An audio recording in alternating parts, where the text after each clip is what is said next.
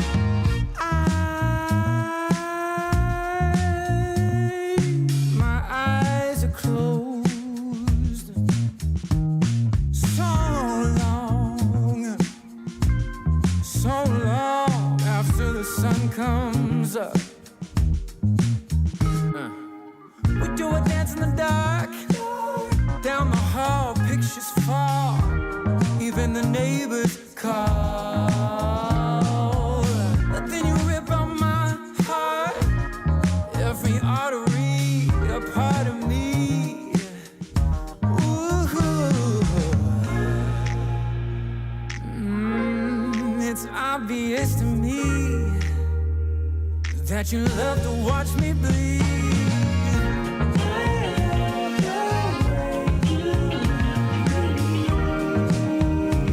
But not half as much as I love when you leave. I hate to see you go. But I love to watch when you're walking away from me. Walking away from me. Yeah, yeah. I could be anything you want.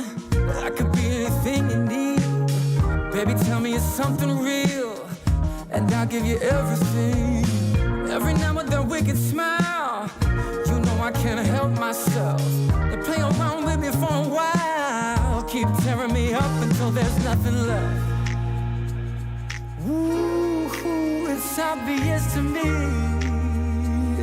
Yeah, you love to watch me bleed.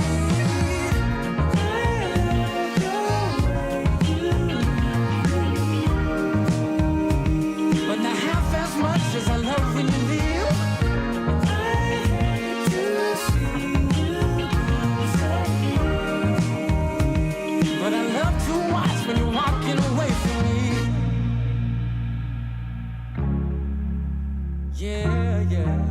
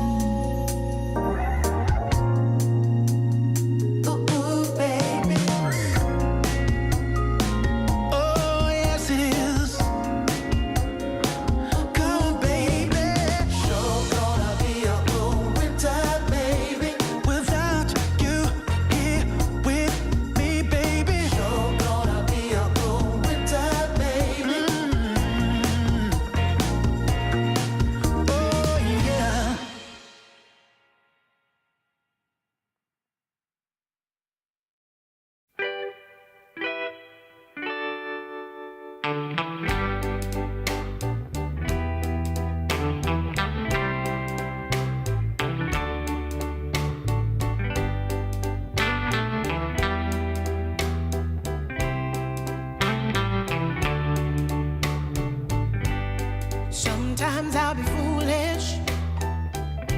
Sometimes I know I get mad. Sometimes I say the wrong thing to you that makes you feel sad. But one thing is true in all that we've been through. You've never stopped loving me, no matter what I do. So let me say, yeah, that every day I try to find the words from my heart to say thank you. 'Cause you take me as I am.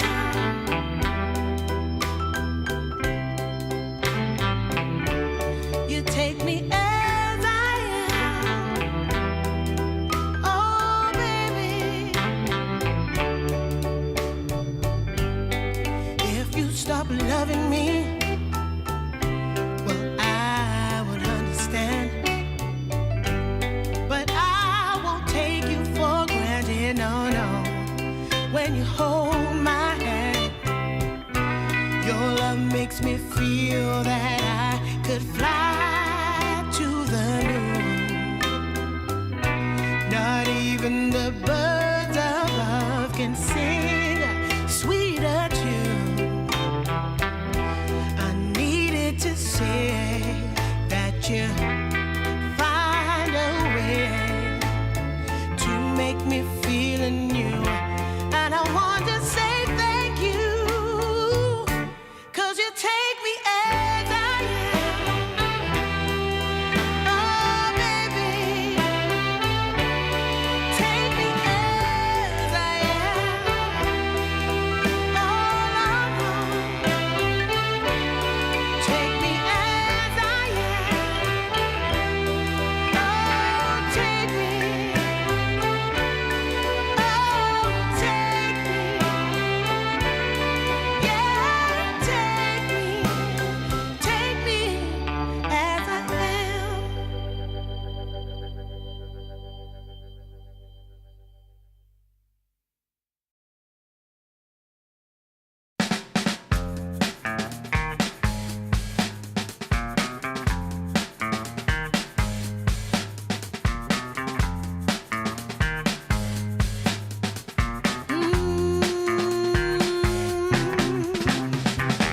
How I used to be was so good for me. In my mind all the time, no one I could turn to. Now that I can see your love has set me free. You came along, made me strong. I've waited such a long time, and I just can't believe in this new love I have found.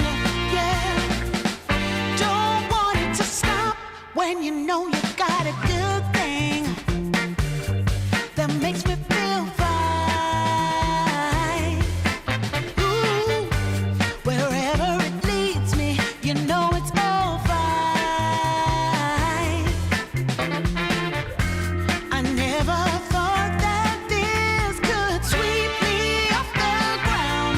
Oh, I don't want it to stop when it's feeling this good.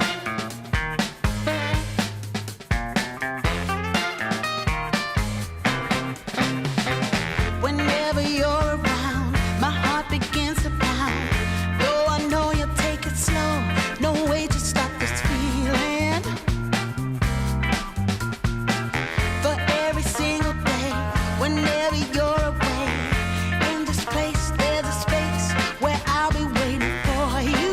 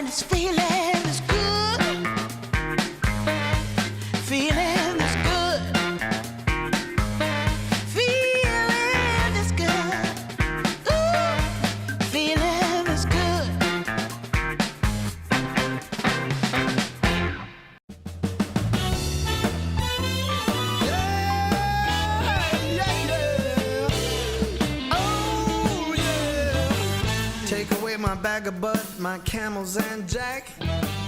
Go ahead and take them all. I don't want 'em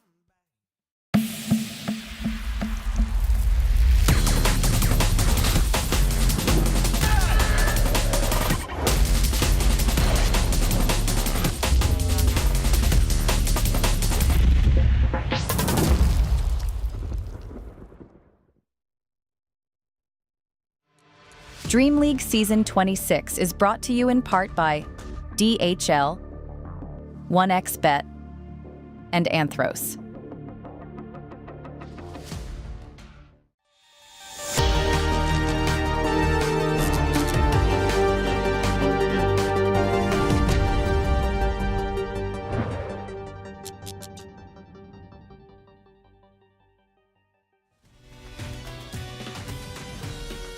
Good morning, ladies and gentlemen. We are here once again for the last day of group stages here at DreamLeague Season 26, and it is MLP Dota and DreamLeague. Jonathan, finally you come out of that, behind that brick wall that you were hiding behind. How the hell are you doing?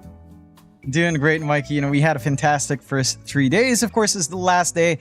This is the last chance for a lot of teams to try to place into the top 4 to go into group stage 2 to have a shot into the playoffs, of course. And for a lot of our teams, again, this is the last stop in the EPT cycle. This is the last chance to get that free ticket to the Esports World Cup. So a lot's on the line. We already have a few teams after day 3 that are mathematically unable to go into the top 4 for either group. So it's really a little bit rough for them. But again, we're looking through that EPT cycle. Again, DreamLeague Season 26, 26,500 points to build into the Esports World Cup. And again, we've already had all the events this year. This is the tail end of it, right before the pinnacle in Esports World Cup. We've got our leaderboard here as well to show our locked-in teams so far. Top 5, more than likely top 6. It's very unlikely Tundra gets overtaken by anyone here just yet, unless something extraordinary happens, probably from Nigma or Shopify. But Nigma and Shopify are right under that cusp. Unfortunately, as we were talking about for some of these teams that are already mathematically eliminated, I believe one of our top 8's already gone. Avulus is not able to really have any results left in their group to kind of push into group stage 2. So their life is now kind of hanging in the wind. Whether or not they get overtaken by another team who goes further, who knows? It really depends on what the results are for some of these other teams. Same thing here for Group A, already with OG Latam not able to mathematically go beyond Group Stage 1. So it's a little bit of a rough time. We were talking about how important every single series is, but again, we've already got a couple of teams out, but we do have a few teams secured as well. Here in Group A, Nigma Galaxy, Aurora Gaming, already locked in to make it into Group Stage number 2. Very good news for them, especially for Nigma Galaxy. So far, at the top of their group, tied up with Aurora Gaming. If they keep that momentum here today, maybe find themselves a 2-0. And they could get those bonus points for first place in group standing, which for them, number 9 on the EPT points, really important to find. Yeah, absolutely. We'll see how it all does pan out. I mean, Team Liquid obviously looking to secure their position here in the top 4 of Group A. How's Group B? Group B, I wonder how the standings are going. And of course, Paravision has already confirmed their position into the next stage. Flipster Talent and Yakult tied up in 2nd and 3rd, and Falcons in 4th right now. Obviously, again, Jonathan, there is still a lot of games to be played, and the thing is, it does seem like one of those days where we could end up with a lot of tiebreakers based on the current standings here in Group A and B. So, should be very interesting regardless of which teams can and can't make it, because, again, depending on scorelines, tiebreakers could be pretty insane. And it could be. Again, there's a chance for even some of these teams already locked into the bottom to kind of ruin someone's day, right? Like Avulus and Edge, they don't really have much to play for, same with OG Latam. But the teams they are up against do not want to have to deal with tiebreakers. These two teams that are facing these opponents are wanting to get 2-0s, and we have a couple of those matchups here, Mikey. Team Liquid up against OG Latam first, followed by Yakult Brothers and Avulus later on. So again, we've got 2 teams on the other side, kind of set for elimination, but the other 2 teams are in the middle of the pack. Their standing isn't locked in yet. There's potential for tiebreakers. They want to make it to Group Stage 2. So despite it, for the other half, maybe not counting as much, for Team Liquid and for Yakult Brothers, it stands for a lot. They have to find clean 2-0s to have the best shot possible in avoiding tiebreakers and just being in the top 4 all ready to go into Group Stage 2. Yeah, Yeah, I mean, absolutely. And you know what, John? If I was one of the other two teams that could ruin their day, I would try that much harder. It's an SEA attitude. If you know the other team wants to win, you got to try that much harder to ensure they don't get that win. And it could make for some very exciting games here today on the Ember stream. Jonathan, why you look so disappointed, John? You just look like you're having one of those days, John. You got that look on your face. What's wrong? Nothing's wrong. It's I feel, I don't know, like it is very Southeast Asian in terms of Dota. Then you think about, it's just funny. It just crossed my mind. Like, it's not really culturally very Southeast Asian to, ruin someone's day. So it just, that conflict just kind of crossed into my mind. Like, I don't think people are like that in real life, but why are we like that online? And I just started thinking in my head, why? Why are we so toxic? I know, it's just Southeast Asia. I guess that's where we let loose. Just like we treat every match like we're in an internet cafe. We'll see if that carries over for the two teams that are, again, playing up against these teams that are still in the standing. Of course, one of those teams, Team Liquid, have had a little bit of a touch and go on this group stage, which isn't too unusual for Liquid. We've heard in their video before, yesterday, we heard in that video where they kind of bomb out in every DreamLeague. This one could be the exception. They could make it into group stage 2. Of course, they're playing with a stand-in in VTune. I'm still very keen on seeing how VTune does here. It's going to be a very interesting comparison for him. How well he's been doing in the past few days. It has felt a little bit touch and go. We did see a very strong performance from him yesterday with his very smart Sven pickup in their first game. So there is some out-of-pocket left field picks that VTune can bring out if the matchups do work for it. And I think that's something that Liquid could start to leverage a little bit more here on this last day. I mean, absolutely. It should be very interesting to see what they do bring out here, Team Liquid. Of course, their opponents as well, Jonathan, like you said, not too much to play for, but the sake of being able to, beat the other team, and that is OG Latham. Fantastic bunch of blokes. Obviously had a pretty rough run here at DreamLeague Season 26, but regardless, Jonathan, they have the chance to do the funniest thing to Team Liquid here today, if they do wish. And like I said, I feel like the attitudes are similar between these two regions too, so it's going to be... I feel like these guys are going to win so much more. They're going to want to win so much more. Based off the fact that they have nothing left to lose. Hopefully they do, Jonathan. It's going to be an interesting best of 2 here between Team Liquid and OG Latham. And yeah, but it's a chance also to try and get to a victory before you get knocked out, John. Nothing wrong with that. Yeah, would be. I'm keen on seeing how Hector does. I was checking out a few of the games that OG Latham played. Hector has been flexing onto the offlane every now and again. He's been swapping with Illich. He played a Tide game once while Illich played Nature's Prophet 1. I'm very curious to see if that's something that OG Latham is kind of leaning on, or it's something else that leads to that decision-making process, because I do remember Hector playing a lot of Nature's Prophet anyhow. So I'm curious to see if they're kind of testing stuffs in the middle of this tournament as well. It feels like just that positional switch is a pretty big switch up to make.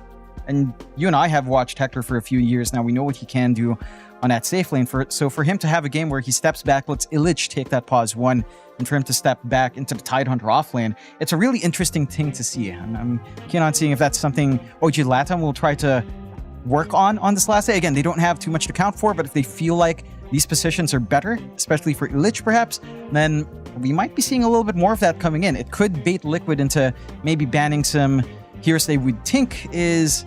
that Hector would want to pick up, and suddenly they just get something Illich is more comfy on. Oh, I'm very, very excited to see where they do go with their drafts. Of course, we've got a couple minutes left before we do see these drafts start, but it should be very, very interesting. Hopefully some wacky stuff as well, John. I always kind of anticipate that when the team doesn't have that much to play for, they'll just bring out really weird shit to bring out their draft. And I apologize for swearing, Jonathan. That was meant to say stuff. Unfortunately, it came out. But you get my point. I want to see some weird stuff, John. Yeah, I'd love to see some weird stuff. You know what would be very weird, Mike? An Earth Spirit pick would be nice. It would brighten your day, I'm sure. The Stone Man himself. John. We could get it. That would be a very weird pick, wouldn't it, John?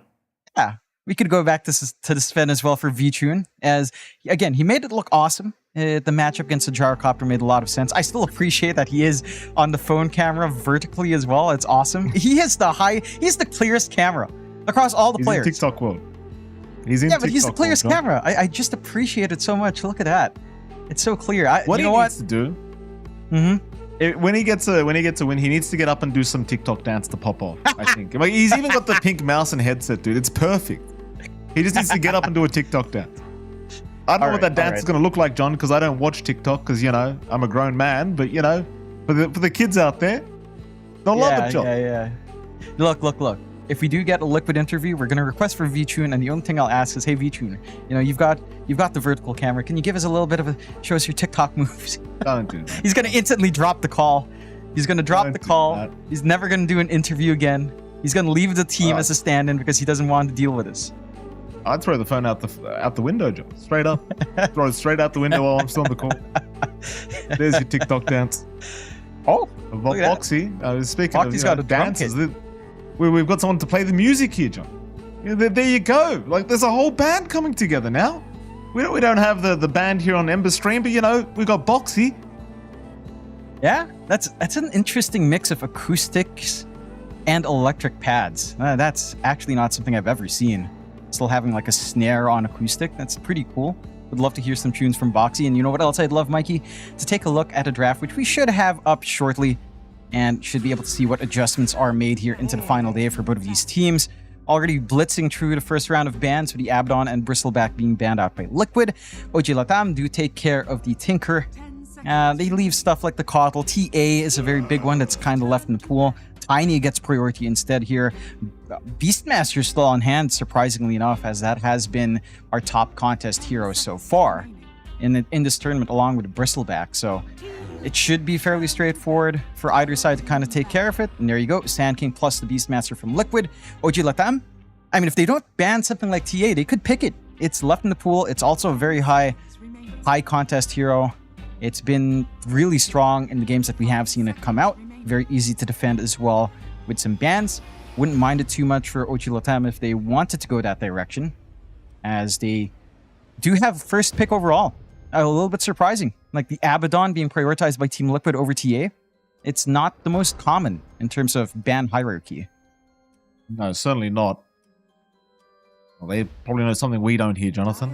OG Latam. They do actually ban out the Ursa. And they'll go straight into the first pick, Darksea, which of course we have been seeing quite a lot of, but seems like OG Latam just want to put that priority in the Darksea this game. Yeah, it's solid enough. We've seen what the Darkseer can do once a little bit of form is in. Like we've been seeing stuff like the Vanguard into the Heaven's Halberd nowadays, with further aura build-up into a blink. So like 2 aura items into a blink, or an aura plus the halberd into the blink, then you're kind of set to go. It does take some time to build up.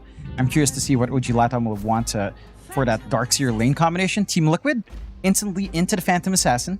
Lanes fine into the Darkseer. It's a melee matchup versus the Darkseer, but you can sit back, play with the dagger. You do have some early tempo here for VTune to kind of bring out. Don't mind us too much for Liquid.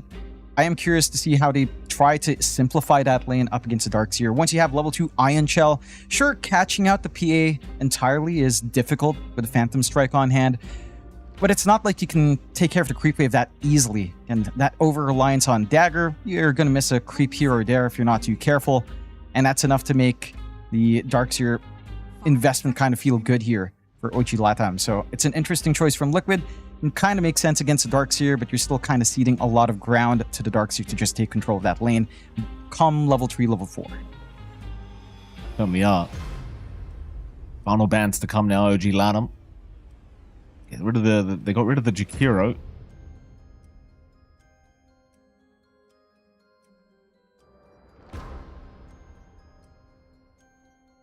Still thinking about this this final ban here before we see some more picks to come out, and they'll get rid of the Puck this time around, which is, you know, another Darkseer counter. Makes enough sense.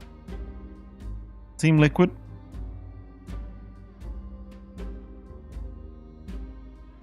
You still got the Kotl, you've still got the TA, you've got so many options here for OG Latam to choose from.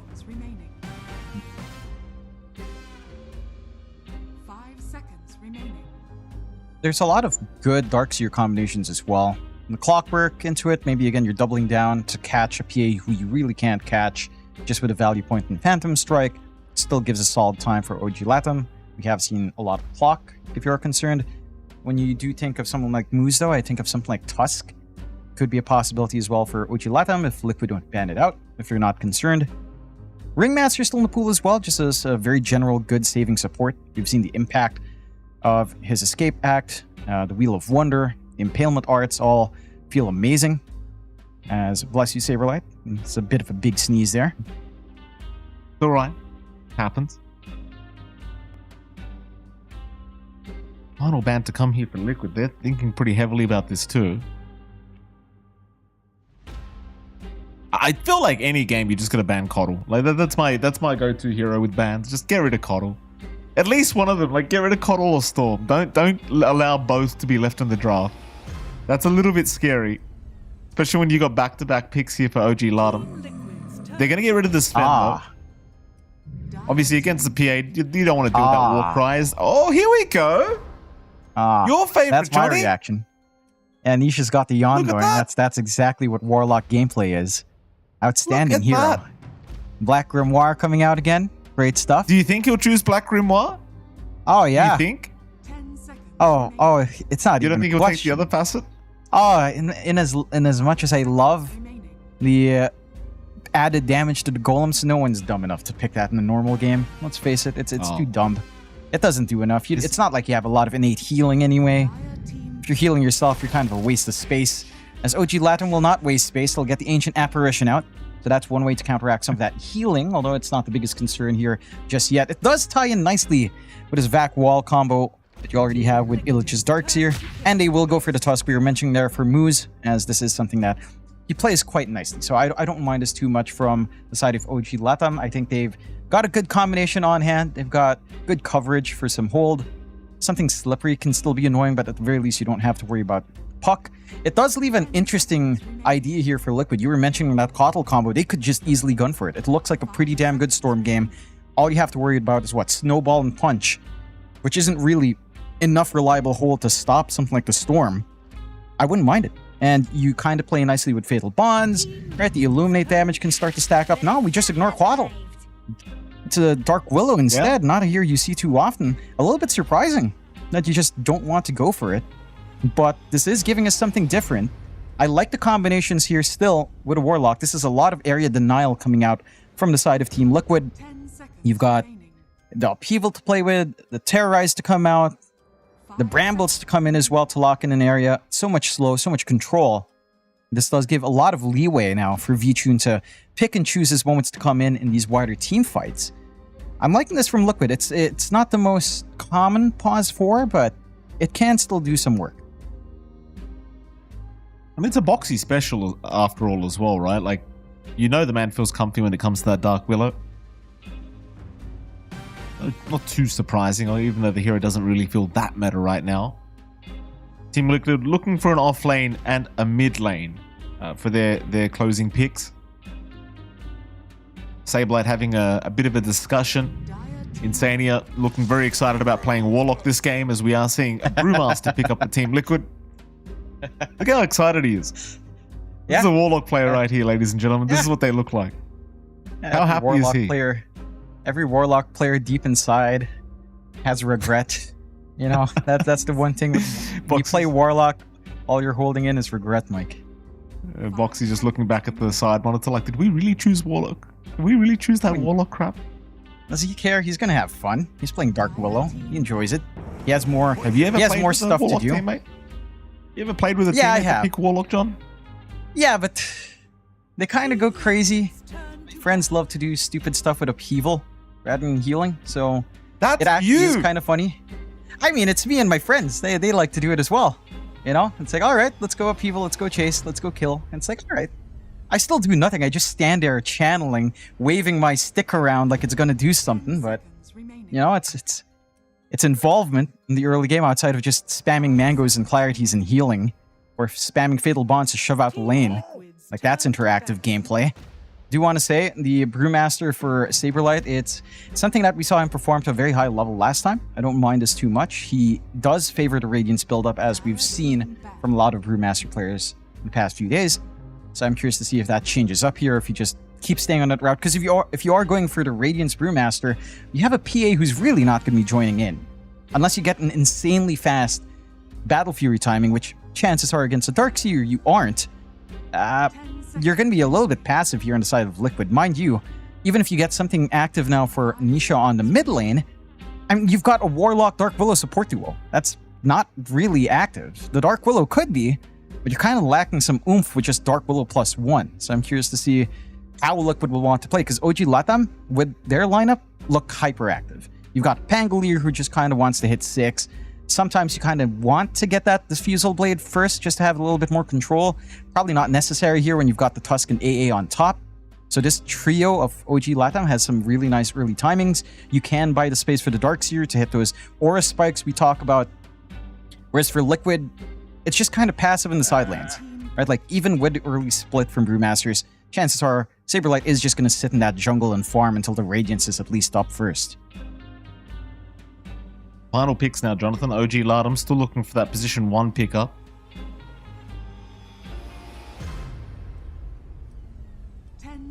Remaining.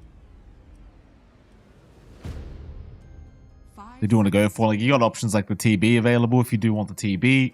So, you know, it's PA, maybe not the greatest. I mean, it's all right.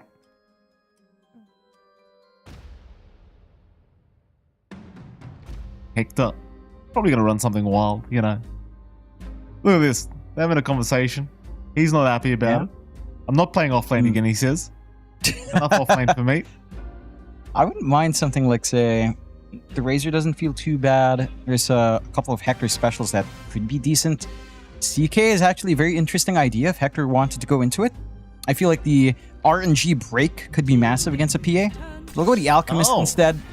You know, just kind of bog standard. We haven't seen the Alch in a while, but just a couple of months ago, it was a top tier 4 anyhow.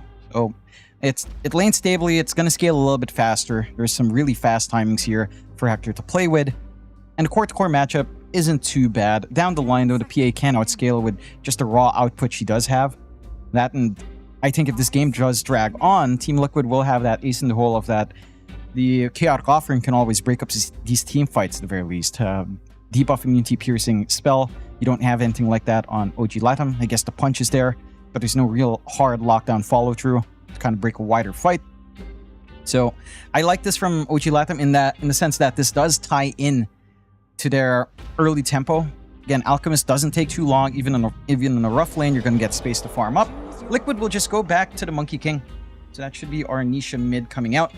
Nice and stable. Good matchup against the Pangolier. And my one concern for Liquid is, who does Nisha play with?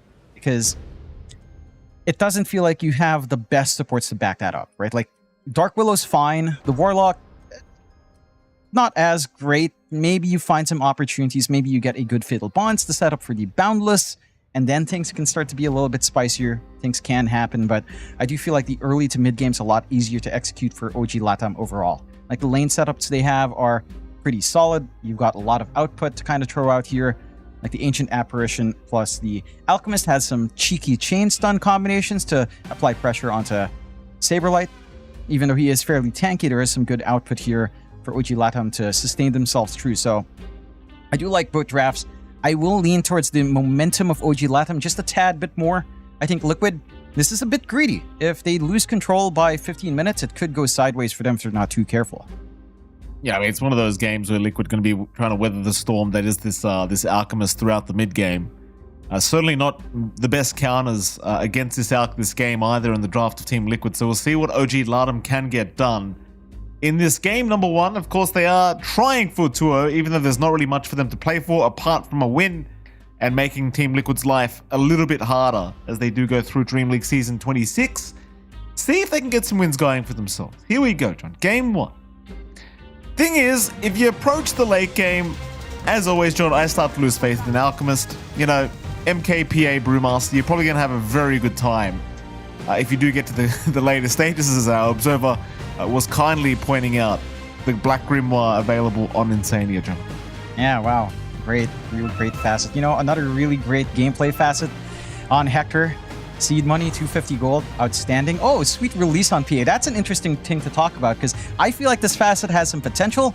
It's kind of garbage in its implementation because if you last hit with Stifling Dagger, it actually doesn't proc.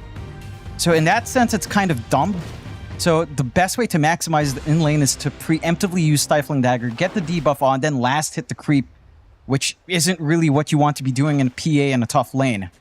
It is fairly nice in like late game scenarios. You hit level 25, you get the triple Stifling Dagger. There's going to be a lot of daggers flying around, but that's like not the circumstance where you really want it to be strong. You want it to be strong early. So I'm curious to see how Vtune plays with this, if he's even going to try to maximize it in lane like that.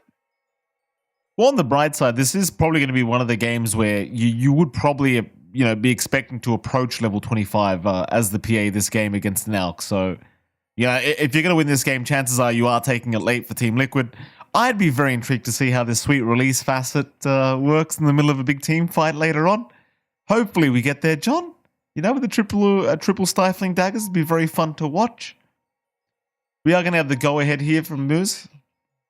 Oh, that's right. Fatal bonds as well, John. Think about that combination. It's disgusting. Yeah, but that's a combination we're looking for at 35 minutes in when you're up against an Alchemist. Right? Why are you It's such like a you're negative putting a Nancy, lot. John? No, I'm just because I've played this facet, it's just weird. I don't like its power spikes. It's just strange.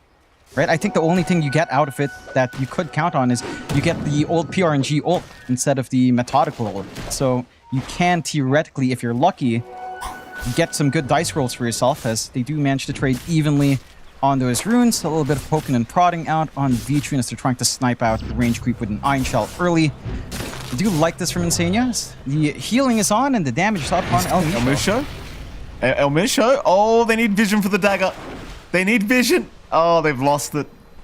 Nice shards. Insania is still going, though. They want the kill. Even Boxy will chase him down and V-Tune will just leave. See what El Misho can do. Like, he does have a TP. But he can't really stop and allow them to right-click him while he's TPing. Run, El Misho, run. Nice shards block. Boxy, he's got brambles, but he's out of range to land it. El Misho, don't move, sir. He's just trapped. Beautiful. First blood for Boxy.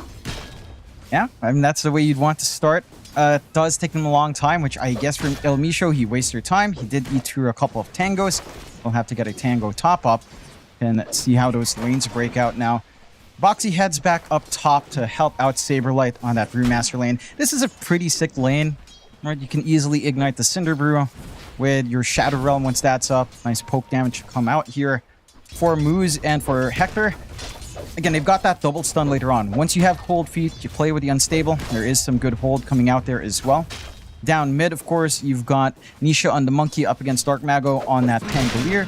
Pretty stable mid matchup. Should be a little bit better for Nisha, especially as the levels build up. Always with the threat of the Jingu and the Boundless. Dark Mago does have durability on hand, at least with Shield Crash.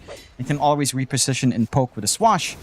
Mid rune control, maybe not as important for Nisha as it would be for Dark Mago, so I'm keen on seeing if the side of OG Latam can try to utilize their more active supports to help secure, say, 4-minute into 6-minute power runes here to help this Pangolier get that running start it would need, especially since the Monkey King does get scary once the double rate band brown boots are up. So there is some potential rundown potential here for Nisha. His lane does go extra smoothly here. Cheeky little stun out from K1 top lane, not really going to amount to too much. Things going pretty smoothly so far for Liquid. V-Tune finding plenty of farm down bottom, and of course mid, you are seeing Nisha having a really nice time, which is to be expected. It's MK versus Pango as bottom lane. Bit of a jump in. That Fatal Bond's obviously going to be very annoying to deal with here for El Misho and Illich, but they will be just fine to survive. It does really feel like V-Tune's just having the freest lane of his life thus far, though.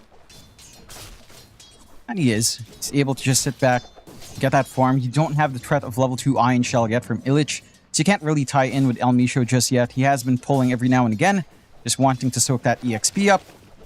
But it can be hard to poke back when you have the value point and the Shadow Word up from Insania, which we saw earlier on. So there's always some sustain. You don't need to feel too threatened here for V-Tune. They're even having access to the large camp just to try to slow this down, try to snipe away the range creep, deny that valuable EXP from the side of OG Latam. And it's going to be a slower ride. I mean, again, melee lane matchup at PA does kind of work that lane quite nicely. You always have a way of blinking out. So your early threat just isn't quite there. Mid lane again, you are seeing Nisha just take complete control, 21-8. Boxy's trying to get active onto Moose. The Cinder Brew never really popped, but Moose still going to end up getting caught and does go down. K1 doesn't even bother channeling the stun. Just doesn't see it. Doesn't see the opportunity here up against the Shadow Realm of Boxy. Just lets the AA die. Yeah, I mean, you're sitting back, you're farming, you're getting that build-up you'd want in the Alk. if anyone's going to die, at the very least, just let the AA die. No need to risk anything here for Hector. Get that build-up going, get that Radiance timing lined up. Having a pretty good time up top anyhow in terms of his CS. So that distraction from Moose is very worthwhile. Again, the mid lane is where you start to get a little bit concerned for OG Latam, as Nisha is just running away with his lane. 25-11 compared to the 15-2 scoreline from Dark Mago. It's what you'd expect from the Monkey versus a melee matchup, but it is a little bit of a hard time to recover now for Dark Mago. That means your Diffusal Blade timing's going to be stalled. You're going to hit the level 6 faster in Nisha. You could get additional points in Jingu or Boundless if he wishes. And there's always that early one-on-one kill threat that can come in.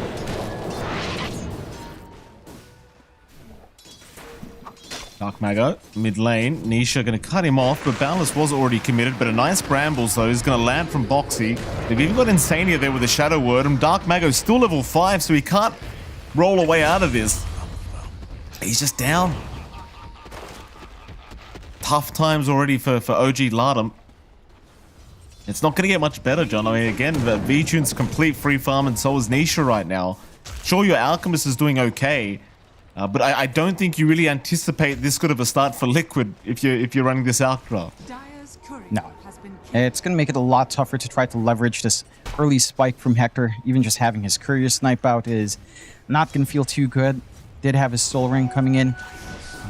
A little bit of strength, a little bit of mana to spam out the Acid Spray. Not going to have access to that for maybe a bit of a smoother time in the jungle as well to sustain true. In fact, they're applying that pressure top, keeping Insania around as well. And K1 getting pretty low himself. He might actually just be dead here, John. K1 understands he can't run.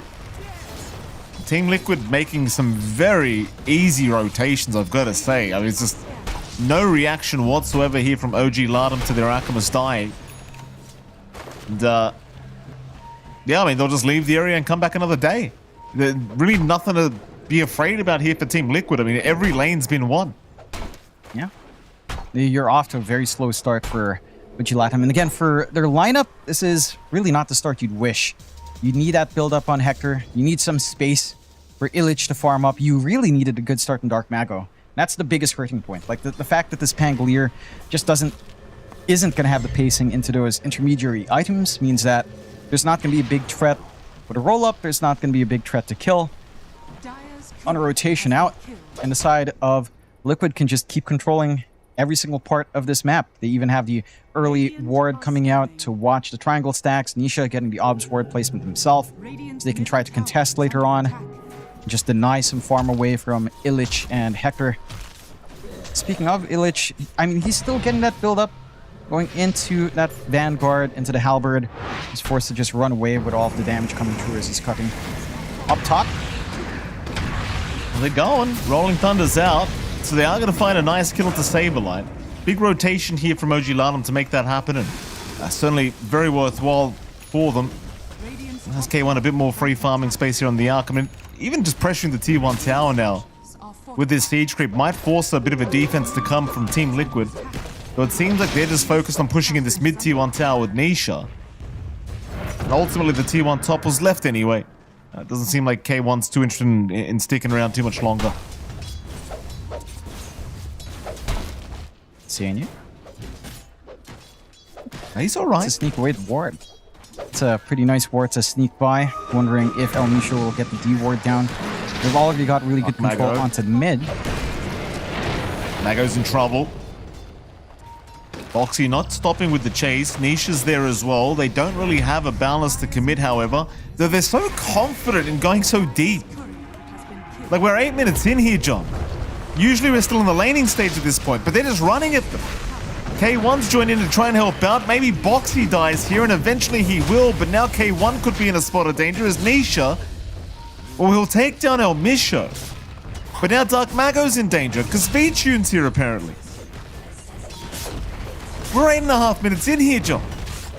And we are. I expected OG Latam to just be able to play a little bit quicker, but off the back of these slower laning starts, off the back of just free lanes everywhere for the side of Liquid, I mean, they're just not able to fight back. And Liquid, with that tier 1 take, can start to invade that triangle, take away this backup farm you'd want to feed into your Alk, feed into your Darkseer. Not going to be able to... Yeah, I mean, it's just, he's going to try with the surge, but he's still down and out. El Misho ran in to try and help out. Dark Mago, don't you dare think about it, sir. El Misho's okay, he'll snowball out. Meanwhile, Dark Mago's actually committed the Rolling Thunder here. Trying to go back onto Nisha. Nisha's going to be perfectly fine though on Dark Mago. He's going to roll his way up. Very back and forth game already here, John, but seems like Team Liquid are certainly finding the better ends of these fights. They are. And again, for OG Latam, with all of your timing stalled out like this, the recovery process is going to be very difficult. Again, you don't have triangle control. You didn't have that flash farm coming in. Liquid are still playing in that area really aggressively here. El Misho caught as well. Still level 4 on the task. Gonna run, does go down. Dark Mago trying to help, but can you deal with Nisha? Like, these Iron Shells do hurt, but Nisha's just life-stealing through it, and now V-Tune's gonna come in. And once they realize that they haven't really got as much control as they hoped, they've got to run. K1 in danger. K1 is down. Now, Team Liquid almost feels like they're sending a message here, John. We're 10 minutes in, it's 10-3 already. This is the fastest game we've had in the 2 days, Mikey. Yesterday was a little bit slow into the double digits. Liquid speedrunning us at 10.5 minutes in. And the side of OG Latam, it's just kind of falling apart. The lanes went out weaker. This bot lane for Illich was one key part that really had to get online fast. Didn't really find that tempo. Same thing with Dark Mago's mid, just having a really rough matchup up against the Monkey King, which is to be expected. Maybe didn't expect that last pick. And it's causing all of these problems. You've got an Alchemist who needs to farm. You have a Darkseer who needs to farm.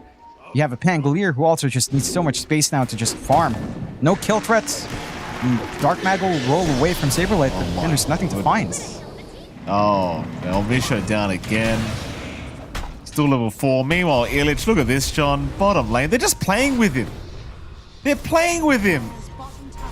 Illich, there's no escape, sir. I hope we didn't give you any hope. Nisha will take him out. Well, why did Liquid wake up and choose violence, John? Why'd they do that? Well, I mean, again, for Liquid, considering their standing in group stage 1, they need that 2-0. I think they woke up hungry. We've seen this happen to Liquid before, where the start of their group stage has been rougher. They get better and better as the days go by. Maybe their adjustment to V-Tune as well has been going a lot smoother now as well. I mean, picking up this PA with Sweet Release. Didn't believe in it, but it's working out fantastically. That's just the damage that's coming through, the way he's utilizing whenever he wants to try to proc that secondary dagger has been quite good. Dark Mago does actually have some hope to TP out. K1. Surely K1 backs. Well, he's trying desperately to get as much farm as he can here because he's the guy they're relying on to try and find a way back into this game. Getting close to the Radiance at least here on the Alchemist, so maybe can hope to get active at some point. Meanwhile, OG Latam, they are kind of smoked here behind K1, just in case that Liquid choose to make the jump in, but they do not. V-Tune actually ahead of net worth. We're pretty much on parity here with K1 still. El Misho gonna find V-Tune. They're bringing more in, but they're getting caught off by Boxy. So El Misho's definitely just dead in that position. Meanwhile, they are going to get the split off, and they have also caught out Dark Mago, who's going to go for a roll away. Chase continues, though. Dark Mago has a bit more time to roll, but Saberlight is continuing the chase, but no, they decide better of it. Jeez, that was a bit of wishful thinking, I feel like, though. Like, jumping in like that onto V-Tune, just... Dark Mago wasn't even close enough to get within range for the Rolling Thunder. Very desperate style of play.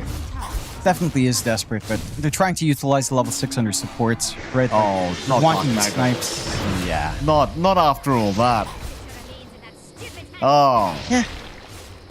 They don't have control on the side of OG Latam. Oh. Oh, yeah, okay. It's just everything. No. Everything's going wrong.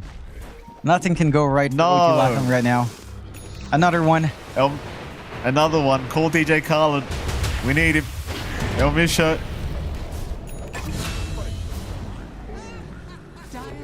Oh boy. Oh, it keeps getting worse.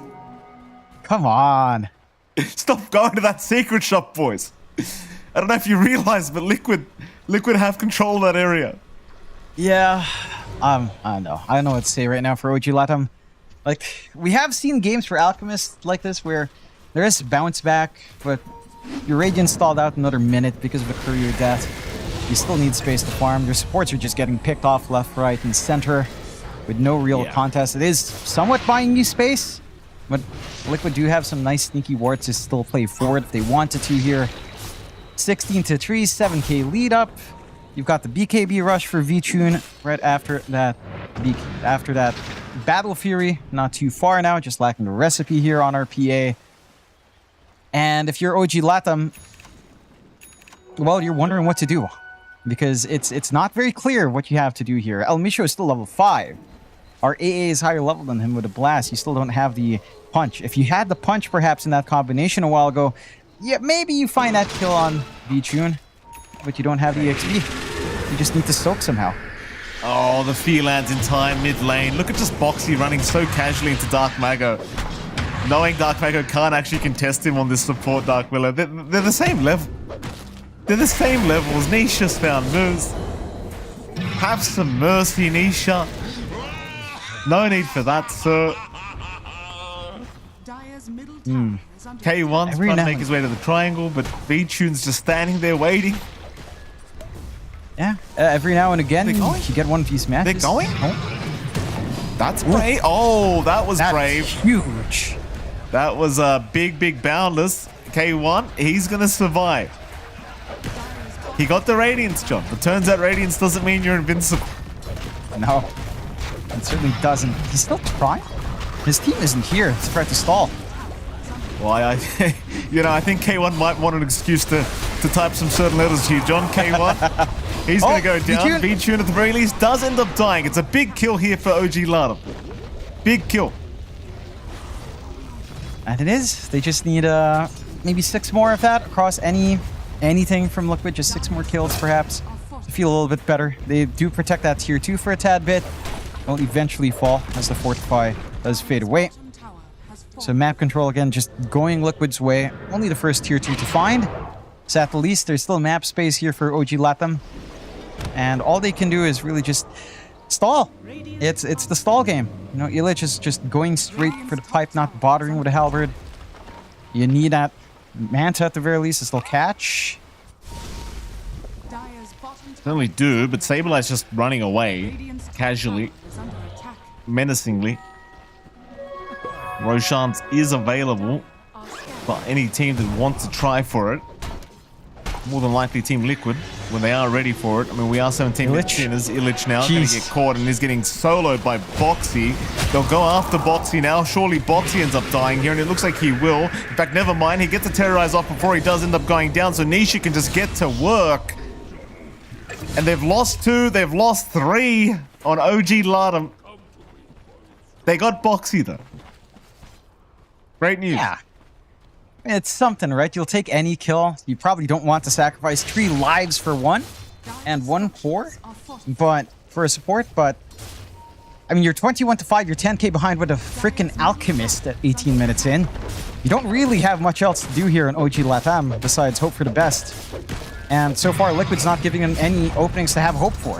BKB up now for V-Tune, straight to the Nullifier next. You've got already the Diffusal up for Nisha, along with that Orb of Corrosion. Just a lot of ways of chasing down heroes, nice and simple for the Monkey. Scouts out more couriers, could snipe it if he wants to, doesn't quite. I mean, we'll use that to scout with our magic instead. That's not his courier.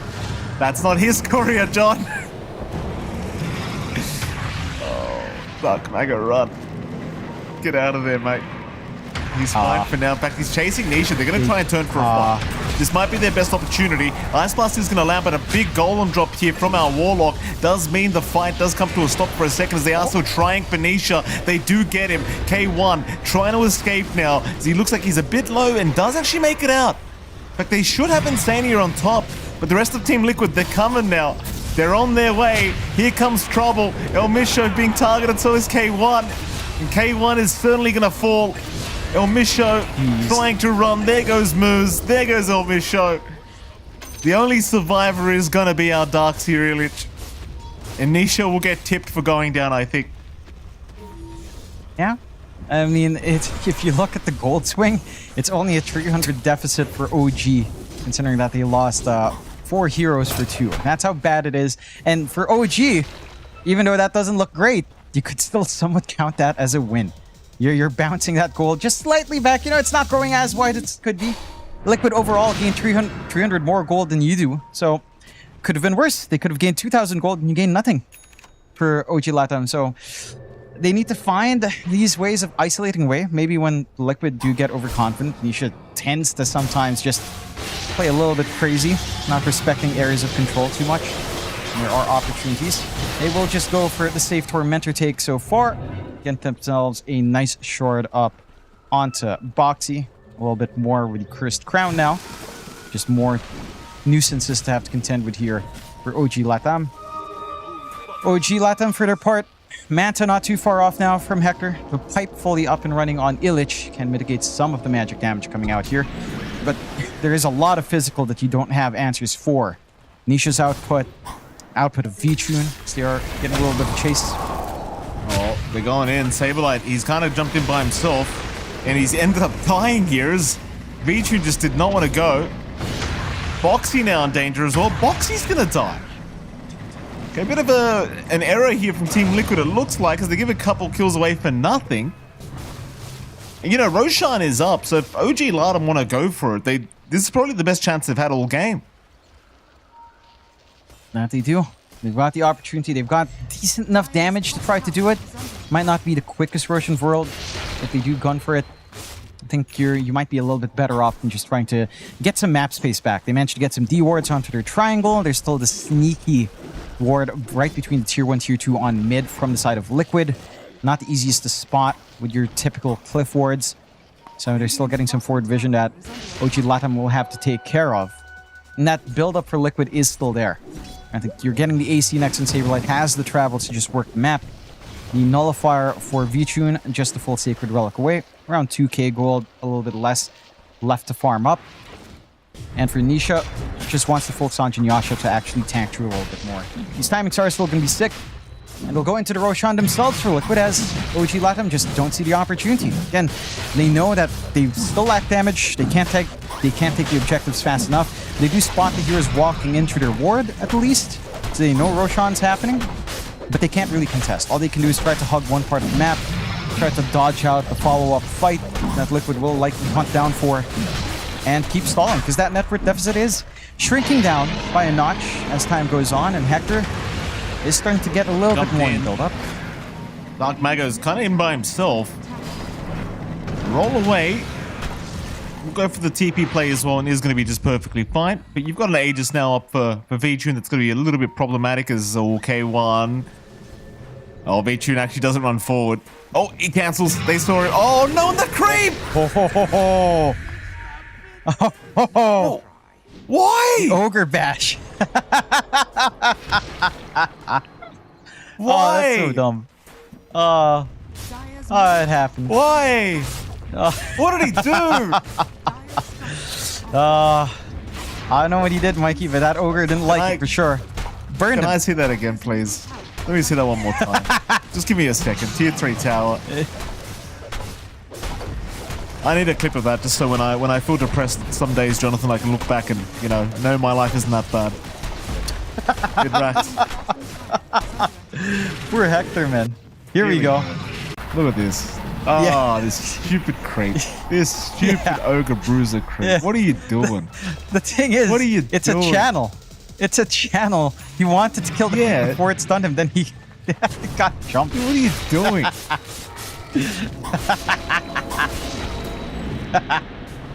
Oh, that's so sad. Oh, it's a sad day for Hector right now. He ain't having fun. No one with an alchemist at number 2 net worth. 2k behind PA at 23 minutes in is no one's having a good time if you're an alchemist in that kind of game. So all you can do again is just look for openings from Liquid. Look for slip-ups. Look for when Nisha runs in by himself, or anyone, literally anyone. If you find Insane, you kill him. You'll take that. It's a huge gold swing. You whack any of these pinatas filled with candy, you can kind of try to bounce back in. The issue is Liquid is just 5-man. Like, they understand how far ahead they are. There's no reason to try to split and just work the map.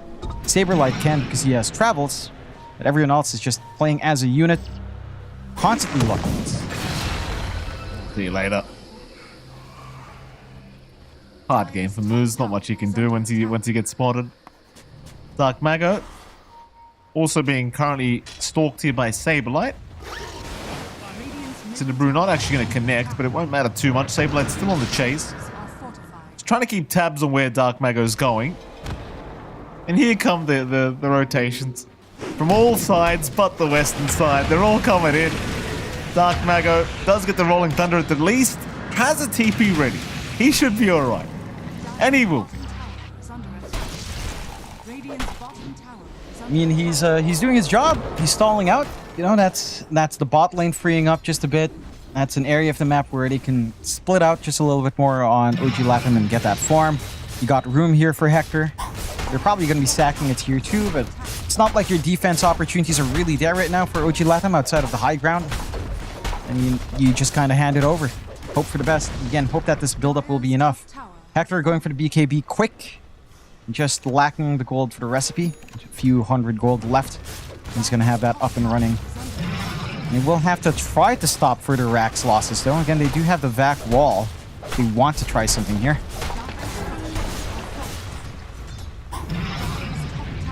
They're trying to stick around here. K1 will stand his ground. We'll go for the fight onto Saberlight, but he's really doing no damage here to this Brewmaster. Literally 0 damage. That's all right. Keep it going, boys. Here we go again. K1. Oh, that's a lot of damage there from our PA. I mean, they're just kind of really ignoring the Alchemist altogether because you don't really need to worry about him. He's got a Radiance BKB and a Manta. That's about all that's happening here for our K1.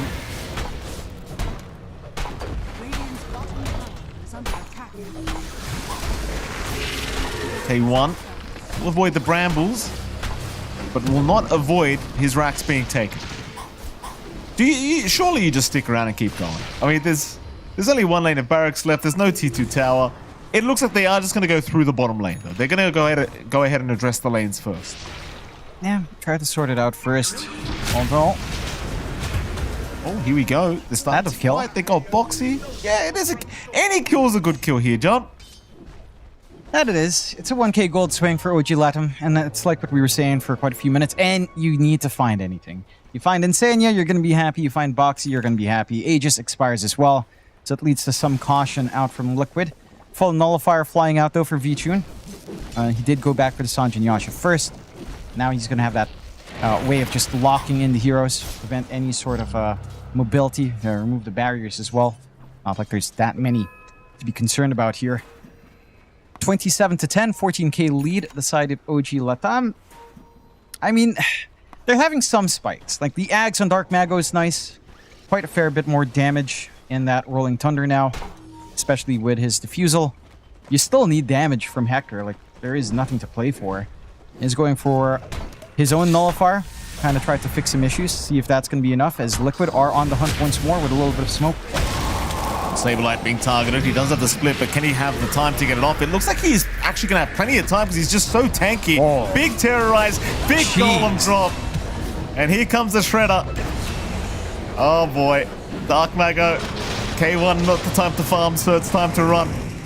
I think they're about to call it here, Jonathan, as they're going in for one last team fight. K1 gonna try for Nisha at least by this damn Monkey King. They knock him to the low ground though. He'll finally go down on Nisha, but they've lost everybody else.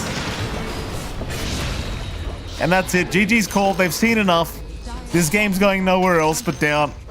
V-Tune will end on a very nice ultra kill. Yeah, he does. Very smooth game for the side of Team Liquid here in Game 1. Nisha being very happy with himself. Had a fantastic time on mid. I mean, he did pretty much just bully out Dark Mago. Can't believe there's some happiness on Insania's face after playing Warlock, but I guess if you win, you know, you're just like, yes, we did it. My Warlock pick, you know, we won. I spammed the heal. I dropped the golem. He did. I dropped the chains. It's Saberlight who doesn't look too happy. It's just a little bit peculiar considering Saberlight.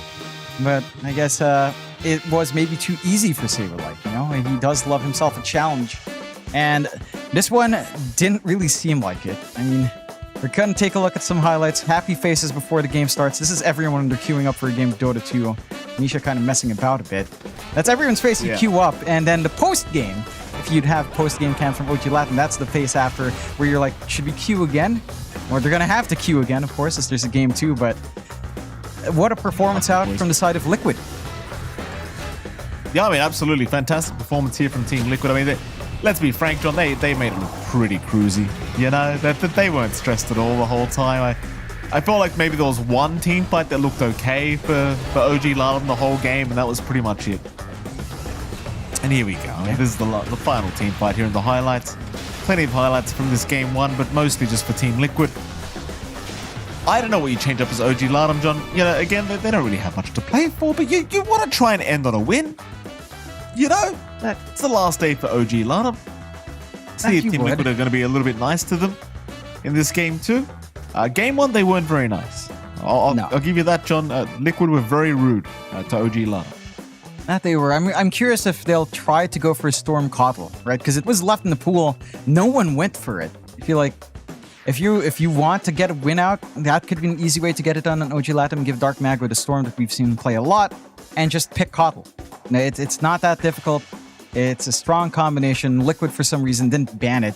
So you have that room for OG Latin in the next game. We'll see. Of course, Liquid do want that 2-0 to feel very secure in the group stage. They're still going to have to put 100% effort into that next game. If they want to stay stable into group stage 2, we'll have to see what they have in plan for that next game later on.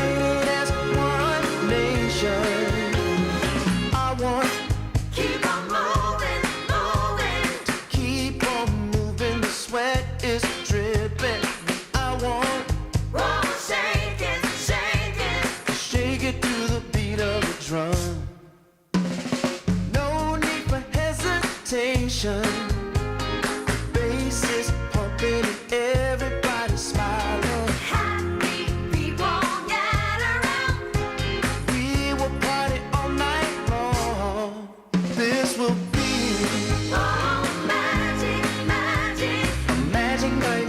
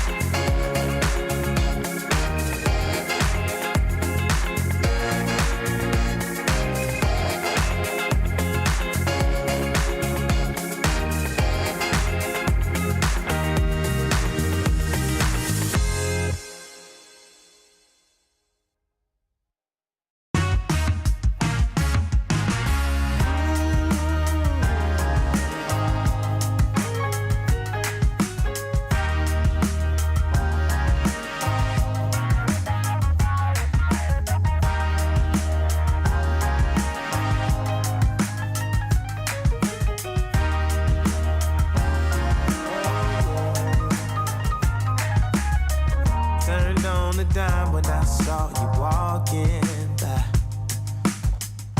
Something about you caught my eye, yeah.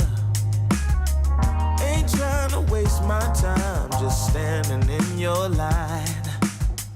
Gotta take a shot for you pass me by. So you wanna be alone for a minute? Well, come on, tell me what's on your mind. I wanna know what makes you happy. I wanna know, can I make you mine? Ooh, I wanna know if you know that I treat you right.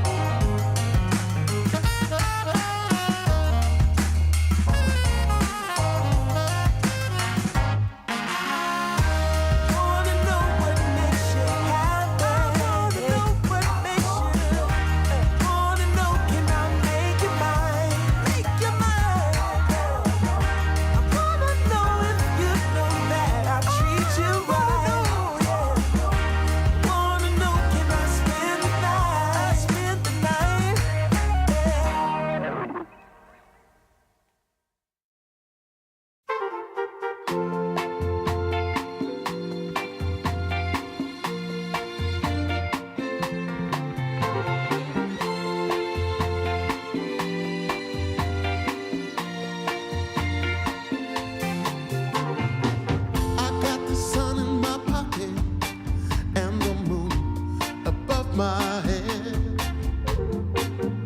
Got the whole world at my feet, and there ain't a cloud ahead. There are stories I need to tell. There is laughter I need to share. Joy and love all around. I can feel it in the air. Oh, nothing can stop me now.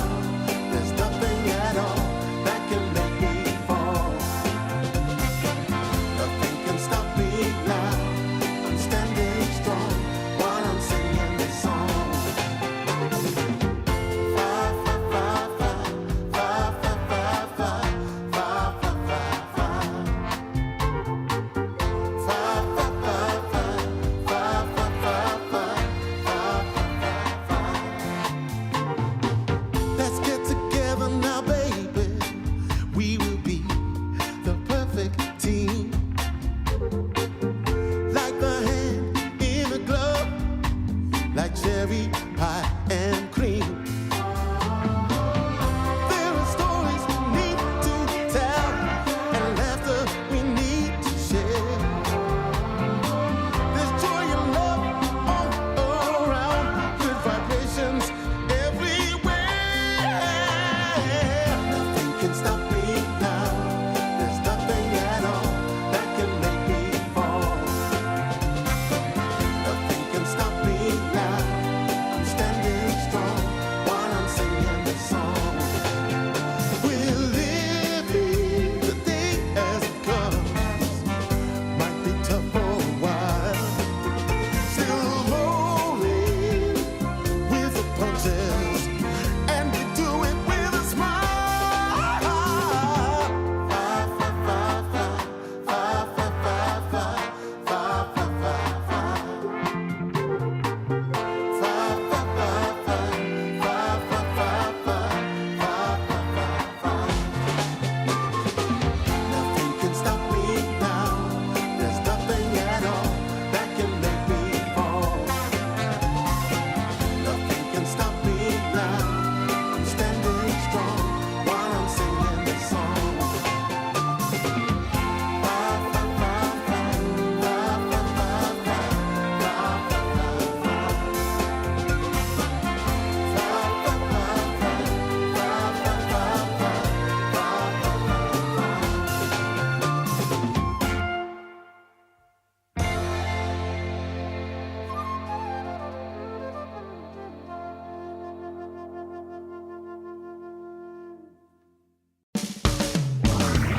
fa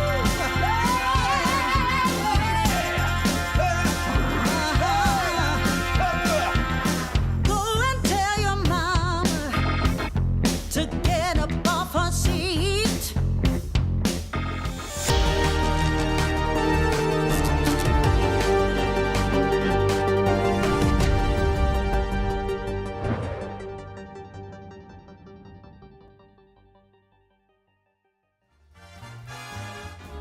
Welcome back, ladies and gentlemen. We are here for our game number 2 between Team Liquid and, of course, OG Lardum, and it is MLP Dota and DreamLeague. Jonathan, welcome back, sir. Game 1, pretty dominant affair. I mean, you can't really put it any other way. Team Liquid, they were literally running at them at like 7 minutes in, taking T1 towers, just looking like they were already 30 minutes into the game. Game 2, I can only imagine what you believe OG Lardum should change up here, John. Just get something that's busted off the bat if it's given to you on a silver platter. Kotl was left open. Kotl Storm combinations there. We know Dark Mago can play Storm, as we've seen time and time before. I don't think the Alchemist pick did him too many favors. It's one of Hector's favorite heroes. I can understand the comfort. It really didn't achieve much in that lane. I don't think the lane matchup against Brewmaster was all that easy anyhow. There was some ideas with the AA partnership where chain stuns could have come in and you could try to poke out, but I think Boxy just getting first blood again with that deep chase on El Misho kind of gave Boxy too much to play for once he headed back in the lane. So you have to prevent Liquid from getting those early advantages. We heard that from Shopify yesterday, right? Like Timadu said the same thing. You can't allow Liquid to play the way they want. You can't give Boxy free stuff early on because he maximizes that in the laning phase. Well, let's see. We should have the draft ready here for Game 2 coming up shortly, and we're going to see what adjustments are made for OG Latam. As for Liquid, I mean, if they get a 2-0 here, they're going to be feeling pretty good about their chances to go into group stage number 2. It's a very important 2-0 to find. It's the last day. You don't want to be stuck in potential tiebreaker hell. And that could end up happening depending on what happens on our other series in the other streams as well. So we'll have to wait and see. But I am keen on seeing what they do change up. Because, again, it felt a little bit lackluster there for OG Latam for sure with that kind of scoreline. You're seeing Nisha now fully relax. A while ago, his camera was all the way up with us barely seeing him. Now he's just leaning back. We have the mouse camera angle, which would be very interesting if he just plays this way. Just very laid back. I would actually like to just have his player cam on the entire time if he stays this way and just observe some top tier gameplay in the most relaxed form ever. I would like that too, John. I would like that quite a lot. We'll see if that is going to be the case here for Nisha. I mean, game 1 did look pretty damn easy for him, John. I imagine he's looking pretty relaxed going into this game too. Saberlight is still looking very focused, John. Saberlight's not messing around as we are going into our first pick, and they are going straight after the Ancient Apparition for Team Liquid. A nice and stable support, doesn't reveal too much. We've seen the impact of that AA. Some good combinations have been coming out. Stuff like Shaker support with Ancient Apparition support from Navi Jr. looked amazing. Could be something Liquid will try themselves if they'd want. Could be a nice combo to bring out. OG Latam just go into a Dark Mago special in the Ember very early on. An Ancient Apparition doesn't really counteract Ember Spirit whatsoever. There are still options here for hard lockdown, of course, later on for Liquid. So I'm curious to see what they'd want. And they have a lot of mid laners to still choose from here on Liquid. OG Latam can only really take care of one matchup left for the Ember. Like maybe you ban out the Husker here from OG Latam just to ensure Nisha won't have a runaway game. But then that leaves the Monkey King, it leaves stuff like Tiny, it leaves Ember, leaves Quap even, although that's been way less popular. But all of those options will stand for Liquid, considering how early Latam did pick December and how little they banned the mids for it. Not at the least the Monkey's gone, but again, a lot of other options against December still feel great. Like Puck is still there, Husker, so much they have to worry about. No final ban from Liquid, and we can see exactly where they're planning to head. OG Latam, I mean, they're the ones that really have to think about this draft quite carefully. I mean, just seeing their draft get shut down that quickly would have been very, very concerning for them. Real shame as well for Team Liquid that even if they secure a 2-0, they're not necessarily guaranteed anything. It's still going to be very based off what happens in other games. But yeah, you do give yourself a very good chance with a 2-0. I mean, basically, I feel like there's a very short chance they make it with a 2-0 victory. Yeah. Should at least it's less complicated. You know, it's way less complicated. Their scoreline would be 8-6, and now they can hope that BetBoom and Shopify kind of don't get 2-0s themselves. If they don't, they're instantly in. Might be tiebreaker still below them, depending on what scorelines they do end up with. But a 2-0 does give them a clearer shot, because right now it's a 3-way tie at 6-6. So going 8-6, again, just boost your odds. If one of the teams fails to get a 2-0, then again, your chances are just pretty much solid at that point. So yeah, this is make or break, or at the very least, this is their last chance to make it easy for themselves. And again, just look for a 2-0 if possible. Do ban out the Tiny from OG Latam, so that's the mid matchup they probably don't want to deal with, and they go back into the Tusk, which again, I do feel like the Tusk overall is still highly valuable for El Misho. He doesn't have the lane combo just yet. Last time it was the Darkseer, which, to be fair, they didn't really maximize, it felt like, on OG Latam. You were up against a PA. There was a lot of ways of escaping. Not the easiest lane to try to utilize the double melee Iron Shell onto a melee hero with that mobility on hand from V-Tune. For the side of Liquid, which way do you go? Again, some popular supports are still in the pool if you want them. Shadow Shaman's there. If you could go back to the Dark Willow as well, it's there for Boxy. There's quirkier stuff like the Shaker that we saw from Zayats that could line up here if you wanted to kind of do what Navi Jr. did for Liquid. Could be the route to go. Or if you're feeling confident, you could just go Husker very early. I don't know if there's anything to be worried about when you have the AA on your side. You see the Ember matchup. Could just gun for it. It's a possibility. Team Liquid really thinking quite hard about this. 35 seconds reserve time left, and they are actually going to go into the Morphling pickup, which, yeah, in fairness, Morphling was left there, John. A very strong carry in this current patch. Against Ember even just feels very nice, just spamming that Sleight of Fist, and Team Liquid just taking a nice, easy one for themselves. Yeah, it's going to be a scary time for OG Latam. We've seen a lot of Morphlings. We've seen a lot of Morphling bans. This is a hero that just feels very overtuned right now with how strong he is, and when he morphs, it's just so much damage. Can lead to some ridiculous things going on. Heck, even just turning to Ember here, getting Sleight of Fist with your attributes is going to be painful. So I like this from the side of Liquid. Just provides a lot for them in the middle of these. You don't have to worry about the AA. There's a Shadow Shaman we mentioned, does come out. You have a stable sort of stun stacking that you can do with the AA Shaman, right? Shackles, Hex, good old KFC himself with the chicken fingers as well. So I like this from Liquid. Straightforward, not showing too much. OG Latam do get the soft Morphling counter in the Doom, so you'll always have the Doom to rely on to try to stop the shifting around, and a silencer on top. This is doubling down hard on trying to make this a tough Morphling game. The reverberating silence is annoying, and I do like this from OG Latam. Maybe it's a little bit of an overreaction, sure, to an extent, but these are still support spells that ruin the backline of Team Liquid. A Global Silence, you don't tend to get something like Yules quickly on the AA or the Shadow Shaman. Now it might have to be a priority just to ensure they have some presence in these team fights. They have the Underlord pick up here, Team Liquid, so something I was quite anticipating, but Saberlight does enjoy this hero quite a bit. That global presence now being available for Team Liquid as well. I like it. I mean, considering how dominant Game 1 was, having some like an Underlord on top to just add to the rotations you can make is going to be very annoying, I'm sure, here for OG Latam. Did you complain about the silencer yet, John? I just said it's a good hero. It makes sense here. I didn't need... I don't know. I can't throw OG Latam down for picking a hero that's good. When Game 1 was as ruinous as it was, they kind of need as much as they can get. You know, so the silencer is great. It stops the shackle. It stops the Morphling from being annoying. Heck, stops the AA from back.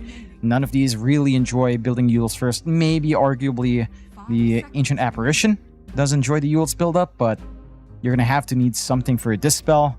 As Reverberating Silence, again, it's just a pain in the ass, so we'll see. But yeah, I hate Silencer, sure, but in this game, you know, I'll give a pass to OG Latam for taking it. They need it, Mikey. Okay. That's alright. Just asking, John. Final bans to come. OG Latam still looking to ban out a mid lane here for Nisha. I mean, they ban out Medusa, so maybe they're assuming Nisha Morphling is what's coming. 10 seconds remaining. Who knows what the idea is. 5 seconds remaining. I think the mid lane matchup would be alright. It's not amazing. Yeah, the Ember certainly can poke and prod in the first few levels, but Morphling should start to stabilize a little bit more. Wouldn't mind it too much. A higher tempo morph could be enjoyable to watch if that's the way Liquid wants to go. And you don't have the biggest worries. You also dodge out the Doom, at least in the laning phase. You don't have to deal with, say, a mana burn creep being on hand, which could be the big pain point that OG Latam will try to utilize here. Liquid did ban out the Ursa themselves, so they are expecting a Hector hero last. Wondering what Hector would want. And there's stuff like Terrorblade still available, right? But you pick Terrorblade into Morphling can be a little bit annoying. At the same time, Terrorblade into Ancient Apparition is pretty damn good. You've got the Sunder to play with. You don't care about the Freeze or the Ice Blast, so you should be able to last through the fight. Curious to see which way Hector wants to take it. They're taking their time in that last ban first here for OG Latam. We'll see. They're still considering the flex. Like you mentioned there, Mikey, with the Medusa ban. I don't know. I think maybe you just ban out the Husker. Because that's still scary. Like, yeah, you've got Silencer, yeah, you've got Doom, but the Husker into the Ember lane is just not going to be fun. It's just nowhere near fun for Dark Mago. It won't be, John. OG Latam still looking to make this final ban. Using pretty much all their reserve time for this. Get rid of the Wraith King as well. So still expecting either a position 3 or position 1 for Team Liquid. What are they trying to pick here, OG Lada? We're getting like a void or something? Is that what's happening? This is void? Well, I mean, like, Ah. were you anticipating Medusa Wraith King bans? No. Not at all. Yeah, that's the only reason it makes sense. But Faces Void in this lineup just doesn't look great. You don't have a lot of damage thrown into Chrono. Unless they go time zone, which is also insane. It's an insane thing to do. I never said it was a good thing. Let me just preempt by saying that, John. I never said the Void was a good pick. I'm just saying that's what it looks like's coming because of the bans that they made. I do not recommend OG Latum pick up the Void. Unless we are getting time zone, in which case I'd love to have a laugh. It's so bad. You don't even have the leash anymore. So the Morphlin can literally just shift away. Like, he doesn't care. He can just waveform out. They'll go for a boring pick in Liquid. They'll just go DK. Mid matchup against Ember is fine. We've seen it a million times before. A little bit surprised Liquid go for stability, but they do have a tanky lineup. You don't have that much burst whatsoever on OG Latam. Like this Underlord plus DK up front, not going to be threatened by any of these heroes too badly. So you're going to be able to buy a lot of room for your backline supports. You're going to buy some space here for Nisha, for V-Tune to build up on the Morphling. I like this coming out from Liquid. Nice, stable, nothing too flashy. Very easy to execute. A lot of good stuns to come out. We'll go with a Timbersaw to close out on OG Latam. So that should be... what are we doing for Hector? Is Hector just going to play like... okay, Hector's going to carry Doom, which we haven't seen in a long time. Okay. But this was meta like, what, 3 years ago, Mike? If I'm recalling my numbers right? Yeah, it was kind of meta 3 years ago. It can be fine. You will flash farm. I would expect some activity to come out here from Hector. It's rather curious, but we did talk about OG Latam kind of flipping the script every now and again. They do have their script flip. I will say, in this kind of lineup for Insania, I would appreciate the AoE hold feet, but he does stick to Bone Chill, which is fair. You are up against Doom and Timbersaw. The reduction in strength is going to be useful. Just think about the combinations though, right? Like Pit of Malice plus AoE Cold Feet when they're stuck. It's just chain stuns for days. I feel like there's got to be some value to that at this facet. But again, minus strength is always nice, so can't really fault them. Yeah, overall in the draft, Mikey, I would heavily lean towards Liquid. I think it's stable. You might be concerned about the Doom. If Hector does have a runaway game and locks in the right targets every single time, can be a little bit awkward for V-Tune to maybe play this game, but I'm not sure. Like, Latam's big tool is having Timbersaw into like 2 strength heroes, so the DK and Underlord will get ripped to shreds if Illich has a good time. And that's what they have to bank on here from OG Latam. Like, this offlane of Illich has to go better on this Timbersaw. He's got to get that tempo. He's got to get the Kaya timing. He needs to be able to rip that front line apart as the game progresses. And if they can do that, then again, there's some cheeky team fights you can take. You have the Global Silence, you've got the Doom on hand. You can make it really awkward for Liquid to meet you head on in these fights. Well, let's get into it, John. Game number 2. OG Latam trying to force a draw now. Team Liquid, of course, pretty desperate for this 2-0 victory to really ensure they have a good chance at that secondary stage of DreamLeague Season 26. And I mean, certainly after Game 1, they are looking very motivated to make this Game 2 just as dominant. OG Latam going for a really interesting draft, especially with this Position 1 Doom. Do I have faith in it, Jonathan? The answer is no, I don't. In fact, I dare say if you couldn't make the Alchemist work, chances are the Doom isn't going to work any better. But I'd love to see it happen. Yeah, I think it has to be very specific from Hector. He is queuing up pretty much phase boots Midas Radiance, which I think is possibly just the go-to now for Carry Doom. It was the go-to before in that meta when Carry Doom was available. Also, just a little bit of an update for what's on the line. All of the potential third place ties in Group A are still tied. All of the teams that are 6-6 have won game 1. So if you want to get out of tiebreakers, you need to get a 2-0. And if everyone gets a 2-0, there's going to be a tiebreaker anyway. So you have to get that 2-0. Minimum condition for Liquid. They've got to win this. If they don't, they could be out. Oh boy. Speaking of out, by the way, another update. I believe Boom Esports are the first team eliminated, Jonathan. Well, I guess, first, it's They're like third to be eliminated, right? Right? They're not bottom of the group. Some news. I mean, it's better. It's better. All right. They're not the first, but they've been eliminated, John. You happy? Does that make you happier? I'm not happy. First? Gary might be happy. You know, he's grasping for whatever straws he can right now, at the least. Yeah. It's something. It's better. It's better, Gary. right? It'll get better, you know, Gary. Don't you worry. All of us in Southeast Asia are grasping for straws as we're taking a look at mid. No straw grasping here. There's a lot of fire for Nisha and Dark Mago. Good snipe from Dark Mago for Nisha dragging his courier way too far out for that delivery. Good punishment out there. And this matchup for Dark Mago, though, despite that courier, is not going to go well. You've got the Corrosive Dragon. Every single hit from Nisha is just going to rip through Dark Mago quite nicely. Physical damage as well, so it's not going to care for the Flame Guard.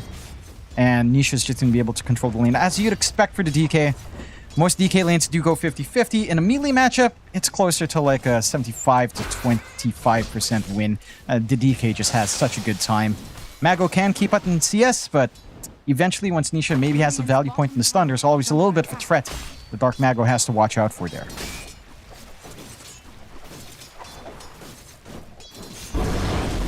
What's that bottom lane of Vichun on that morphing? Actually, Insanity is going to get shotted up here by Moose. Not going to amount to too much because Moose doesn't really have the backup here. So he has dragged the creep wave behind the tier 1 tower for Illich to get some free farm for himself from that Timber. Still, things are going pretty well for Vichun, as you'd kind of anticipate. You're not going to get much damage onto this morphling until the levels do come up. A lot of shenanigans, of course, with the creep pulling is they just want to avoid the 1-to-1 matchup altogether if they can at this bottom lane. Yeah. And just take away the EXP gain for Illich as well. And this Timbersaw does need quite a fair bit, along with the Tusk we saw last time for El Misho and the Tusk. It was such a slow game. This time for Moose, at least if he can try to soak up, should feel a little bit better. As long as he gets his level 6 faster than his pause 5, you will have some activity. Let's see. It's going to try for the pull again. Should be able to find it. And they are pushed far enough that it's going to be a bit of a process to try to contest Moose. So again, the soaking is coming out there on that bot lane. We can maybe take a gander at the top lane, which we haven't really talked about just yet. Hector and El Misho on that Doom Silencer up against Boxy and Saberlight. A very tanky lane for Saberlight, of course. No direct threat can be made to him. Maybe if you went for the Infernal Blade build here on Hector, but he is focusing on farm, going for the Devour and Scorched Earth. So just wanting to clear out creeps, get that build up, get that fast Midas, and scale up. Do you have to be careful about the poke damage from El Misho? The glaives back to how they were, and how his spells are back to how they were. It is a lot of damage. Oh, yeah, it's a lot of damage, John. I mean, it's just a classic combination here with the Shaman and Underlord. I mean, I can remember running this in Dota 1, John. You know, Shackles, Firestorm, you can't really underestimate how much it does. Meanwhile, mid lane, Nisha is being focused down. He'll try to turn for Dark Mago, but ultimately, he doesn't have enough in the tank, and he will die to Moose. So a nice trade at the very least for OG Lada. And a very important kill to find. Dark Mago was getting crushed before that kill came out. Quite a few denies up on Nisha, which you'd expect a CS lead as well. This evens it out, so you're going to be able to hit your 6 at a nicer timing here for Dark Mago. Super important on that Ember to have that Remnant start to run around a little bit more. And again, they're managing to even out just a bit. Like this mid lane is far more important for OG Latam than it would be. I don't think you mind losing the Doom up top in comparison. Like Hector can still farm. It's a Doom. He's got Devour. Should get the build up. El Misho though. In a spot of danger here, El Misho gonna go down. K1 again, can't really help him. Yeah, you're playing Doom. You can't really do too much in the laning phase here for K1 quite yet. All about the creep score, so sadly El Misho gonna have to find out the hard way that he's not that loved in this top lane. And speaking of, K1's very loved, John, because he's caught out again. TP rotation from Insania cancelled off because he's not required. Yeah, a little bit overkill to just drag the AA in. Again, you're getting freebies up top. You're still getting freebies down bot as well. And Vichun's caught out, but can't really stop him. No, I mean, it was close. It was close. Just not quite close enough. Is Dark Mago actually going to end up going down here to Nisha on top? That makes matters even worse, as I believe that was a solo pick-off from Nisha. Yeah. As a DK versus Ember, you don't really quite anticipate that kind of pickup. No. I mean, again, they had a lot of emphasis on the mid a while ago. Looked like Dark Mago is maybe just trying to gun for the bounty and does get punished for it. So, again, for Liquid, despite that solo pickoff, despite that pickoff OG Latam found on Nisha, they're finding everything else across the lanes. Like, they're working that top lane combination perfectly. The bot lane's free for V-Tune. No pressure whatsoever from Illich. It's just hard to look for the burst, and Hector's not having a good time. He is not having a good time, Jonathan. You are correct. He's died again. Insania this time will take his life away. Oh boy, I mean, this is your POS 1 Doom you're going to be relying on to try and make this win come true. And sadly right now, Jonathan, things are looking already pretty dark. For OG Latam at least. They are. They are grouped around to try to deny a power in a way. And Moo's going to move in. Insania could get caught, but a nice shackles from Boxy actually going to lock him down. Now Nisha happily moving in, though at least Dark Mago does secure one. Boxy also looking like he might die, and does. So a couple very nice kills now, but here comes Saberlight to try and turn back on a Dark Mago who's still level 5. So you'll trade your Ember's life away for a couple supports. Yeah, it's... on paper, probably not too bad. It does feel pretty rough for OG Latam. If you maybe were able to find those kills yourself as the Ember, would have been a lot better. He did have to hand one kill to Moose, so you're not feeling too happy on the side of OG Latam. You wasted a little bit of that time on the first Dragon form, as they are still chasing up top. They certainly are. Moose. He looks like he's... oh, the T1 tower started, but he's alright. He's going to be able to get his way out of there, no problem. Well, it seems like you're already at the stage here for OG Latam where you might need to really start just kind of hanging about as a group. Things are spooky. Mid lane. Big dive in from Boxy. It looks like he will get punished for it, as Illich will be there along with Moose and, of course, Dark Mago to ensure he can't get away. And they're finding the pickoff slowly but surely. A little bit surprised that Illich is still looking to play a little bit more. He does not have anything like the build up to the Kaya. It's still relatively early considering that laning start. But OG Latam is keeping things a lot closer than they were in game 1. Like, this disparity isn't as big. You could argue that the Doom is kind of like the Alto. You want a bigger lead, but they might find a little bit more. They may. They are going to find Insania, so any kill's a good kill right now if you are OG Latam. They'll take that one for themselves.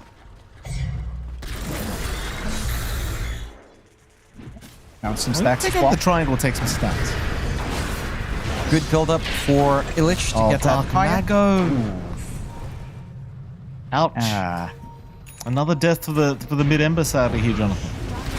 They're going for more now. Maybe they can at least find Saberlight. Saberlight actually pretty tanky, but eventually should fall and does. But here comes Nisha to try and follow up as they do just burst down Illich thanks to V-Tune. V-Tune now thinking about it a bit more, and he has got level 4 chains with that morph, but is going to decide better of it, does end up leading. Let's go back. Maybe apply that pressure onto mid. Dark Mago just respawns in. There's an amp damage up on Nisha. Not the time to try to force that. And they will just take a free tier 1. Liquid again setting that tempo early. Moose. Moose does get caught. He'll go for a snowball away. Chase continue. Oh, and the root as well. Of course they do. Of course they root him. Yep. Yeah, you wanted these creeps back, Mikey. That's gameplay. Tried to dodge. Best. Too bad. My favorite. Got those good old prowlers. Can't even dodge out. I love prowlers. I mean, to be fair, that was maybe a little bit optimistic for Moose to try to live through anyhow. A bit of a rotation out from Liquid again. At least there's a ward here for Dark Mago, so he can bail out. Shouldn't be in danger. Or still is. Yes, he kind of is. Nisha's just going to run past him. Kills. He's alright. He's alright. You know, things are okay still. It's scary though, Jonathan. It's very spooky right now. Very, very spooky indeed. Yeah. The Vision game coming out here Saberlight? from Liquid is very spooky. Well, they're trying for Saberlight. Doom's going to be committed, so Saberlight should eventually be dying. But the question is, what are you going to have to give up for this kill? They'll give up Moose for now, and oh, that's K1. That's K. Oh, no, Micho! Oh, What are these neutral creeps, dude? All the neutrals are just attacking OG Latum. Who's I mean- microing the creeps? Nisha aggro, he's right next to it, you know? No choice. Want to hit the first thing they see. And they don't discriminate, Mike. If you're right next to them when they get hit, they're like, no, you did it. You did it. They're going to punch down on you.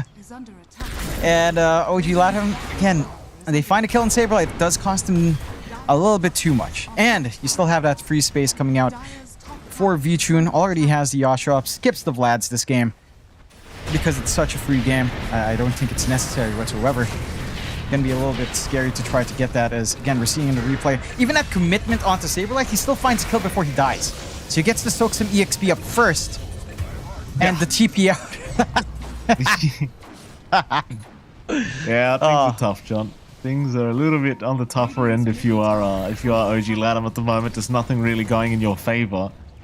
Bright side is K1 still found a lot of farm and is still pretty close to the Morphling. Problem is though, that is a Doom that you're playing, so you kind of anticipate that he's going to have a lot of gold. V-Tune, he's still pretty much going to be out of control relatively soon if they just keep letting him hit away at these creeps. And he will be. Again, you have to remember, the Doom does function like the Alchemist. He's a bit of a flash farmer. You've got the Midas up on Hector, so him not having a network lead is painful. You've got the Atos now up for Saberlight, so more stuns in that Pit of Malice. So they're going for the smoke play. Gonna get a nice jump. Hector is not the target you want to give away on OG Latum. Oh, No. oh, Hector. Desperate times, Jonathan. Desperate times. What can you do? It happens. It does happen. Guys, Stop. it's I mean, they're trying to look around for V-Tune, but I mean, it's a Morphling. It's you've got basically the global silence window to try and kill him. Bottom lane, they're going to drop the wards here for Boxy, so Boxy just wants an easy tier 1 tower. Should have it as well, because it doesn't really seem like they're going to come defend. Maybe Deep needs a few creeps though, because the Serpent Wards might end up slowly going down now. Here comes Illich. Don't really need too much though, in fairness. It looks like they did have a slide attempt at V-Tune as well, but V-Tune just didn't, just didn't really get caught. Started strength morphing and walked away. Boxy gets his shackles off. He's by himself at the moment. He's healing up though, John, and he's gonna TP away. Oh, well there you go, Boxy. Why? He's trolling, John. That's what he's trolling, and he gets paid back for it. Yeah, yes. Oh, top lane. Well, there goes an easy one onto Moose. V-Tune happily taking that away. I mean, that's worthwhile for OG Latum. A lot of gold on Boxy, not too much on Moose. Happy enough to take that freebie if Liquid hands it over. You don't want to be handing over freebies here, Liquid. Your lead isn't that big. And to be fair, again, for OG Latum, not having a lead is already bad enough. Even if a slight lead, it's still not going to feel good. Perhaps this kill on Nisha, if they find it, could be good. They might. Nisha doesn't really have many options to get out of here, but the cavalry is incoming. Saberlight going to lock down at least one, but I don't think they'll have enough time to deal with Dark Mago. In fact, it's the side of OG Latum trying to move in for more now, as Boxy probably going to get picked off. Does eventually end up going down, and OG Latum, they found a great fight for themselves now. That they have.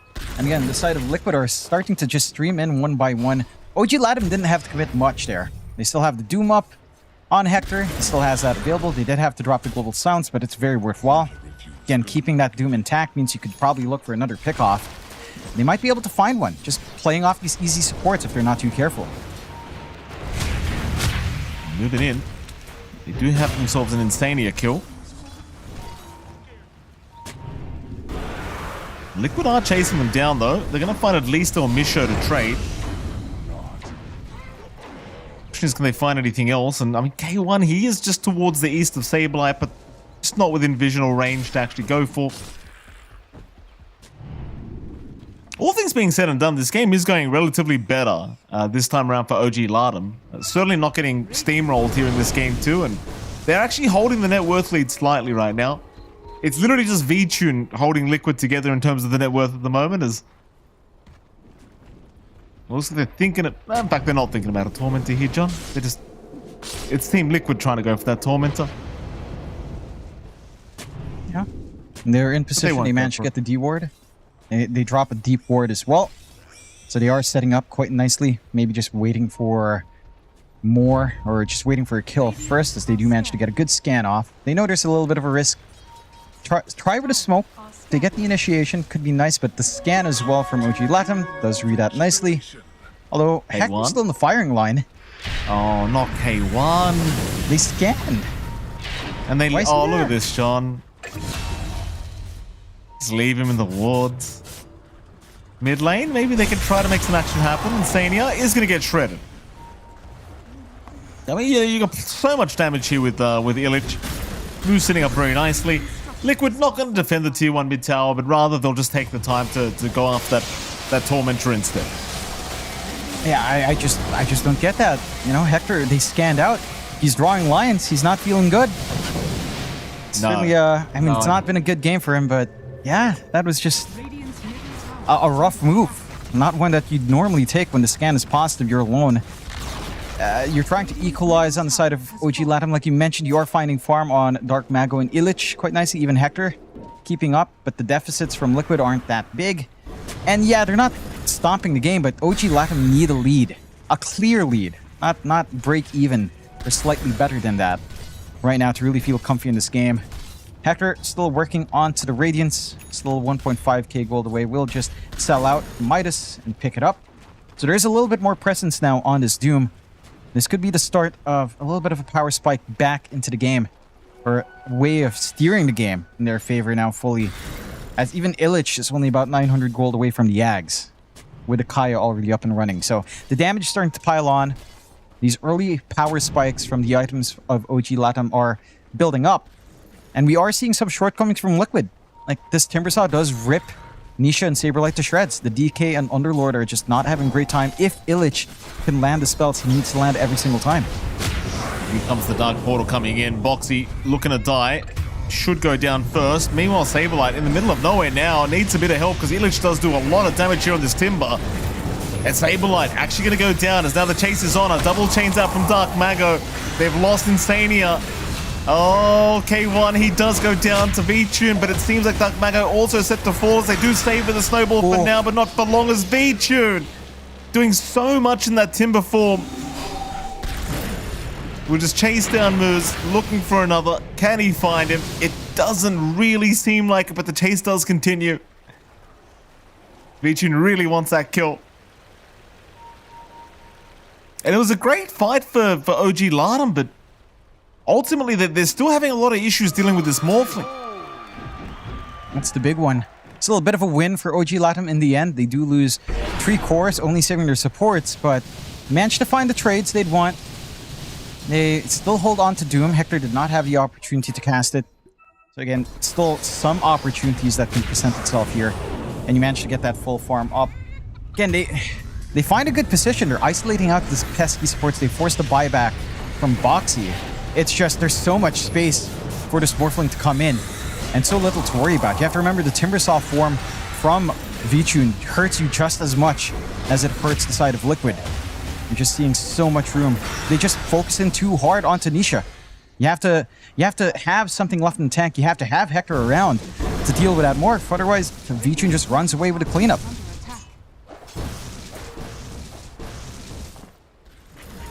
Again, V-Tune, like, they've got to find an answer to this Morphling. Once he morphs into that Timbersaw, he's just annihilating people left, right, and center. Nisha's being watched, sees them coming in, just blinks away immediately.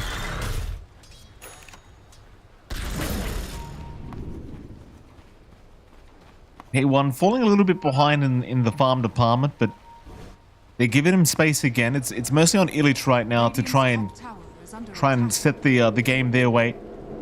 He's the big man.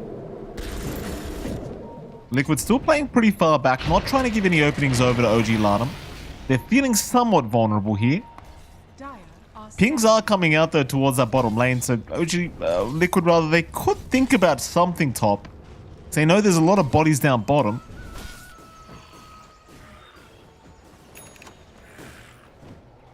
Nobody really coming though. Just, both sides seemingly pretty comfortable just hitting creeps at the moment.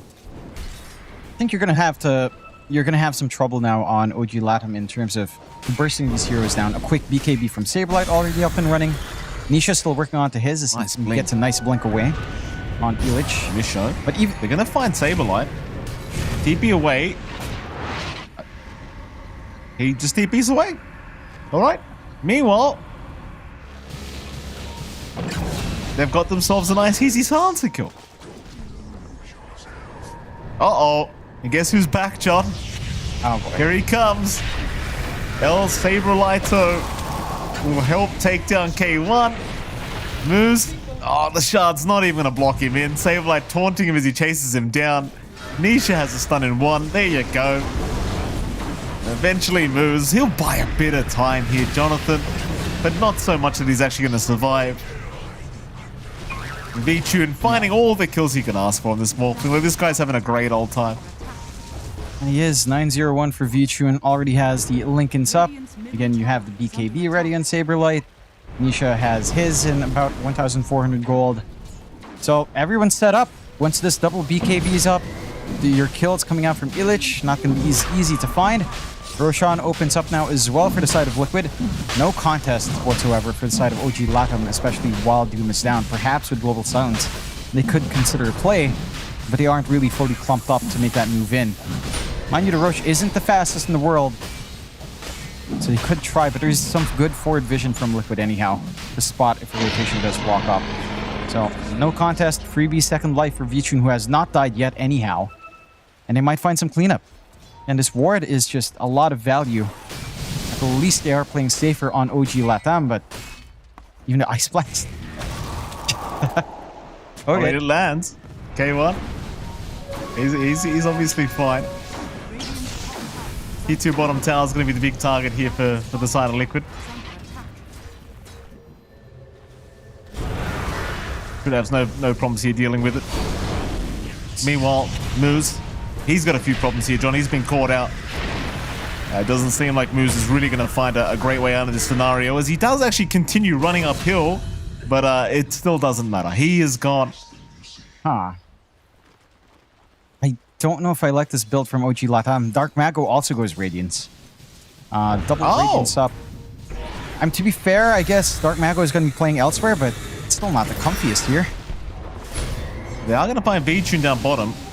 Be a great kill if they can secure it, but Saberlight has TP'd in. They'll make the jump now onto Misho, who already gets the Global Silence off, but he's going to die. Boxy now holding down Dark Mago with a very nice Hex into the Shackles, into the Ice Blast. He's dropping. Back to the tier 2 bottom tower is where Team Liquid will go.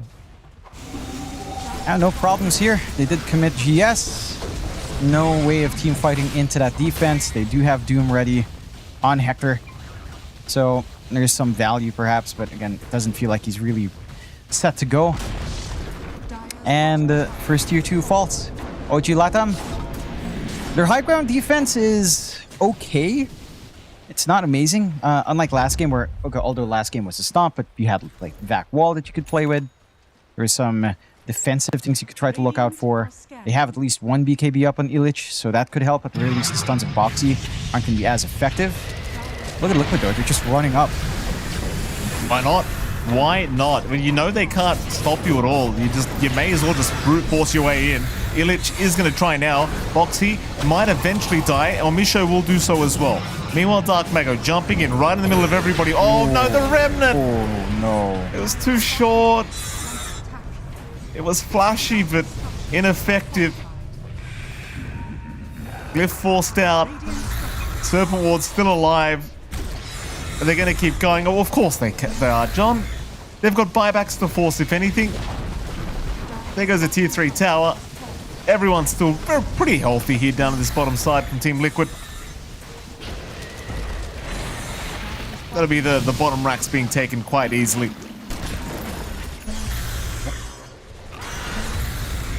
Oh, they do get insane here at least. A bit optimistic to TP at that point, but OG Latam at least don't have the full super creeps. There's still the range racks, although the melee racks is the more significant one anyway, but you do have some clear to kind of contend with it. 27 to 18, 5k lead for Liquid at 25 minutes in. OG Latam.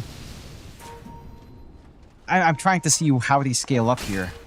It's a hard game to still bounce back from. Again, the Silencer's annoying, the Doom's annoying, sure. I just don't see where the damage is coming from. Again, it's all down to Illich with his Ags. He can do damage. Good. Saberlight trying to get out through the portal. Not going to make it that way. He has V-Tune coming in from the east, though. Nisha's jumped in as well, but he's a bit preemptive. Here comes V-Tune with an damage rune, which is quite scary. If you are OG Latam, I think they'll be pretty happy to just escape with that Saberlight kill they've already achieved. Although Nisha has another kind of idea as he does stun up Illich. Illich, they're going to BKB and go through the twin gate. So it seems like the only person really being left behind is going to be the Tusk on Moose. And maybe they even just keep going through the top lane, honestly. You know, you may as well just get the tier 2 tower while you're here. Yeah. No reason to stop for the side of Liquid, OG Latam. And they're trying to get some things going on. I guess if Hector can eat a crit creep, he could right-click. He has the Echo Saber. Could go for the Harpoon afterwards, going for Sanjin Yasha. So he's going for a little bit of a hit or Doom. If he can find the Alpha Wolf later on, would be nice. Whether or not that's enough, I mean, it's a complicated set of events to try to find these kills. Aegis, only 15 seconds though. Could be a bit of a window here if they want to play. Let's find out. They do back off at the right moment here, Team Liquid. Not looking to force anything.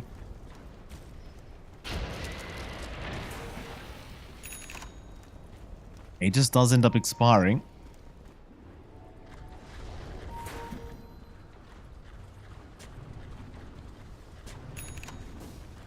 They're back for now, though. It seems like Liquid not in any kind of rush to try and go high ground again. I mean, it's OG Latam that need to find some answers here. And sure, you got Illich just had a great old time with this Timbersaw, but even Dark Mago's been doing some great work, but it just... This Poswell on Doom is feeling pretty lackluster. Like, you just don't really feel the impact once the Doom's already been committed. Not quite. Again, an Alpha Wolf would help. If he can even find one. Or Misho? And they jump in, or Misho. We're being chased by Saberlight at the moment. Someone's going to be committed.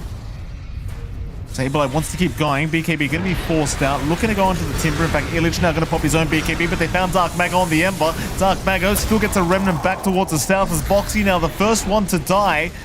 Nobody from OG Latam going down. Everyone will make it out. They'll take the Boxy kill. And that'll be all she wrote for this fight. Yeah. I mean, it's a little bit costly. Again, Global Silence down, but this is the kind of kill you need. Hit and run onto one target. That was Liquid playing a little bit feisty. Saberlight just going for a solo kill. Very optimistic to try to get that done with the Underlord. Just doesn't really have output until that chain control comes in for the rest of his team. So a nice little pickup for OG Latam to try to keep this game equal.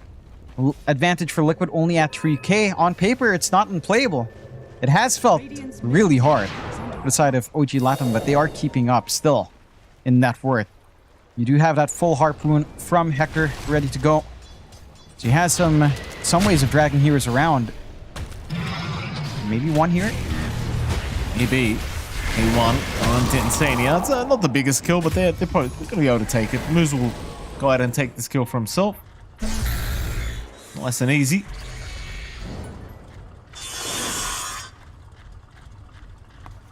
Yeah, it seems like OG Latam kind of relegated here to just relaxing for a little bit. V-Tune probably just going to chill out as well until he gets his BKB timing on the Morphling, because once the BKB is up, he really does start to feel pretty unstoppable. They do also have a Tormentor they can go ahead and take, and that's exactly what they'll do. Shards for Boxy is in order. In fact, no, Saberlight will pick it up. Ah, look at that. For once. Not for broken shards. It's what happened again, nice. John? Yeah, we've used up all our luck in the coin flips here. OG Latam haven't used all their luck up yet. And they're managing to stall quite nicely. 30 minutes in. full Sanjin. Yasha up here on Dark Mago is starting to be a little bit more durable in the front, having a lot of damage to play with. You just need to find an angle in. Jump in. And try for Boxy. Oh, chains just in time. Saberlight, though, is here. Nisha, he'll jump in as well, trying to find the Ember. They'll lock him down with the chains. Beechun trying to get the job done, but Dark Mago, he's going to survive. It's moves that'll drop. Dark Mago trying for the TP. Can they get the vision? Oh, they cannot. Nisha just needing half a second more to be able to get a stun off. So 1-for-1 of the supports. We are still seeing somewhat of a chase, but they are too far now. They even smoke up just in case. Although I say that, Illich. Oh. Illich is still around. He does have the Ags and he's a very tanky boy. So they might not bother with him. In fact, Illich is the one jumping in now with that reactive armor, trying to see if he can blow up Nisha. Here comes K1 as well. Looking for the Doom, won't be able to find it. Meanwhile, Dark Mago has been stunned up, but does avoid the Ice Blast. Once again, nobody dying in this game too. It's starting to really feel quite a bit closer than you would have first anticipated. And it is. I mean, you still haven't found a way to kill off V-Tune, but again, you're keeping up in farm. Your early game was a little bit more of a back and forth, a little bit more in Liquid's way, but Liquid has slipped up a couple of times. Right? They gave those openings out, and Boxy being a little bit silly, Saberlight being hyper aggressive, kind of gave openings back to OG Latam. And that momentum is somewhat equal. They will have rush advantage on Liquid once more though. Aegis and the banner set for the high ground siege here. OG Latam, they need this Ags up in Dark Mago. We are seeing some hold issues. If they don't manage to chain stun this Ember properly, then he can get work going in the backline. And there are two high mobility heroes you have to be concerned about on Liquid. It's that Ember and it's the Timber Saw of Illich. They still do great damage. BKBs have whittled down to 7 seconds now for Nisha. Not the longest time to be safe up against the Timbersaw. Saberlights is already down at the minimum 6. So your window to kind of play and not be scared of all that pure damage is disappearing for the side of Liquid. And it's making this game a little bit more playable for OG Latam. I also have to say, this patience out from Hector, right? Like, he's not throwing out the Dooms unless he has to. He's always trying to gun for it on V-Tune, and he's always popping that Lincolns himself, hoping to get the angle in for the Doom. Just so difficult when there's nothing else to try to hold him. Like, you need to be able to chain stun V-Tune first, it feels like, to get that opportunity. Not going to be able to hold too much on tier 2, although... Jump in again. There goes El Misha on the silencer. V-Tune looking to go into that mid lane now. Already one racks up, looking for a second. Playing 4v5. You do still have a buyback available here for El Misha. Not that he really wants to commit. Even the Revenant's Brooch now available on V-Tune to try and do with Illich as they have jumped in from the back, trying to go after Nisha, but Nisha's perfectly fine as they'll take down moves on the Tusk. K1 now in a dark position, but does walk his way out for now. Chases on from V-Tune though. That could make life really hard for K1, who continues to just try to run away. They'll at least catch Insania. But it's still looking pretty rough here for the side of OG Latam. As more bodies are incoming. Dark Mago completely out of mana. Is going to die. El Misho not looking too good either. Gets caught in the pit. He's down a boot. And that's a dieback on El Misho to make matters worse. Might be time to approach high ground once again. And not much to stop Liquid at this point. Again, Doom has not been committed yet from Hector. He's had a rough time trying to find it. And see if they maybe work an angle out. There is still the Aegis and V-Tune for 2.5 minutes. So much more time left just for the safe push. And with it out... Oh. Alice, a big one, landing on 3. Ice Blast not going to quite connect into K1. They do find moves with a dieback though. V-Tune dropping a little bit low, but he can just wait for the Aegis and does. Meanwhile, K1 has nothing left to throw out. He's just a sitting duck now, and K1 is down. No buyback available. Onto Dark Mago they go. And that's GG called. Illich has seen enough. Team Liquid, they will successfully secure that 2-0 victory they needed. Yeah.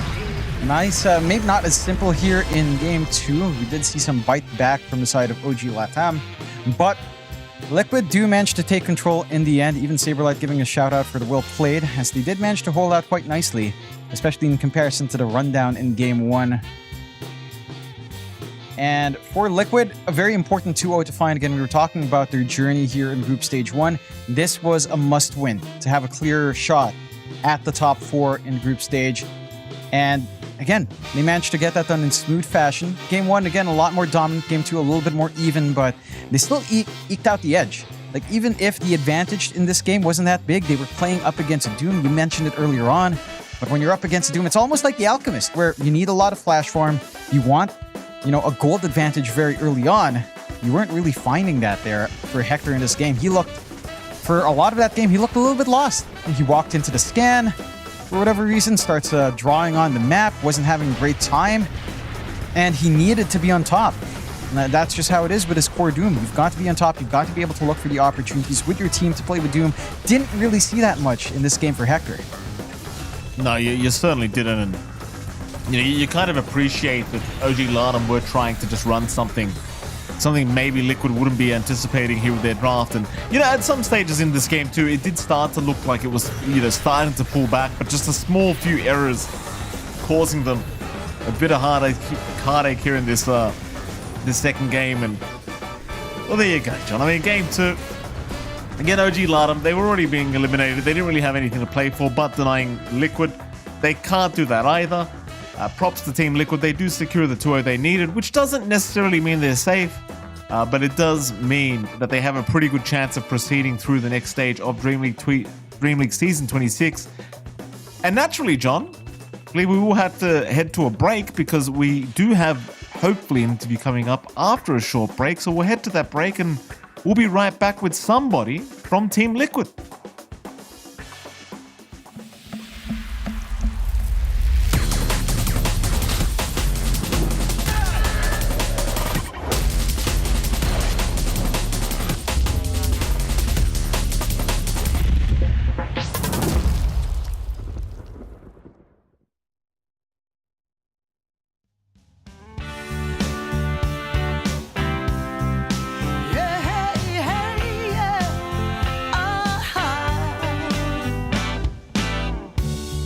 Some days you just can't find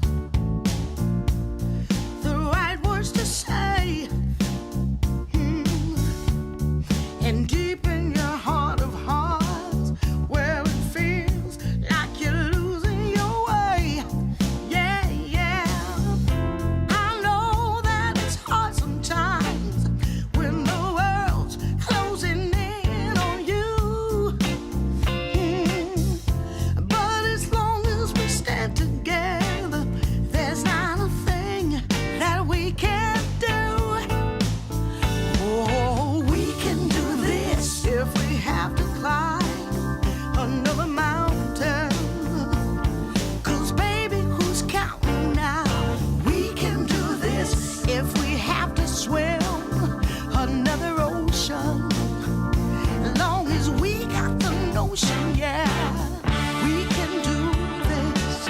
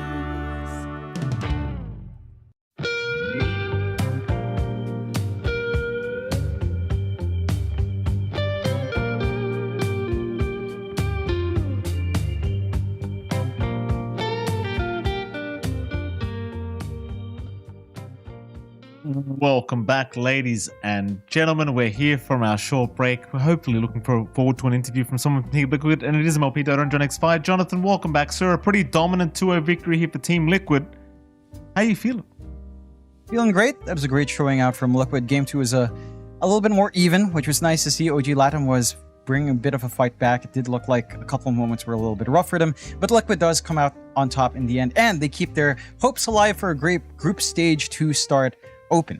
Again, there could be potential tiebreakers, but at least you got the 2-0, which is looking like it might be likely if the other teams get a 2-0 as well, if you wanted to stay in contention. So good news for Liquid overall to break that curse of being eliminated at group stage. We'll see if that maintains in the next phase, if they do make it through, and if there are tiebreakers. We still don't know, but should be an exciting way to close out. Group A is looking pretty tight to close here, Mike. Certainly is going to be very exciting as we do have the ringing coming in. Let's pick up the phone and see who it is. And of course, it is Mr. Saberlight. Saberlight, congratulations, sir, on your 2-0 victory. How the hell are you feeling? Thank you. I feel amazing. Absolutely amazing. Well, can I ask what happened, Saberlight? Game 1, you guys were so dominant. You guys are just running at them at like 7 minutes in. Well, what happened, Saberlight? Is it just you guys were that motivated to just make a 2-0 happen? Yeah, that's partly why, but I think, I don't know, it just kind of clicked. I think I used a little bit cheesy ward against the AA top, and he didn't find it for like 6 minutes. So our top lane didn't lose for once, and then when we went off lane, it's like impossible to lose. Because by default we lose off lane, you know, so then the other 2 lanes have to carry. But this time we had 3 lanes carrying. You certainly did, Saberlight. Fantastic work. How have you been finding Vichun as well? Obviously, a stand-in carry player. You've been meshing well with him, Saberlight. Yeah, he's a great guy. It's like really fun to hang out with. He's like super good vibes. Even when we're like losing games, he's honestly the one who like keeps the highest PMA.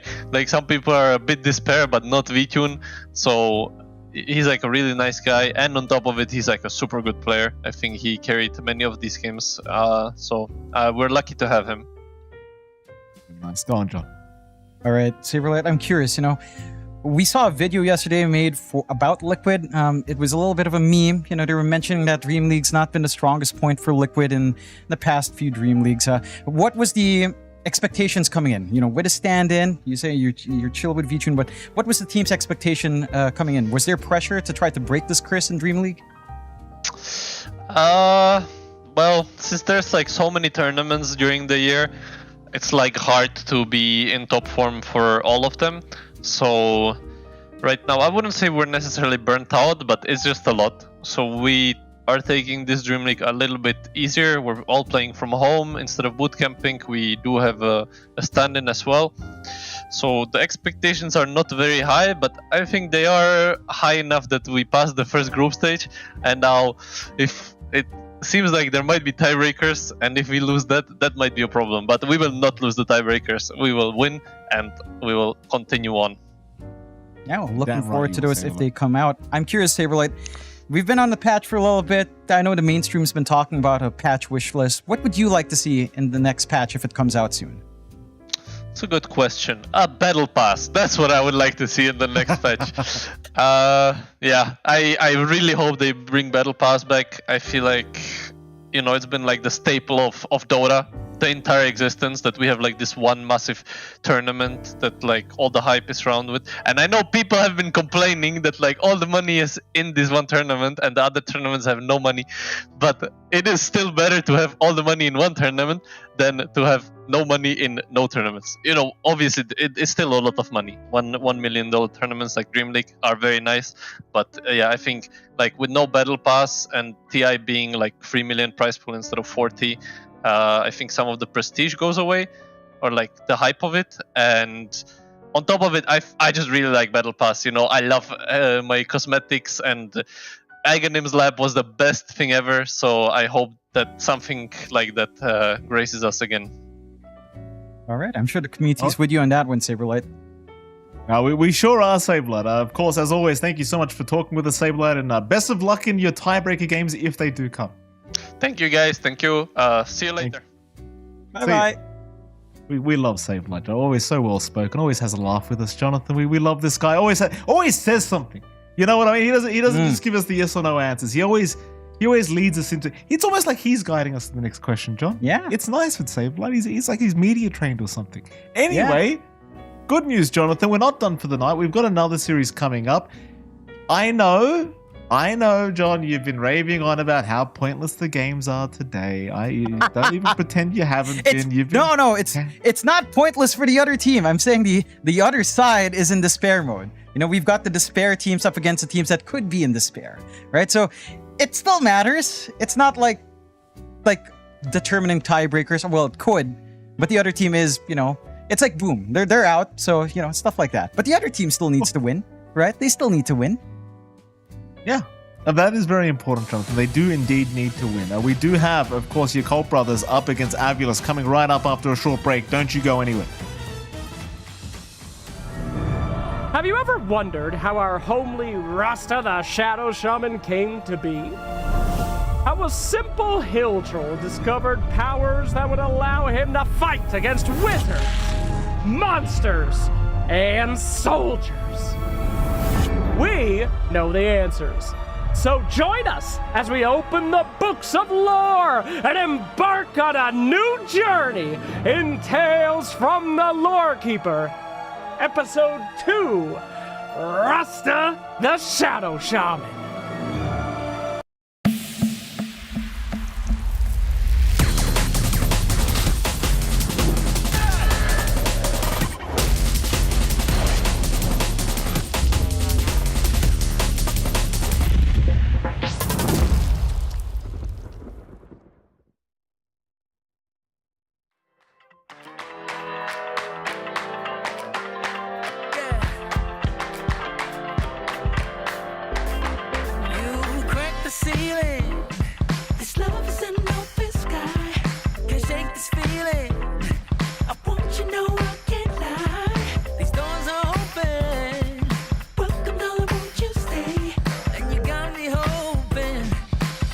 Forever's here, today's the first day. Wanna be closer to you. Closer to you, yeah. Want you to be all mine. I got all these choices, but I so made up my mind, yeah. There's nobody better, gotta be you. 1,000 voices, 'cause it's so good to be alive, yeah. There's nobody better, so it's gotta be you. These myths are busted. The grass is green on my side. It's done and dusted. I'll never get off this ride. Life with you is golden. So how can I go back to silver love? I'll be holding. Oh, I'll be holding on, can't get enough. Wanna be closer to you. Closer to you, yeah. Want you to be all mine. These choices, yeah. But I so made up my mind. There's nobody better. Gotta be you. Voices, yeah. 'Cause it's so good to be alive, yeah. There's nobody better, so it's gotta be you. Yeah.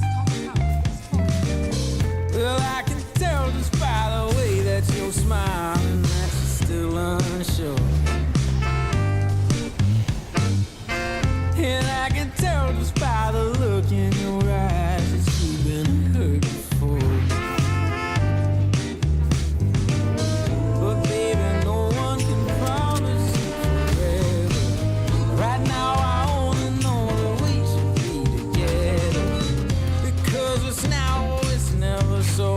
Won't you take a chance on me? Well, it's fine if all your previous guys they made you run away.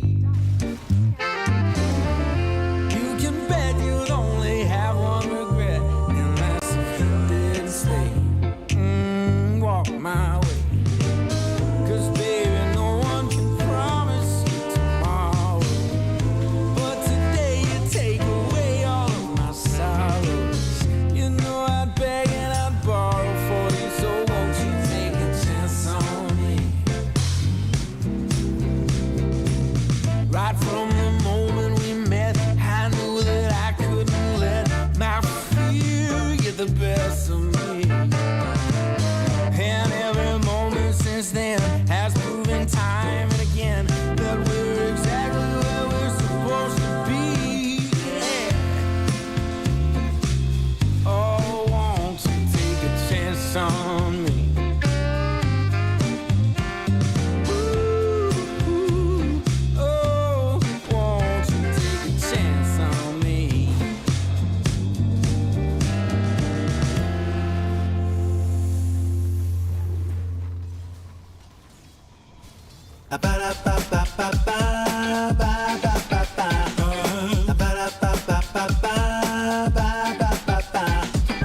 If you wanna get with me, all you gotta do, call me when you need me. I'll be waiting for you. I know exactly what you want, satisfy your need. We can have a good time, don't you worry about a thing. If you want it here, or if you want it there, you got it. Have yourself a good time, you got it. Act like you don't care, you got it. Get that motivation, you got it. I got just what you need, you got it. I got just what you need, you got it. I got just what you need.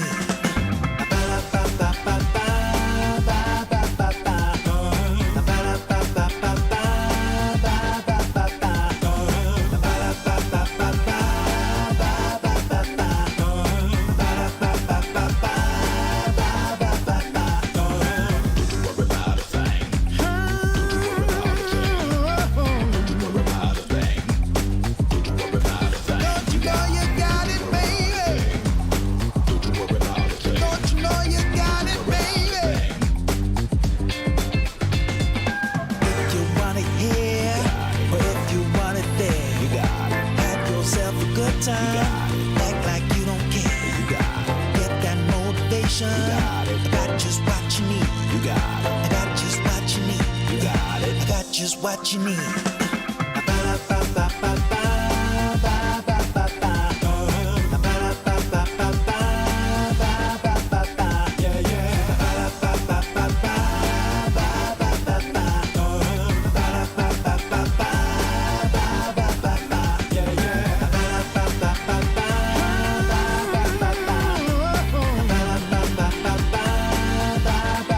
Don't you know you got it, baby? Don't you know you got it, baby?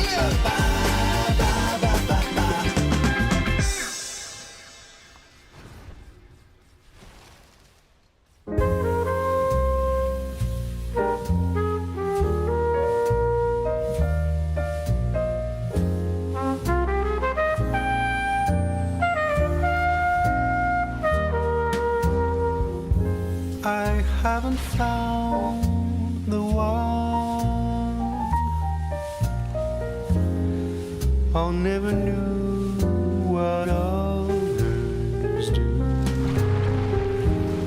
I hope and yet again, what do I know then? I believe it's all meant to be. All my dreams are so out of reach. I fool around, but we never know. I fell in love, but a long time ago.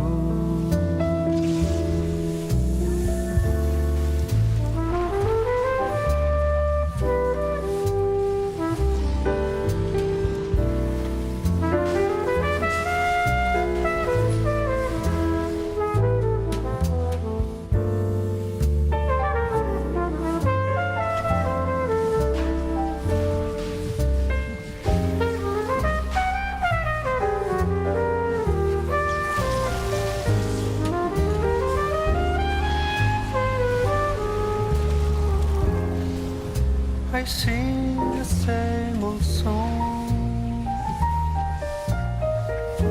Been going on for far too long. I hope and yet again. What do I know then? I believe we're all meant to be. All my dreams are so out of reach. I fool around, but we never know.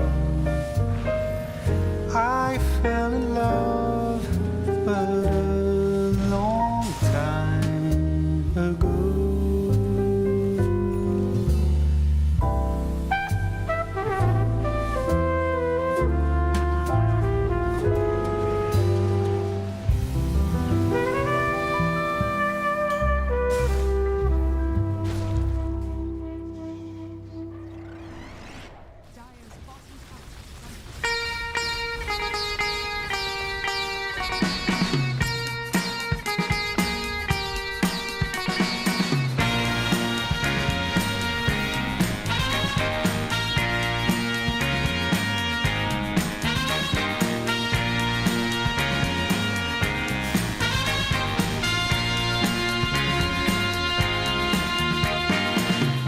What you need is love and understanding.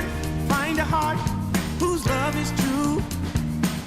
Deep down, there's only one companion who's there for you when you need him to be. Your heart was broken in 1,000 pieces. So much pain that you've been through. Here stands a man who's your salvation. Just ask yourself, am I ready for you? 100% now. I'm ready. 100% now. Yes, I'm ready.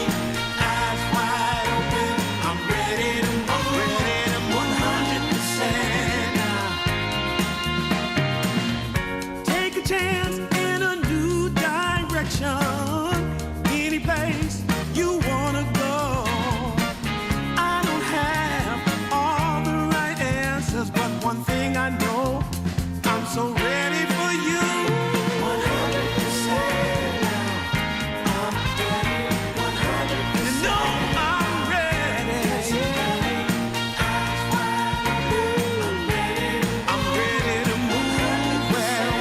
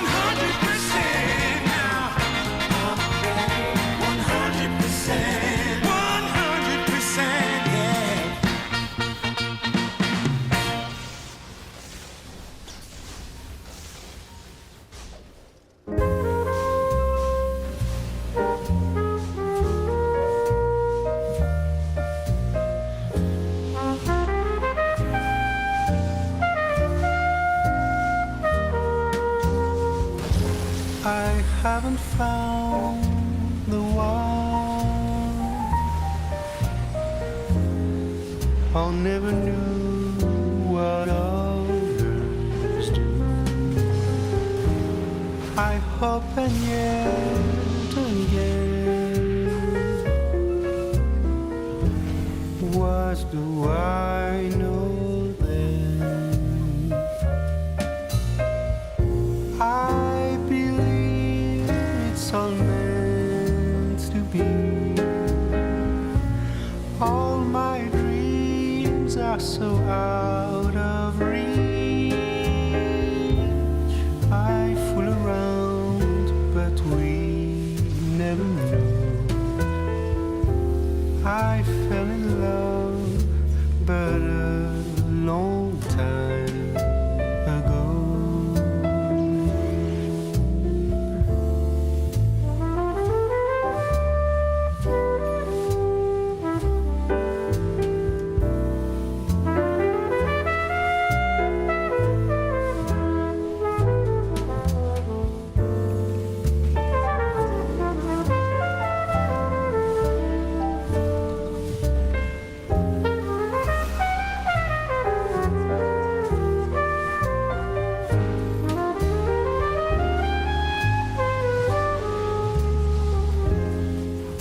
I sing the same old song. Been going on for far too long. I hope and yet again. What do I know then? I believe we're all meant to be. All my dreams are so out of reach.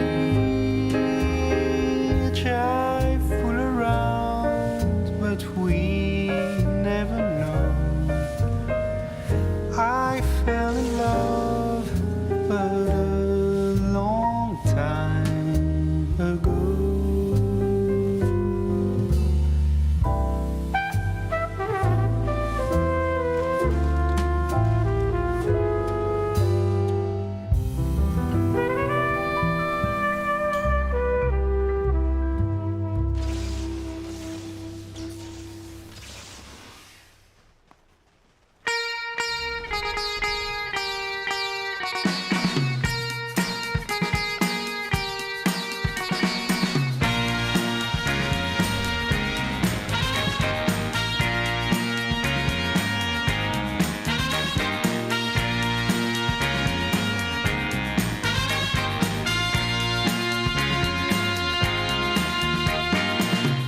What you need is love and understanding.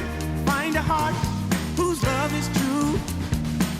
Deep down, there's only one companion who's there for you when you need him to be.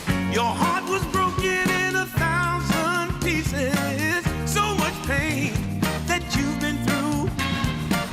Here stands a man who's your salvation. Just ask yourself, am I ready for you?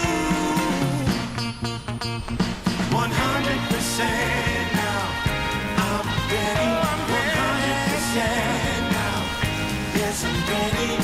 Eyes wide open. I'm ready to move. I'm ready to move. 100% now. Take a chance in a new direction. Any place you wanna go. I don't have all the right answers, but one thing I know, I'm so ready for you. 100% now. I'm ready. 100%. You know I'm ready. Yes, I'm ready. Eyes wide open. I'm ready. I'm ready to move. Well,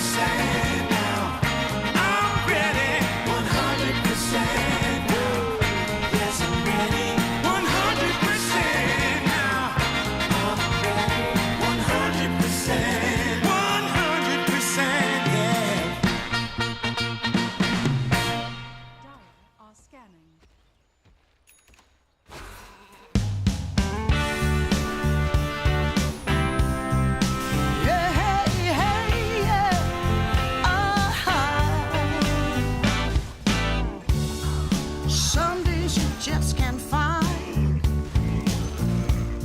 the right words to say.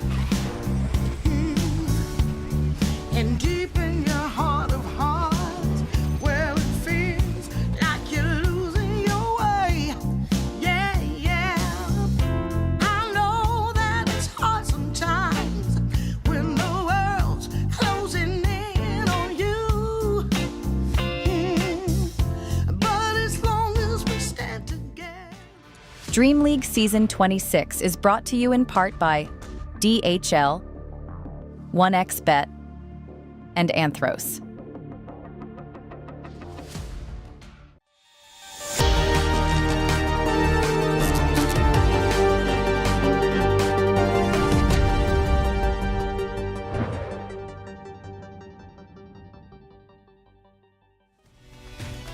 Welcome back, ladies and gentlemen. We are back here for our second series of the day. Jonathan, in case you couldn't tell, I was fixing my hair. That's what I was doing. I wasn't trying to act cool as we were coming in from the curtains. Anyway, Jonathan, we've got a new series coming up. It's going to be your Colt brothers, of course, up against Avulus. Because you're the negative Nancy, Jonathan, do you want me to remind the viewers that Avulus have nothing to play? I'll remind them, John. Avulus have nothing to play for apart from you ruining your Colt brothers' day. And it would ruin our day too, John. Because you and I, we've still got to ask the Colt brothers if they truly love your Colt. We need an interview. Yeah. John. That's true. We never got the chance. Never got to throw it out. As you can take a look, our standings in Group B, Occult Brothers and Flipster Town kind of tied in for second and third, with Falcons on the chase. Along with Gaiman Gladiators, there's a good chance for Gaiman or Falcons to come out on top if they get a 2-0. And if Talon or Occult Brothers take a 0-2 loss in their series here, a draw might keep them safe, but it's not entirely clear.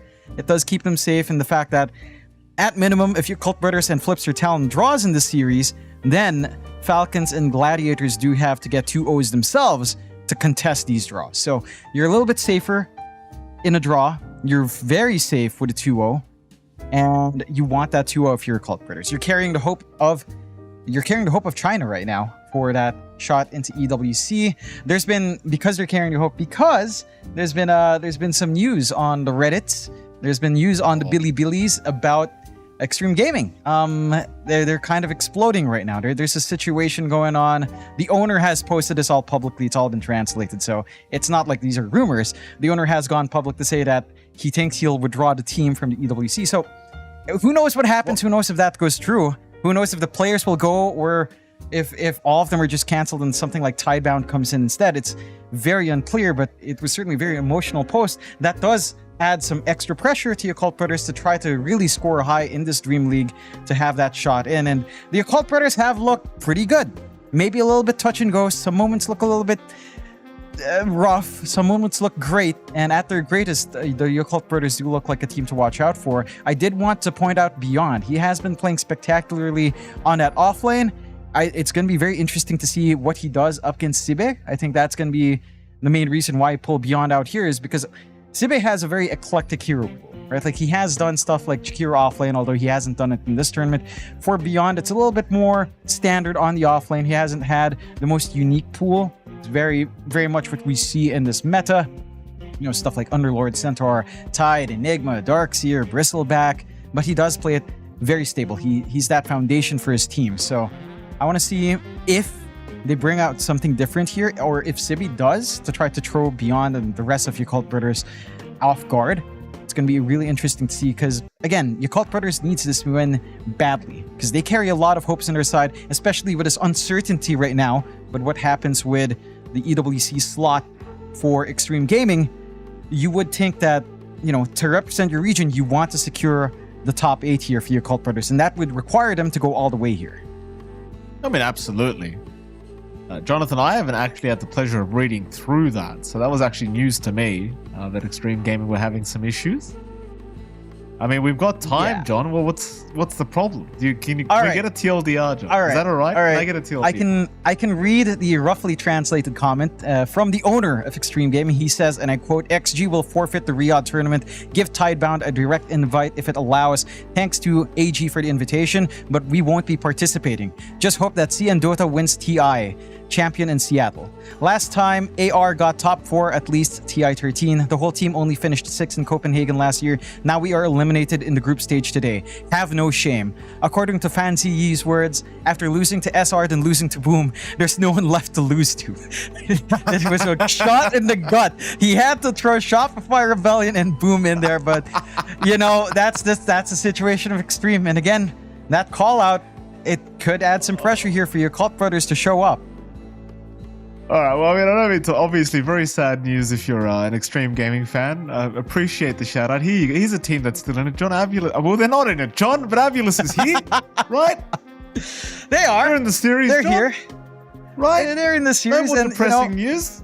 No more depressing news. And they've got, this is a fun team to watch out for. A little bit of changes here and there. The player I love to look at is Sibe. Again, this maniac is the guy who brought us the off-lane Jakiro that got us all excited. It hasn't worked out in a lot of the games they brought it out in, but they are a team that does pull something different every now and again. So I'm keen on seeing if this is something we can expect from Sibe, because he hasn't done it in this tournament. So again, I want to see what Avulus can cook up. I want to see what this team under the captainship of Fly hasn't had the most time to really cook themselves together yet. I think it's fair to say for Avulus coming into this tournament, they probably didn't set expectations too high. It's for them a chance to practice at a higher level, to try to compete in a higher level. And I think Fly is the kind of person who, even though Avulus mathematically is out, he's the kind of captain that will want to use every opportunity to build his team up. So I still expect a good fight coming out here from Avulus for sure. And we'll see what they have in mind, as we should have that draft ready in short order here. See what they will want to bring out. You can see in the background there, Mamba mentality. That's exactly it for the side of Avulus. That's Kobe. It could be the wrong day for it, John. But I appreciate that they want to ruin you. Maybe they read the post from XG. Maybe they just want to make it even worse, John. You never know. There's instigators out there, John. Something I would do. Avulus, they will go for the profit. An interesting start. Very interesting. Nice and straightforward. Your Cult Brothers pick up the Storm, but the Coddle has been banned out from Avulus. So they cover their bases here. There is no shenanigans to get out. At the very least, no Storm Coddle. I'm curious to see if they have, if they just feel really confident about Storm. Granted, it is a good hero to spot out this Nature's Prophet, to try to catch him out, punish him. Very easy here to catch out. Just need to cancel the teleportation, which Storm can do. And in most mid matchups, Storm does feel good. So I appreciate this from your Cult Brothers, having that confidence to just get the emo hero done really early on. For Avulus, I'm wondering what they're thinking of tying in with this NP. Stuff like Shadow Shaman still in the pool, Ringmaster still up there. They banned out the Ancient Apparition themselves. We've seen a little bit more of that Bane. Jakiro support still there. Again, Sibe can take Jakiro as well if he wants to, if he's feeling keen. I was looking at a few of the heroes they've been playing. It's probably not the lane for it. I don't think Nature's Prophet needs it, but, Fly's been playing Warlock as well. No one's going to be banning that hero, because why would you ban Warlock? So Fly could think about that gameplay if he wants, if he enjoys it. Yeah. If you can call it that. If you can call that gameplay, yeah. A lot of gameplay with that Black Grimoire, John. Yeah, for sure. There's the Shadow Shaman ban. You know what it is? I think if someone plays Warlock, they're probably they're probably, Gen Z or Gen Alpha stimulating. They've also got Subway Surfers open somewhere. They've got a podcast, an ASMR video running at the same time, a documentary playing in the background as well. I can't believe you've not been exposed to this hyper stimulation that the Zoomers or the Gen Alphas get into. They need to be stimulated in every way, Mike. As the silencer comes in, that's stimulating for your Cult Brothers. Oh, I entirely agree that the next generation's just screwed. Like, they're going to be 20 years old and nothing's going to excite them. I know. I'm already there, John. I'm 34. Nothing excites me anymore. That could be due to marriage. I'm not sure. Avulus. Second pick up here. I mean, my 2-year-old gets bored, John. Back in my day when I was 2, they'd throw me in the backyard on the grass and that'd be it. I'd be entertained for hours. Wait, you can attest. You can give us a testimony right now that you remember being 2 years old and being entertained in the grass? Your memory is that sharp? No, it's not that sharp, John, but I didn't have the best dad in the world, so I imagine that's probably what he did as Avulus. They will go for a muerto. Well, what else was he going to do, John? That alcohol wasn't drinking itself. You Colt brothers. We've gone to a dark spot here, Mikey. This I appreciate. I'm going through some things, John. I'm going through some things, alright? I appreciate it, Mikey. It's all right, Mike. We're here for you. Unfortunately, your psych isn't here in the stream, so you could save that for the session, my friend. It's all right. We're here for you, Mike. I'm here for you. I love you. Thank you, John. We love Thank you. I'm fine, John. Your Colt brothers. What's the third pickup? you. You could use a Yakult. You could use a Yakult, Mikey. You can ask them. I could use Ask them to give you one. I could use a Yakult right now. TB is the pickup here for Yakult. I mean, we've been seeing a lot of TB, not too surprising coming out. Does well enough against the Prophet as well. High base armor always going to feel very, very nice. I wonder how motivated Avulus are in this best of 2 series here up against Yakult. I mean, I feel like that is a factor that plays a part as well. Like, how much do they really want this win? Yeah, I mean, look, again, with Fly at helm, I don't think any team ever takes it easy. I mean, they're not putting themselves under pressure, but I'm sure there's still the drive to work things out, to run stuff as they would if they had a shot to win, to play it like another game, because they want to get better, right? So I'm sure Avulus is looking at it in that lens, as we do get the Magnus coming out from Yakult Brothers. No more fun facets for Magnus. That makes me very sad. We've never seen a reverse polarity in a pro game. But it's a solid hero. Did we actually Did we get one game with John? Oh man, my memory's fading. I can't remember. I feel like it was Avulus that did it too. That's the worst part. Was it Avulus? I feel like it might have The been. Siva the Maniac actually did it? I'm pretty sure. I feel like it was. Well, I appreciate them for doing that. Yakult Brothers shouldn't be going too crazy, of course. Both facets are pretty good for the Magnus. You likely go for the Shockwaves, as it has a lot more laning presence and threat.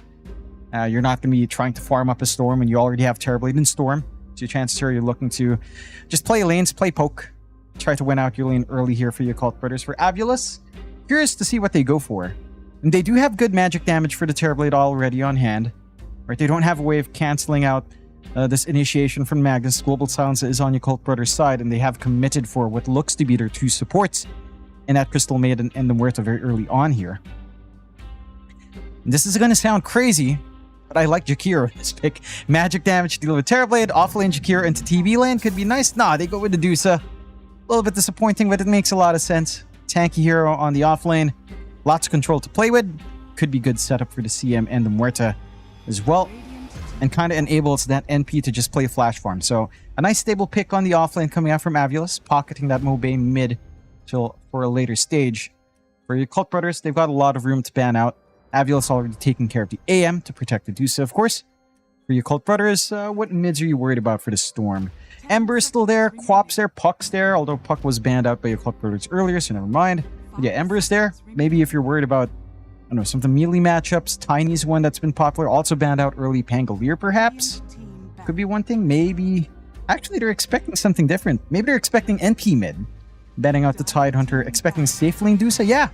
It looks like they think Avulus is just running a Mobe mid NP, which was meta before, not too common nowadays, but certainly a possibility.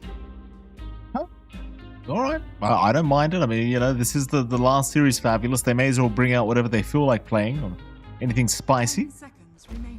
Final ban to come, Avulus. They do ban out the AM, of course. As you do.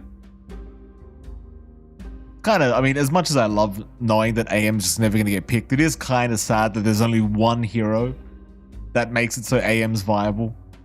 Yeah. And it's never allowed to be picked every time Medusa's picked. Like, nobody lets AM get through if they're choosing Medusa. Nobody. Yeah. I feel like I really want to see people go back to Axis and answer for Dusa early. I miss that. It was so funny the first time we saw it. Just getting level 6, dunk the Dusa. Hilarious, as they actually go for Centaur, so they flex it back. It's not a Mobe. Unless Mobe does something crazy like a mid Centaur or mid Dusa, I don't think you're going that far. Should just be the mid NP still, and you run the carry Dusa. So yeah, they still do end up that way. I'm curious to see what itemization we get. If it's anything different here, should be bog standard carry Dusa. Damage might be an issue. The Dusa matchup into Terrorblade's not the smoothest unless he gets stuck in the gaze as they close out with a Sand King. So what are we getting? A support? Yeah, support Magnus coming out here for Baboka, which does make sense for the Shockwave. That can be a pretty aggressive lane, actually, for your Cult Brothers. Mind you, going into the Smiling Knight Usopp can be fairly tanky. First 2 levels, maybe not so. Could be an opportunity for the Cult Brothers. Liking the team fight here in your Cult Brothers, Mikey. RP, Epicenter, Global Silence, all looks great. They might not have the best way to melt through Smiling Knight's mana, but you could argue for like a Disperser and Fly. It's not the worst thing in the world for the Terrorblade. Is kind of farmable. For Avulus, I want to see what value they get here from this mid NP. Like Mobe has run this a couple of times now in Dream League. So it is where they have preferred to play the NP. The matchup against Emo shouldn't be too bad. It also shouldn't be too bad for Emo overall. Like you will be playing with your Treant, but the Storm Spirit does have a lot of damage. And it is, I believe you do win out like the range advantage here for the NP, so it's not too shabby, but certainly still clearable for the Storm in terms of farm. I'm keen on seeing what Mobe will bring to the table, especially as he approaches 6. Like there's some opportunities for global ganks. You expect earlier activity from that NP, and that can be the one thing that gives you Avulus some momentum here in the early to mid game. Just having this highly active mid that can just be anywhere on the map. You've got the supports to kind of set up kills as well. There's some good opportunities here if you line your shot properly on Avulus. Let's see how it all does pan out. Game number 1 between Avulus and, of course, your Cult Brothers. Now underway. In case you weren't aware of the standings, of course, your Cult Brothers, they are the ones that need the win much more than Avulus, who have already been confirmed to be eliminated. Of course, your Cult Brothers looking for a 2-0 to keep their chances high of making it through to the next stage of Dream League Season 26. No confirmation. Even if they do get a 2-0, nothing's guaranteed. But it's a better chance. You don't want to draw. You definitely don't want a loss. That's for sure. Certainly not. You want to have the highest probability of just making true, and that just entails focusing on this game here for your Cult Brothers. See a little bit of a slightly late smoke out from them as they group up. Same thing from Avulus, though. They did manage to get the forward ward onto that tier 1 earlier. It could give them a little bit more as the smokes do early pop, so should be able to sense the D ward here as well for Mobe. Start to at least eke out just a little bit of an advantage if they do have a sentry on hand. A bit far forward from Baboka by himself, and the forward wards are there to spot a smoke break, but it's going the long circle. He is going in a long circle. Baboka will have his smoke broken very soon. Smiling Knight's going to see him.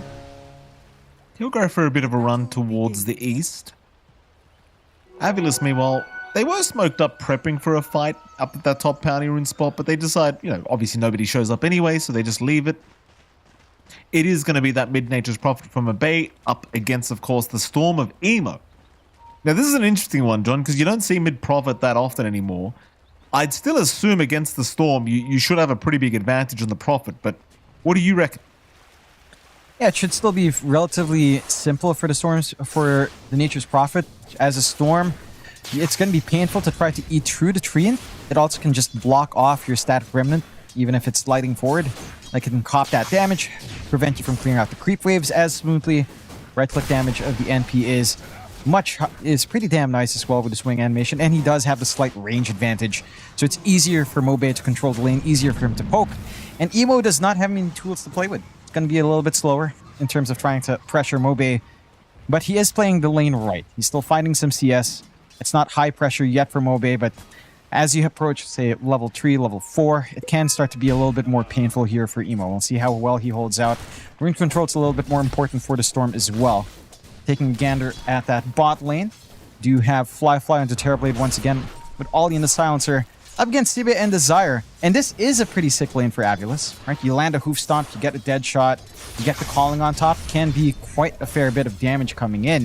You do not have that added damage on the double edge here, as you did go for horsepower as your facet.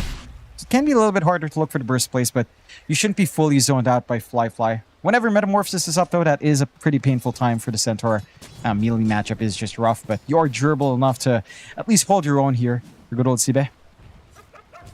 Absolutely, and of course, top lane, Smiling Knight going to be there with Fly, and you're going to have Maboka and Beyond going at it against these two. Of course, Smiling Knight going to be pretty careful early on. Like, your mana pool's already low enough as it is. A lot of kill potential here at this top lane with Maboka and Beyond, especially because you can set up decently for a skill back play for Maboka with the Burrow Strike setup. So Smiling Knight probably does have to play a little bit, you know, a little bit further back in this style of lane. I would say the same for Fly, John, but he probably doesn't have much choice in the matter. He's playing CM. Yeah. As swift as wherever her wolves are from in Ice Rack. Not the fastest wolves in the world. You are buying enough space for Smiling Knight, though. And I do appreciate, again, Maboka going for that Shockwave facet, the diminishing return. It's actually so painful for supports. It's just a good amount of damage early on. Some good poke. Some good utility to try to line up for some skewer backs. And that could be the openings they get here later on this Magnus support. Maboka just trying to pull where he can. Make the lane as passive as possible for Beyond to just find that farm. Find that EXP. Same thing goes for Maboka, of course, to get his own EXP flowing. And so far, so good. A little bit slower for Beyond in terms of pure CS.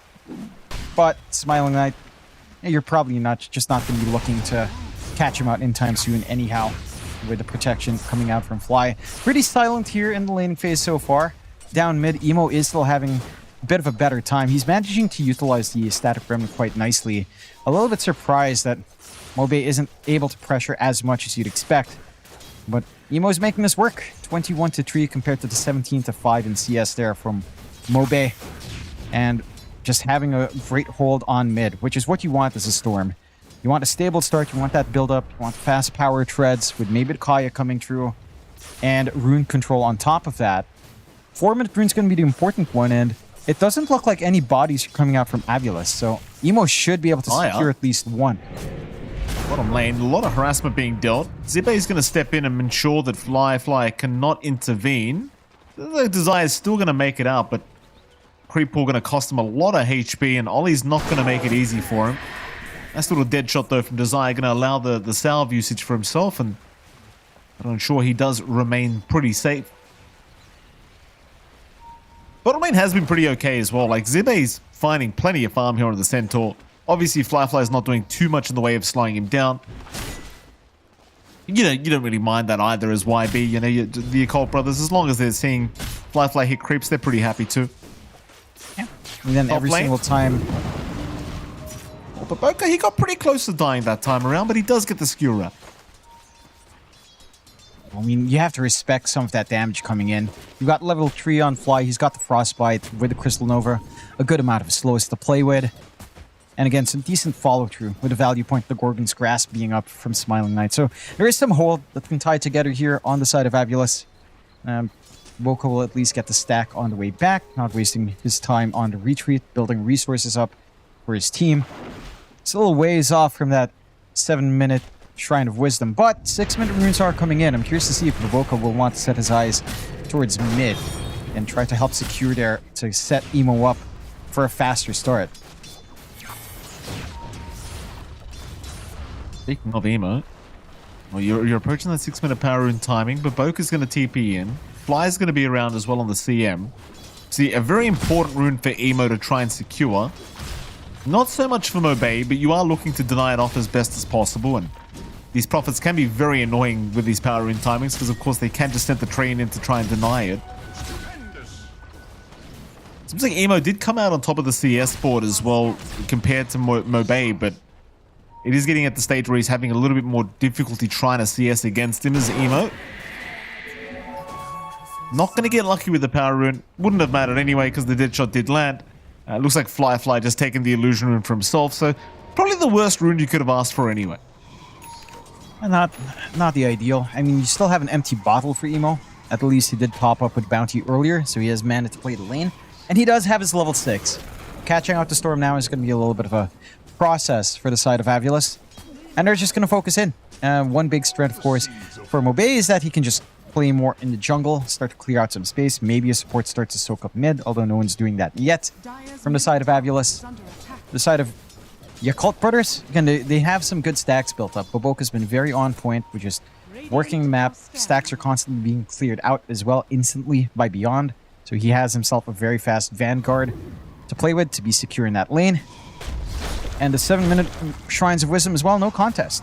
So it's going to be an even trade for both sides. No one in an aggressive spot. A very quiet game here, Mikey.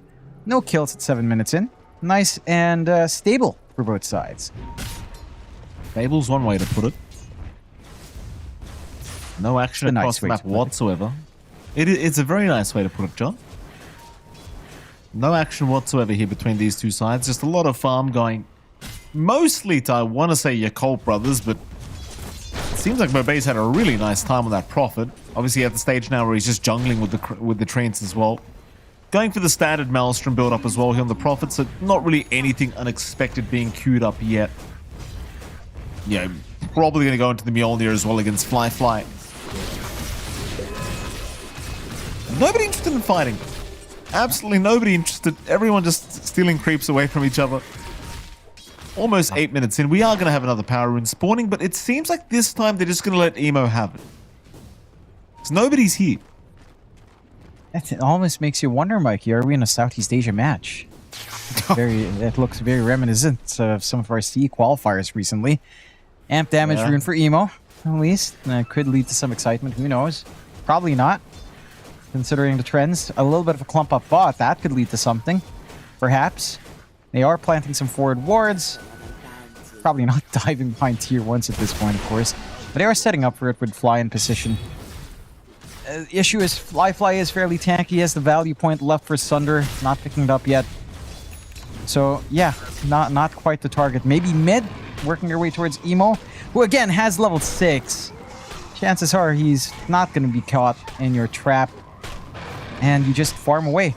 When it comes down to the farm game, like you've been saying, Mikey, Yakult Brothers, they're edging out a little bit more. And I would say this is pretty fine for Yakult Brothers overall. Like, they do a lot with early farm.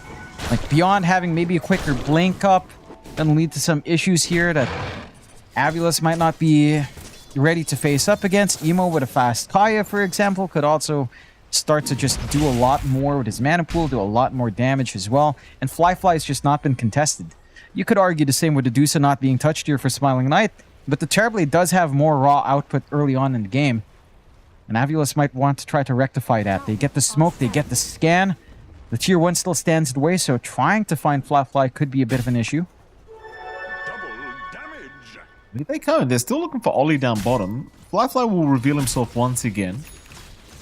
You're trying this into the tier 1 tower. Like, there's plenty of time for rotations, especially from Emo, who's actually just TPing right now. Emo's just come in, seen the easiest kill of his life, says thank you very much. That'll be first blood to the Storm. And obviously it's worth the rotation, John, because he gets the bonus gold from the first blood. Bit of galvanized stacks on top. You're laughing if you're Emo. Yeah, I'm so curious as to what led him to get that long wrap. I know they've been antsy for a kill. I mean, those two supports have been walking back and forth between mid and bot for at least 2 minutes at that point. But with the tier 1 in the way, with your center playing the lane, it was just a very hazy kill to find. And Yakult Brothers are on top. I mean, you're still getting free farm here. Very fast free farm from Smiling Knight. Of course, as the safe lane, you've got the points up in split shot. The jungle is very kind to Ardusa full. Yasha already up and running. So you do have that to bank on. Like, Smiling Knight is having the freest game of his life. Fly gonna survive this one. Emo's got an Arcane Rune active for a while. Desire's gonna show up now with the calling, but doesn't really land the silence, so Emo easily able to just zip out of there. Even gets another rune for himself. That'll be the water rune this time around. And it seems like Fly, sticking around here trying to get some stacks, may have cost himself his own life as he does go down once again. And Emo still has the Arcane Rune going, John. He's probably just going to farm up the stack while he's here. Yeah, no problems here. Good old Emo. At least the Treant comes in to try to contest, but not really much you can do about that. Large camp taken away. And 2 kills up for Yakult Brothers in a relatively slow game. It's going to do wonders for Emo. Top of net worth now with those pickoffs. Kaya flying out. So his timing's fully there. You've gotten a lot of room for Beyond to just play jungle and lane up top. Working to a very quick Crimson Guard, which is just going to negate any presence from Smiling Light for a long time. Right? Like, even with Manta, your damage has really just not been doing much of that barrier and the damage block.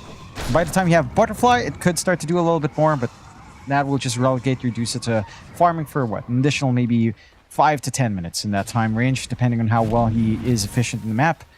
The Occult Brothers, for their part, we're inching to the point where you should start to expect more activity, right? Like, Emo's been showing that he wants to start to get these kills. Fly could start to consider a little bit of a join in with just the Yasha, at least for a siege opportunity on either the mid or the bot, with his team flanking in, perhaps. And you're also playing into the favor of having this support Magnus. Baboka, he's been free to farm while the jungle's being taken by Beyond. He's only about 570 gold away from the full blink on our support Magnus. Has the RP on standby. So, a lot of things going nicely for your Occult Brothers. It's a slower game, plays into their hand. Is it forward? Emo, he's got somebody mid lane. Fly again. Gonna get caught. The thing is with these storm kills as well, like you're not just giving gold and XP, you are giving galvanized stacks over, which is just gonna make Emo's life that much easier. You can't underestimate, how much it can provide for this hero. Again, Emo's just having a fantastic game. 3 kills his way. In fact, he's got all the kills on the map right now. And as far as Abulus goes, they're just allowing space for Smiling Knight and Mobay. They are. And that investment is lining up. Mobay already has a Maelstrom. They're getting some space out as well for Sibet to get into Blade Mail. Already has his own Vanguard up. But I just worry about what you're allowing your Occult Brothers to do. Right? Like, this blink timing for Boboka is going to be scary on a support Magnus free farming. Beyond has the Crimson Guard. So if you will join in these fights with Smiling Knight, there's going to be no damage. Like, straight up, there's just nothing to be done. Still, Rain, they're trying for Emo, but they just don't have the follow-up damage here. Emo, gonna force him to stampede away.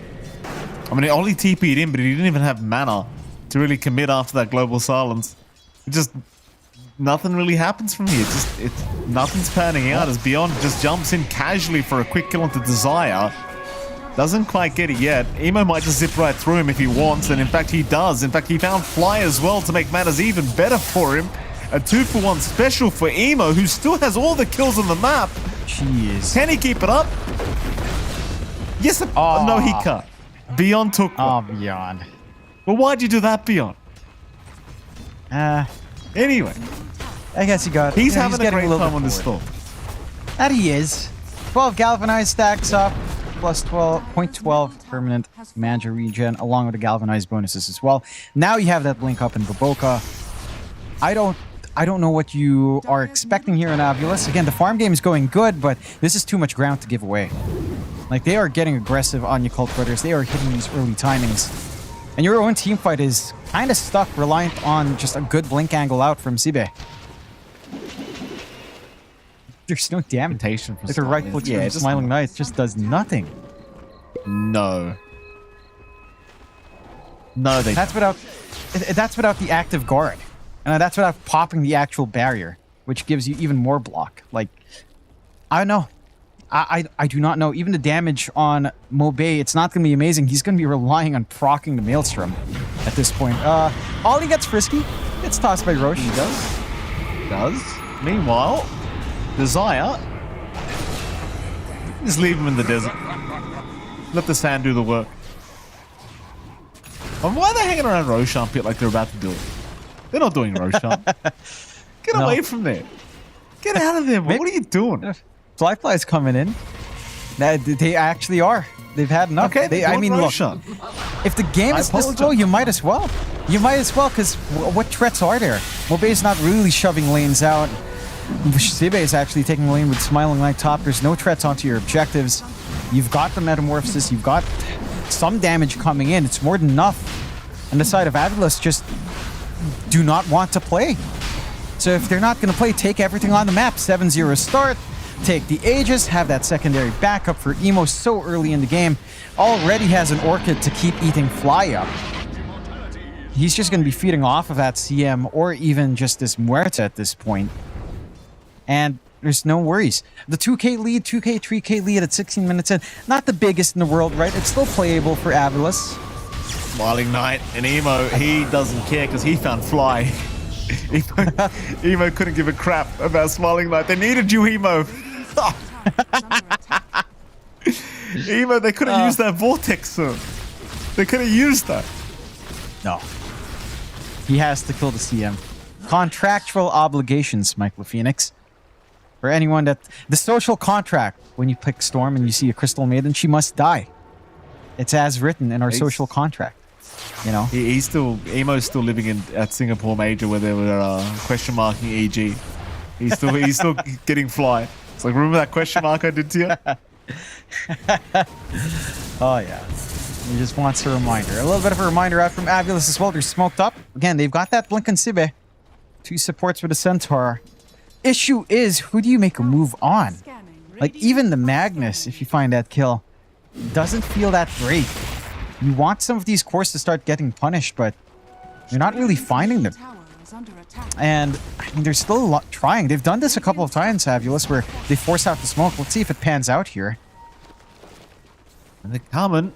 Baboka, he's a pos 4. Oh, no. I mean, you kind of saw, and Baboka says it. Are you kidding me? Like, you saw that coming.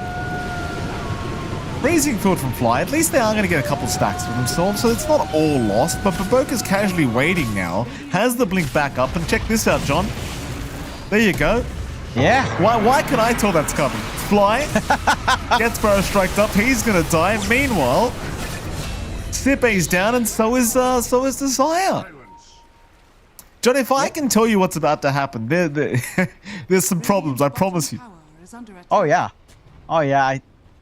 I don't know what Avulus is expecting differently. And again, this is something that happened even earlier on. That forced smoke behind the tier 1, trying to catch Fly when their Centaur when Siba was just looking to farm the lane. Now this forced smoke when they had some forward vision, not the best catch either, unless you managed to jump in with that CM first. You're seeing how all of it went wrong. Beautiful quick reactions. And Hoof Stomp is just not quick enough. It's just not quick enough. Is he trapped with you, Smiling Knight, or are you trapped with him? Baboka cannot believe he's alone. Baboka goes for a quick skew around. Beyond's come now. Like, is he really alone? Emo, he's gonna check. Realizes actually he is kind of alone. He's really alone, in fact. And by alone, I mean surrounded by the enemy team, but not his own. Yeah. I didn't mean for that to rhyme either, John. I mean, you're spitting balls here, Mike. You are. You've got lines. I'm a poet, John. I know what I'm saying. Modern day poet. You're like Shakespeare, Mike. You can give us some stories. He wasn't a poet, John. He was a playmaker. Look, all of them are the same to me. I studied them too. That makes it even sadder. My brain's frying. Don't make me go into philosophy at some point, Mike. We don't want that. You don't. But every time I talk about philosophy, you get upset.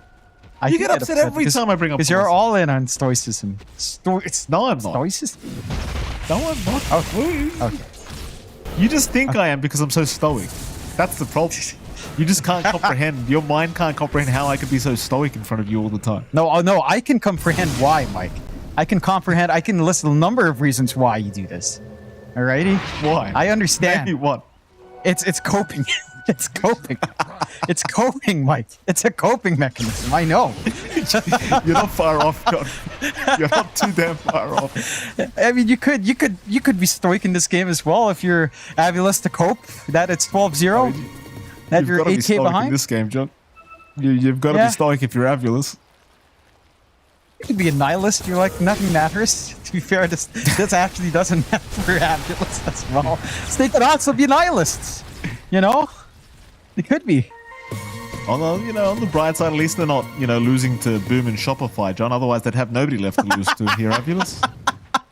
That is going to be a memeable line. That has to be for the books here as Desire goes away. Or as a certain song goes, Desire gets in the way. That's a good song by American Football. Check it out. A good song by American Football. From the album American Football. Really good. Give it a listen. The second album of American Football called American Football. They also have a third album called American Football. I'm not even joking. No way. All their albums are just named American Football. Or to be more accurate, it's like American Football. Okay. I see the pun. I saw the wordplay there, John. Very well done. What? Your Colt brothers. Smiling Knight. Can we offer you a Yakult, sir? You look thirsty. Have you taken your probiotics? I can use some. They're looking at him, John.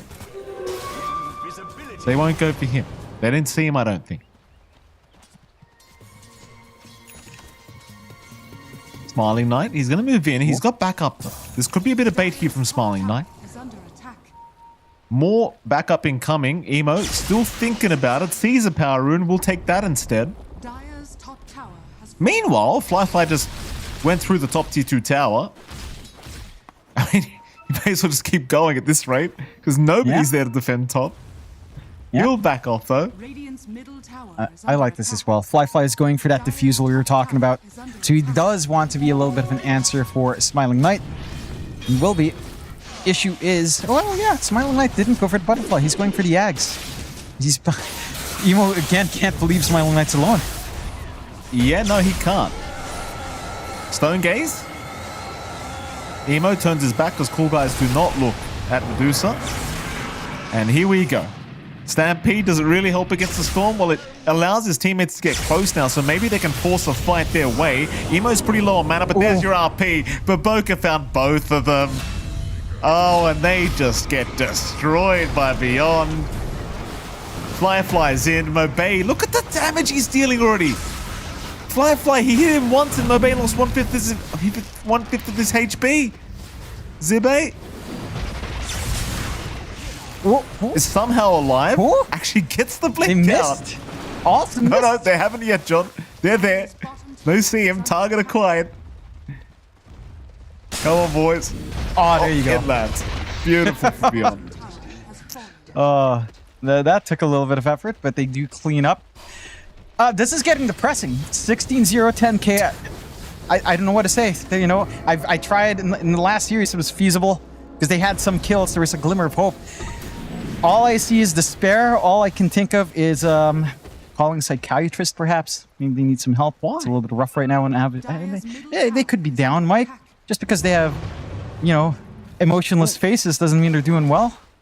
Well, a psychiatrist diagnoses mental health issues. A psychologist is the one you speak to. I don't know. About They're your mental both the health same issues. Fly. thing to me. Somewhat useless. You see, John? For me, yes, The I don't know. psychologist is like the psychiatrist that failed in school. Which one's the doctor? You know? Which one's the doctor? Which one's Well, that's always psychiatrist confusing. is like a... I think psychiatrist is considered like the specialist doctor, and psychologist is like, you know, a better counselor. Sorry to any psychologists out there. I don't know. That's the thing that always confuses me. I don't know which is which. You know, it's like I don't know. You know, my English is terrible. That distinction doesn't really work for me. We both have.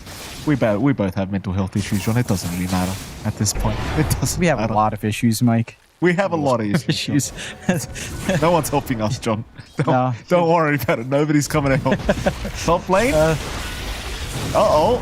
Nobody's helping Mobay either here, John, I don't think, as Baboka will just lock him down and Emo's just staring at him. Yeah. And Beyond will come in and take the kill. And he does. Cleans up.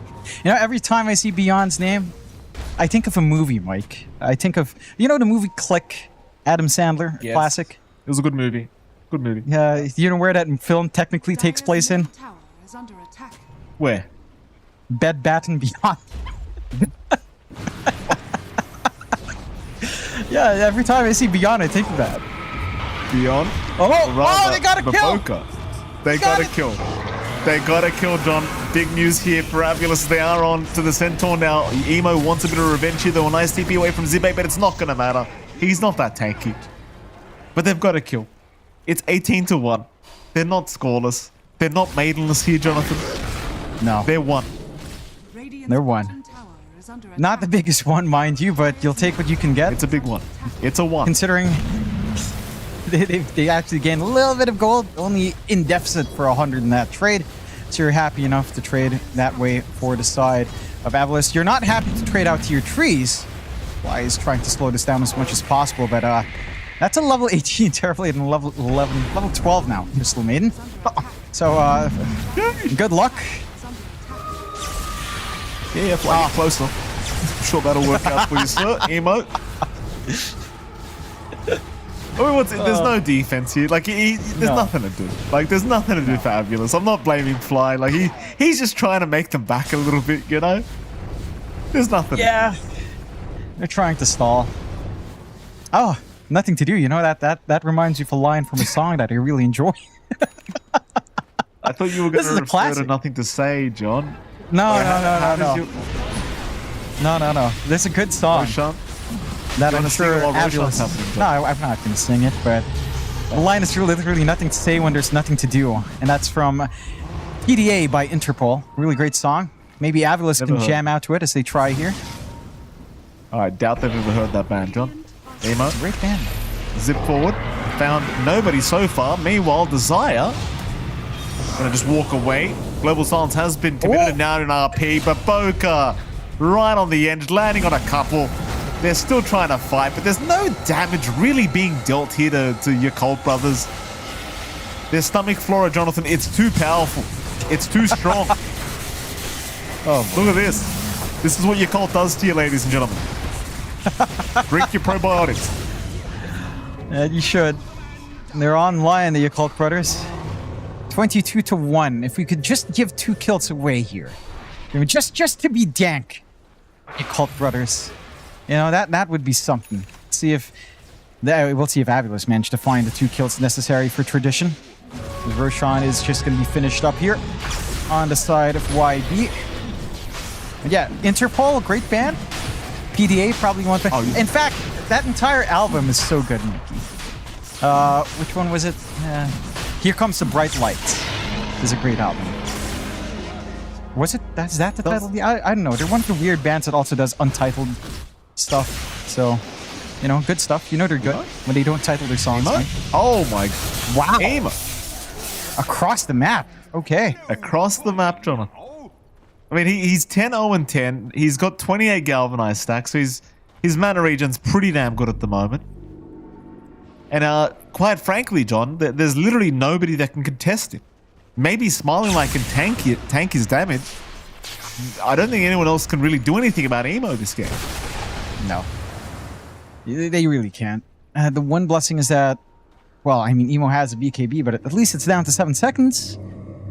It gets super difficult for them to catch in. Again, it's maybe a little bit down to just your support choices. I mean, on paper, this isn't bad. It just doesn't feel like you've had anyone to launch off of. With that NP mid for Mobe, you expected some early activity, never really came out. The lane matchup was way too favorable coming out there for Emo as Baboka spots out. Does, and he's found himself a lovely target in Mobe. This is becoming target practice for your Colt brothers, I'll tell you what, John. This is literally just a duck hunt at this point for your Colt. And it is. Almost like whack-a-mole. They see something, they just throw the hammer down. RP onto 1 doesn't matter for Baboka, as they're just finding everything. He's basically like a core Magnus now. Kaya flying out, going for the Yasha Kaya, added cast point, and feels good. 17k lead with 24 kills on Occult Brothers. No memes here. Emo's soloing Smiling Knight somehow. Well, he's going to be a bit careful here because he can't really take the Medusa. Emo. Being annoying, he does have the Aegis anyways. Oh, now they find the TP cancel for Smiling Knight, and well, now it doesn't really matter. I mean, Emo, truthfully, was never going to die. He had the Aegis anyway. He was fine the whole time. He was. And he does manage to bait out that Stone Gaze. That's just beautiful out from the side of your Occult Brothers. Mind you, they still have their tier 1 top, so easy enough to just follow through here. 25-1. I mean, I appreciate that Avulus are... And they see something that can still happen. They certainly see something. And that they're not, you know, calling it yet. They're holding out, but I'm having a hard time seeing what they're seeing here, Mike. I'll be frank. Yeah, zip in, fly, targeted again here by Emo. Literally cannot survive. If he's shown on the map, Zemo, unrelenting towards his Crystal Maiden. Ooh, nice skewer back, but Boca found the primary target in Mobe, and the Sky and everything else is going to make it so he just can't survive. Gentlemen, it might be time to drop those Gs. There we go. Zippe, he'll make the call. That'll be game 1 going to your Colt brothers in a rather dominant fashion. And it is 28-1, 24k advantage for YB to close out at 31.5 minutes in. Avulus, I mean, look, again, it's a rough time. I think even this discussion about motivation aside, it has been a rough tournament for Avulus overall. This is a team that still trying to get things together. I think that performance was certainly not what you'd expect, but it does feel like it's more of the Yakult brothers stepping up to the plate. Right? Like they are just looking so damn good. It looks like they've been on an upward trajectory since day one. And I think for the side of Avulus, you have to be a little bit cautious. You know, you have to show respect for how Yakult Brothers has just consistently been improving. Day one was a little bit more back and forth. They were getting a draw in a 2-0. This time, they're just looking to be in probably their top form. This is the kind of performance you'd expect from them. And it is terrifying. I think Avulus, their draft doesn't help as well. It looked like a very free storm game. The only shots you had early on was trying to get these supports actually on top. And no one did. It led to this amazing zip across from Emo all across the map to look for that solo pickoff. And for Avulus, I think you've got to look for better answers. The draft, it did make sense on paper. It just didn't do enough in the lanes. That's going to be a big part for them to correct into that game 2 here, Mike. Oh, it absolutely will be, Jonathan. And I really don't know what you even change up going into game 2 if you're Avulus, but you got to change something. I mean, you don't want to end your DreamLeague season 26 with these kind of games. And of course, your Yakult brothers, unrelenting, John. They want the 2-0 victory. They don't care about how you feel after the game. Shame to Baboka for being the only person that died on your Yakult brothers that game 1 as well. We'll be having a chat with him later on, I'm sure. And of course, Jonathan, we'll head to a short break. And right after that break, we'll be back with game 2 between your Yakult brothers and Avulus. See you then.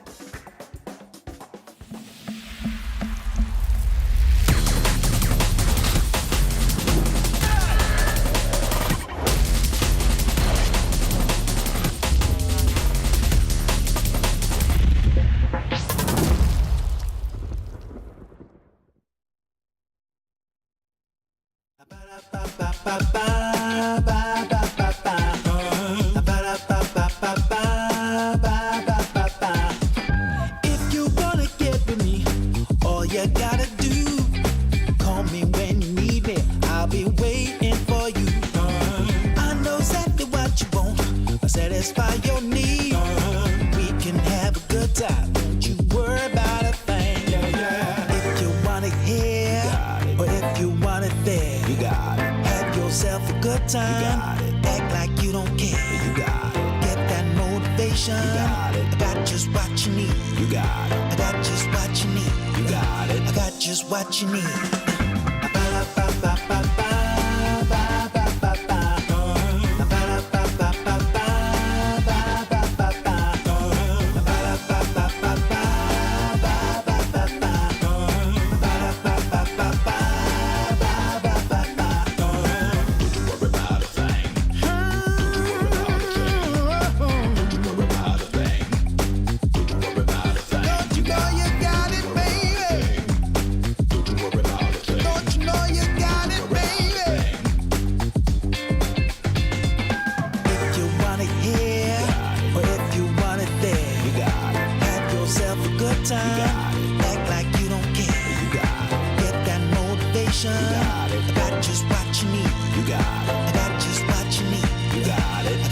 What you need.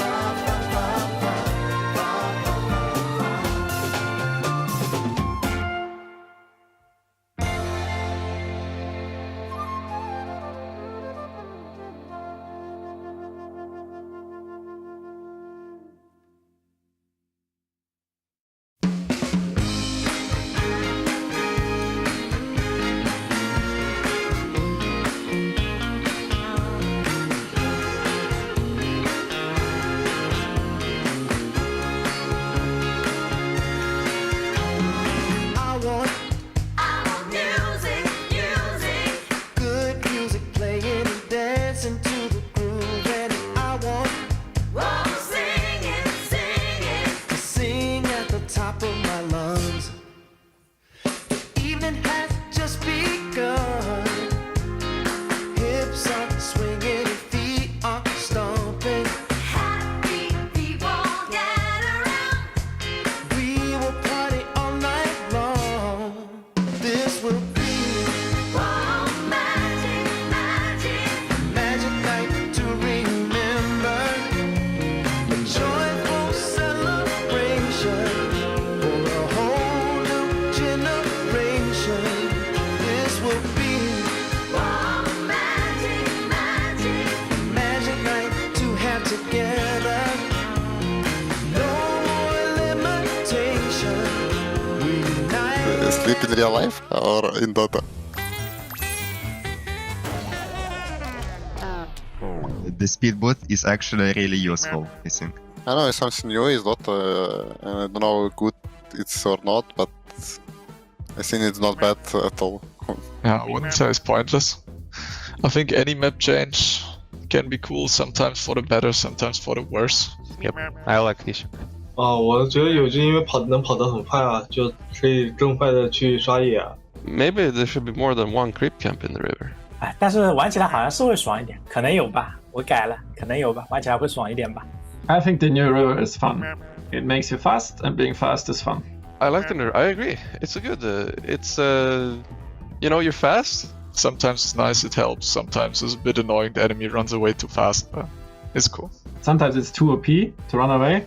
Maybe they should nerf it a small bit, you know. Overall, it's not pointless. It's not stupid. It's interesting. It's like just rush speed like change, and it's I don't know it's good or not, but it's just change you can play. I don't think anything changed. You like it better now? Yeah, I think so. I don't like the Storm King. No, I think the Tom's cool. Maybe you're a hater because you don't get the first shot. Yes. It's just different. Balanced is a weird thing to say. I think it's nice that it's easier to like contest. Yeah, I also like the new Russian position. I think it was better like this. The old one at the edge of the map was kind of weird because sometimes you just, you know, it's not even worth to go and contest. Before it was like the team is doing Roche, okay, just let him be over there and do Roche. But now when it's more central, it's more likely that the enemy team will come and show up and fight you. And I think that's a good thing. Like it often gives time or buffer for the other team to get ready on position, and is also just on a better space on the map. 是的，因为这边因为每个时间点天辉鹰眼都有不同的打盾时间，就是相对来说比较公平吧。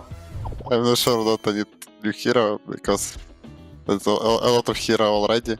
Dota need to balance his heroes already, not need to bring more heroes to Dota, I think. I don't agree. I like new heroes. I think the pacing in Dota generally is good, where there's like one new hero every year.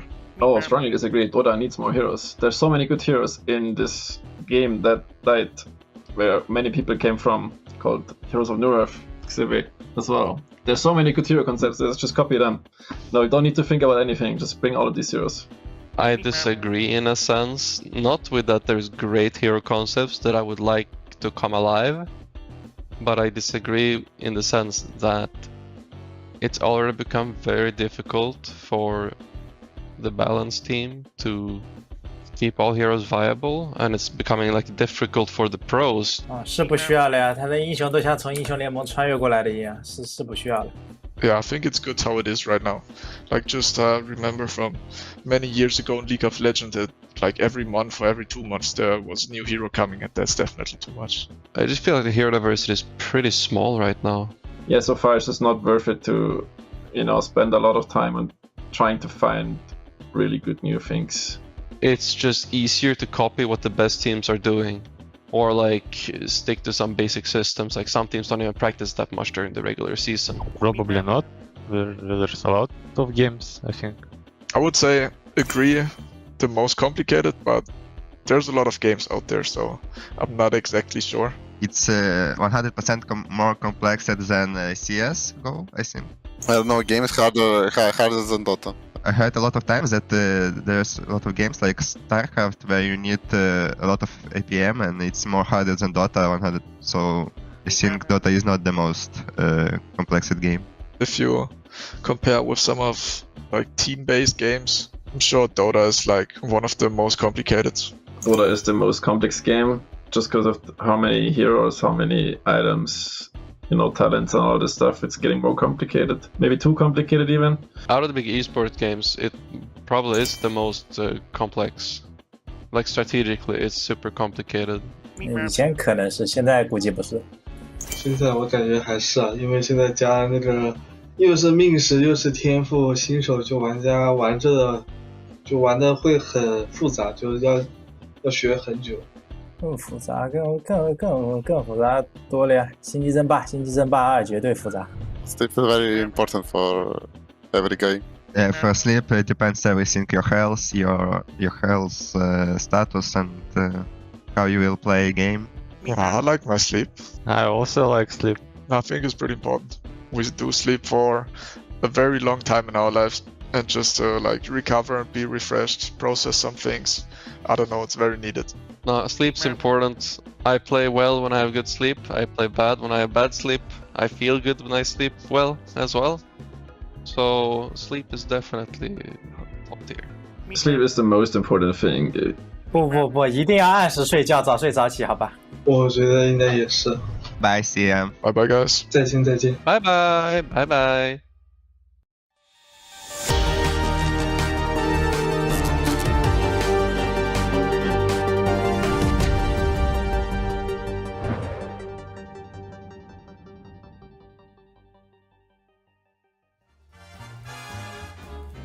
Welcome back, ladies and gentlemen. We are here once again for our Game 2 between the Occult Brothers and Avulus. Jonathan, you heard from the players just a moment ago during our break time. Do you find sleep that important, John? Do you think it's necessary?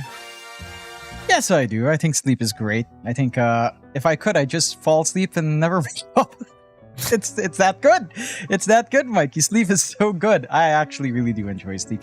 I'm a Filipino. We like to do a little thing we picked up from the Spanish called a little siesta in the afternoon. Take a little nap after a full meal. It's nice. Sleep is great, Mike. Are you a sleep enjoyer? Right. Do I look like I sleep very often, John? No, but you also have like 2 kids. I mean, you don't get to sleep, but do you enjoy sleep? That's a different question, Mike. Yes. Do you enjoy sleep? There you go. Well, I mean, I can't say I enjoy it because I'm not exactly aware that I'm, in sleep. It's like, arguably it's not enjoyable because you're not aware you're doing it, John. Right? This is a philosophical question we're having here, John. Can you enjoy sleep? I think you can. But it is a good philosophical question. What's not a philosophical conundrum is the fact that we have a game 2 and we've got a draft on hand here for Avulus and your Cult Brothers. And there's no sugarcoating this one. Avulus got curb stomped to the ground by your Cult Brothers a while ago. So we'll have to see what they can bring out here. They ban out the Storm because they don't want Emo to be relinquishing his power or giving out his power again, summoning the question mark power. So no Storm for Emo. No Ember as well. And then they go into the A. Very quick bans out from Avulus. The Occult Brothers do take care of very standard stuff. Beastmaster Enigma taken care of. Bristleback still in the pool. TA surprisingly still in the pool as well.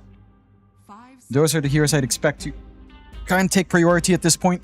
See what the Occult Brothers would opt to not play against, as they are kind of taking their time here on their last ban in this phase.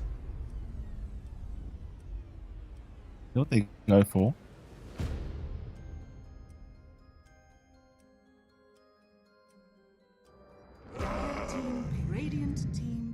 There you go. Tiny band and the TA left alone. TA's picked up. Why not? First pick, it makes a lot of sense. You don't have to deal with Iron Shell in lane, as that's one of the pain points for TA. She will just melt to that. As a ranged hero, she doesn't have a lot of range.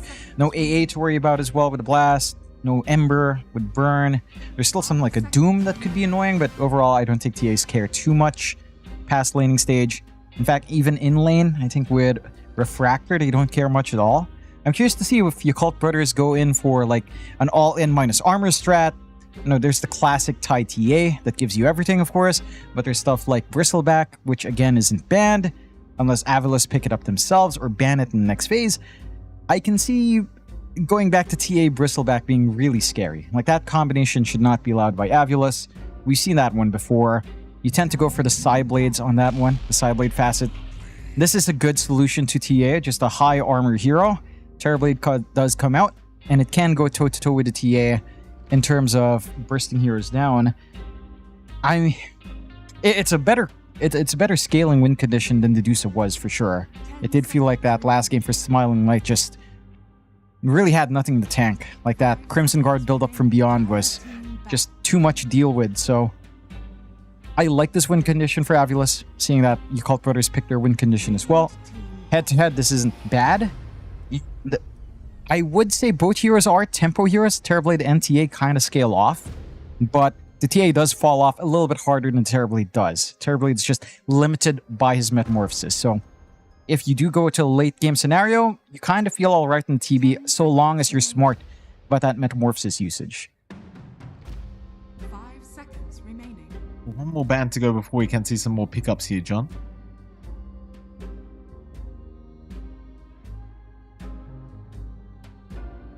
Don't know if you saw, but I've got the whole team pondering whether sleep is enjoyable at the moment as Avulus. They're going to go for a Sand King pickup. You've got them pondering if sleep's important? Yeah, everyone's asking questions, Jonathan. Can you enjoy sleep? It's a relevant question. 10 seconds remaining. I suppose you don't enjoy the sleep itself, but you enjoy having a good sleep because you feel good in the morning. Is that fair? The process of sleeping itself, I don't think is... I do agree, you don't really enjoy the sleep itself. You enjoy what you feel after, right? That's quick from Yakult Brothers. It is. Keeper of the Light and Pangali. I like it. I mean, this Keeper of the Light, we keep saying, it's just so broken. And this... Okay, there's no Storm. I almost thought there was still Storm. There's no Storm. Yeah, they didn't want to give Emo that rundown again. The Pangolier can kind of do the same thing, though. It does feel really nice. With a Coddle on hand, having Recall on top is also pretty damn great for a Pango. So I like this from Yakult Brothers. Nice and steady. Mid lane matchup as well for Pangolier into potentially Sand King is pretty alright. Maybe the Sand King can actually have a little bit more play. But it's not too shabby for Pangolier, if that is the way Avulus will want to go. Of course, you could just give this to Sibe on the off lane instead of Mobe. Still pretty open for the draft here in Avulus. I'm going to be looking at what supports they'd want. We're seeing the stats here. Ringmaster is still available if you wanted a little bit of a save, if you wanted a way of poking out. It does feel like you maybe want something to stop the Pangolier. No Beastmaster option. Bane is a possibility, as we have seen a couple of good Bane games. So it could be something you pick up here on the side of Avulus if you were concerned about the Pango having too good of a time. And, you know, Enfeeble is pretty damn good against TA. That's something to consider. The damage reduction, the range reduction could kind of make this a hard game for Fly if he has to play up against Bane. Oh! Mirana!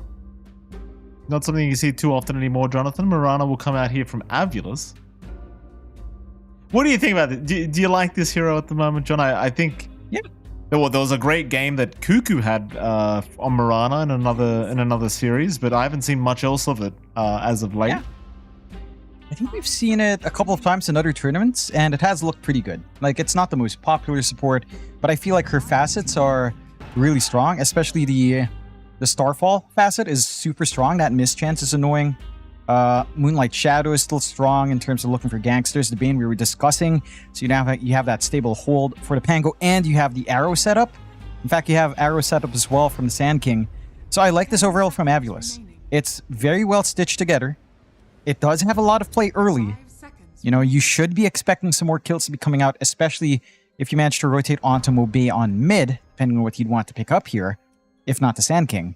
For Yakult Brothers, I mean, you do have room to try to counteract that. It's a little bit awkward because you're going to lack control, but something like Abaddon doesn't look that bad. We'll go to Slaughter pickup first. So, leaving things open, this could be Beyond, this could be Fly. even a small possibility of it just being straight up a mid for Emo as well, which I feel like Slaughter mid has been the most popular one, but you don't see the matchup unless you're expecting the Sand King mid. So it's maybe a little bit open, but there is some flex here for your Cult Brothers to kind of use with a Slaughter. You can see as well, lots of the heroes that your Cult Brothers picked up here were all banned out in the last game. They do manage to slide away with quite a fair bit from that high priority.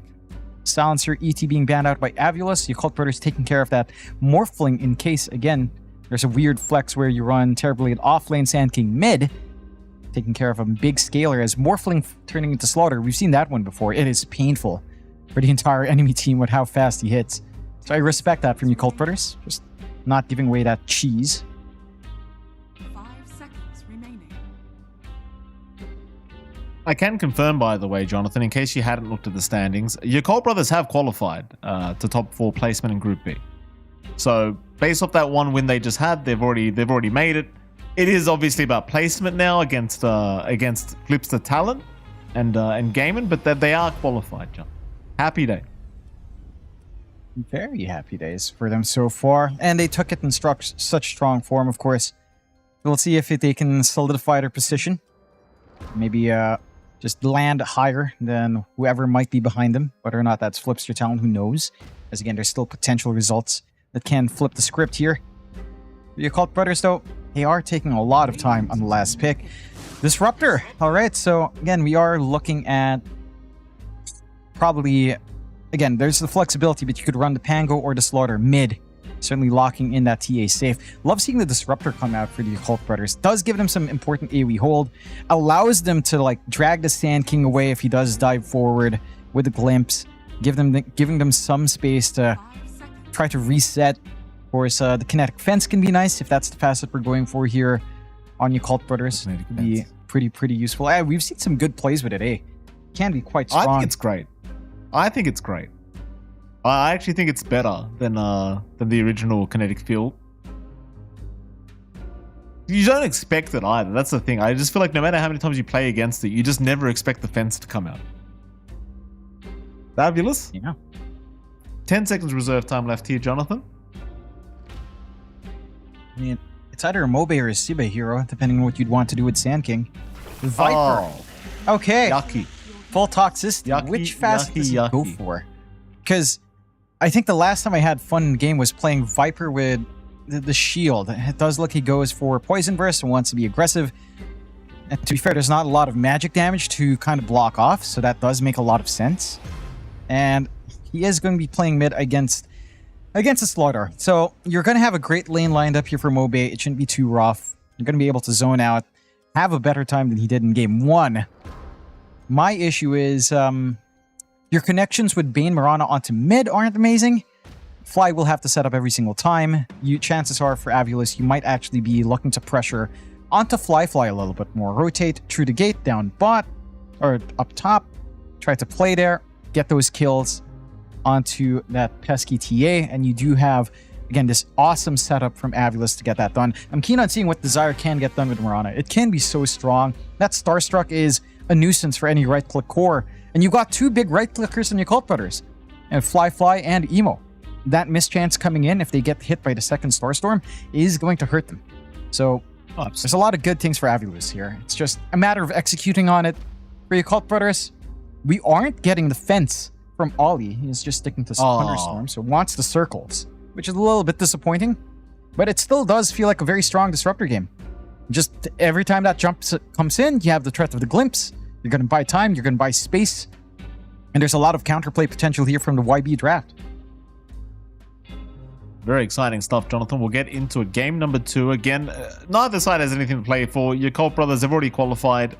Avulus have already been eliminated.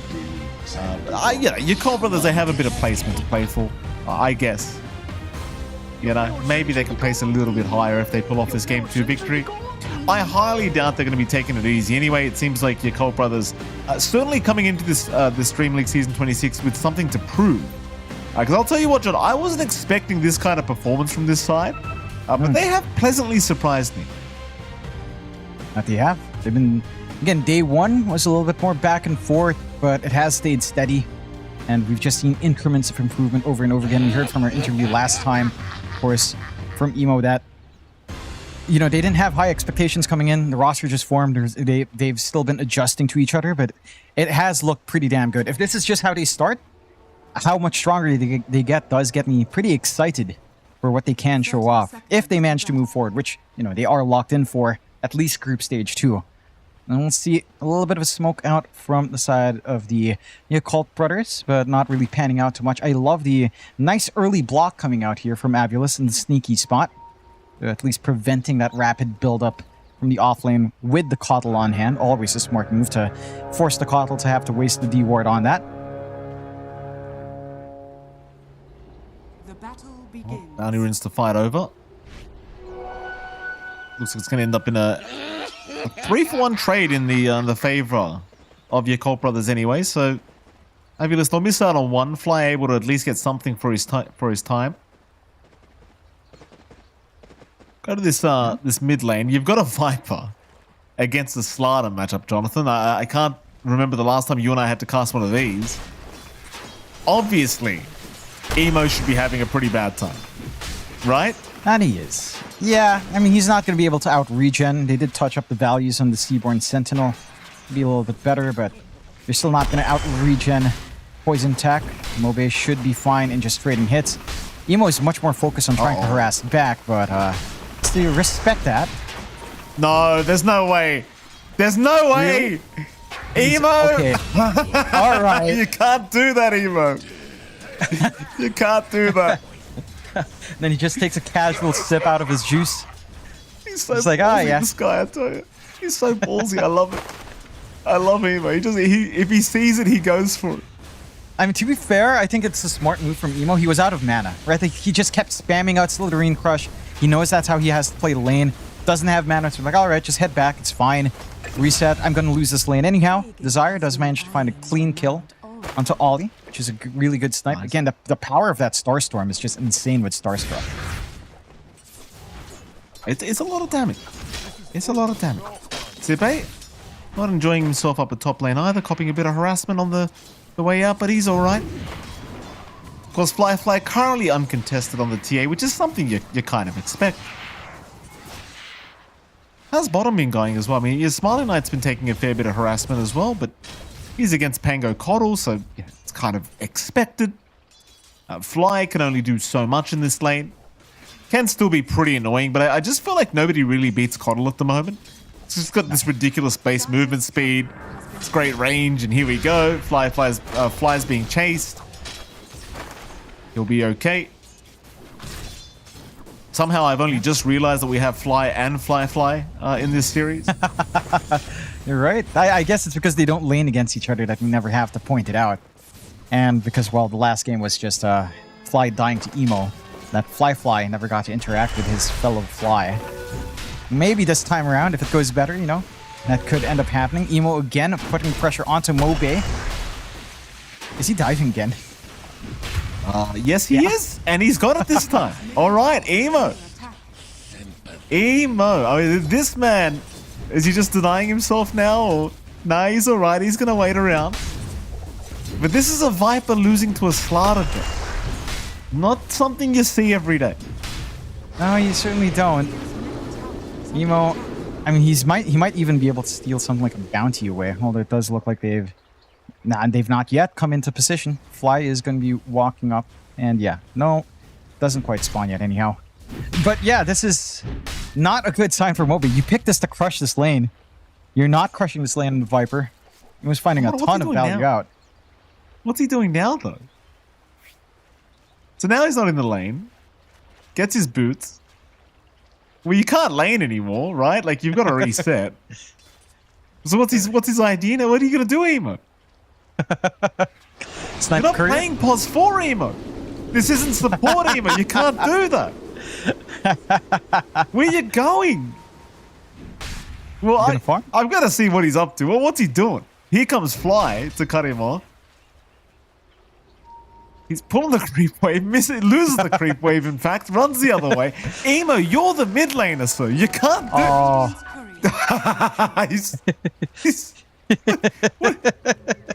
Alright, he's TP.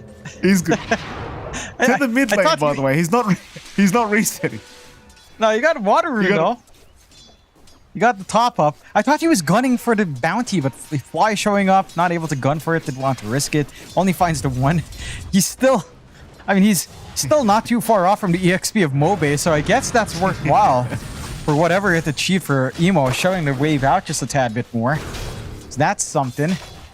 I mean, he's having fun at the very least here, good old Emo. The rest of Avulus, again, they're having a better showing in this game. 2-1 start. They're finding some punishment. Their lanes are going a lot better as well. I mean, again, for all of that time, Emo wastes despite the kills. Mobe is now starting to rack up the CS. Same thing for Smiling Knight. There is pressure from Baboka and beyond as they rotate Ollie in as well to try to look for something here. Fly. We'll go for a run. Baboka on the chase. And Emo is going to cut him off. That should be Fly going down, trying to make it hard with the Nightmare. Will do so. Is taken though. Baboka running right towards Roshan Pit. Another nice kill for Emo.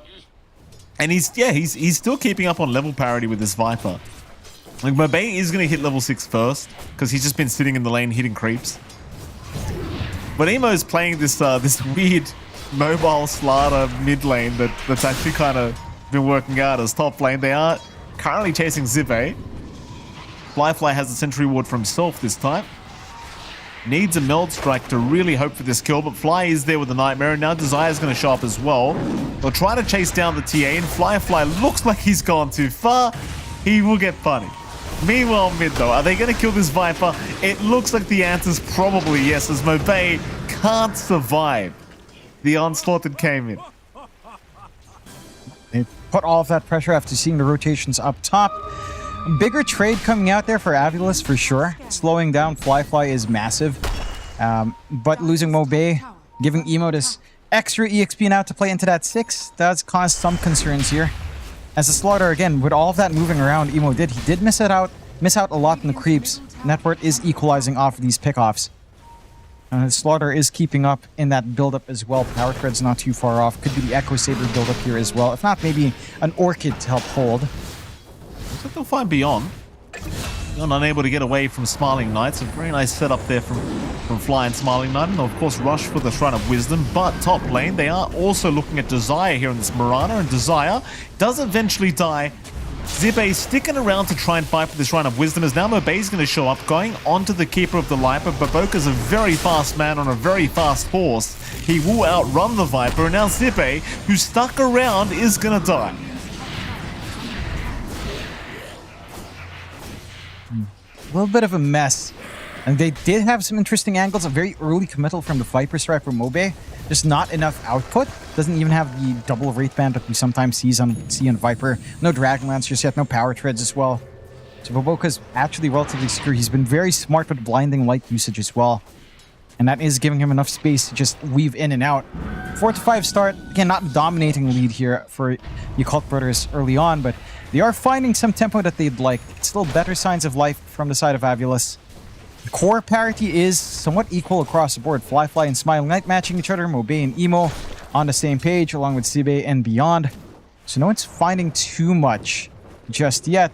And that does improve the chances here for the side of Avulus. Already a much better game 2. I mean, game 1, they only had 1 kill.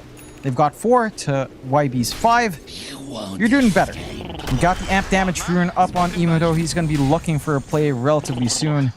And you have to remember as well, we're waiting for like a level 6 timing on Baboka. Once he finds that recall up, you should expect action all across the map. And these spells, with a chakra to back them up, are really easy to spam out. Casey onto Desire now. Glimpse back. Desire has 1 leap charge left. Will commit it. Mobe is going to be there to force them back as well. So nice little escape here for Desire. They're still looking to pressure perhaps a little bit of that mid-tier 1 tower. Fly's having a look to see if he can find a Nightmare angle on anybody. But there's a lot of heroes here. They're ready for it too. They want to go after Mobe. Ollie's looking for a glimpse back and does find it. And now Beyond will just TP in for the easiest kill of their life. It just happens that quick. And now Desire's gone a boot to make matters worse. Hell, even Zipe's dropping low and he's not even being targeted by a hero. He's alright though. He's fine. He does manage to scuttle his way out, at the very least. 4-7 start now. That aggression on mid not panning out the way Avilis would want. I do appreciate that movement from Fly, trying to use the nighttime to his advantage, sneaking around the tree line, but the Cult Brothers are just ready. It's down to this draft. Again, it's super high tempo. They've got a lot of damage. They're so durable as well. You do not have the burst damage to deal with the Pangolier and the Slaughter just yet. And you become so squishy. None of your heroes are high armor except for the Terrorblade here. Obey. You can't TP into a Disruptor, Obey.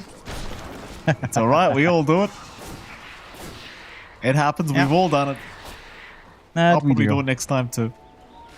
It's always on that first time. You're like, right, Disruptor. And you just, you try not to do it again. Yeah, it's just a reminder, you know, not too bad, Mobe. Just as long as he remembers it next, it should be smooth going. And again, the game is still relatively alright here for Avilis. You're getting that build-up you'd want in Smiling Knight. He has a solo lane for himself. Manta-style timing shouldn't be too far off. For Fly though, he's already one out of the 3 items in for what we tend to see from the TAs. Dragonlance up, and very close to the first Mithril Hammer for that Desolator. And with 2 out of 3, that's when you should expect that TA to again join the team, look for a team fight, go into Rosha or Tormentor by that timing. And you pile that on with the minus armor you're getting from Corrosive Haze, these targets will melt. Even the Terrorblade's not going to feel that tanky if Smiling Knight's not too careful with all of these debuffs on hand.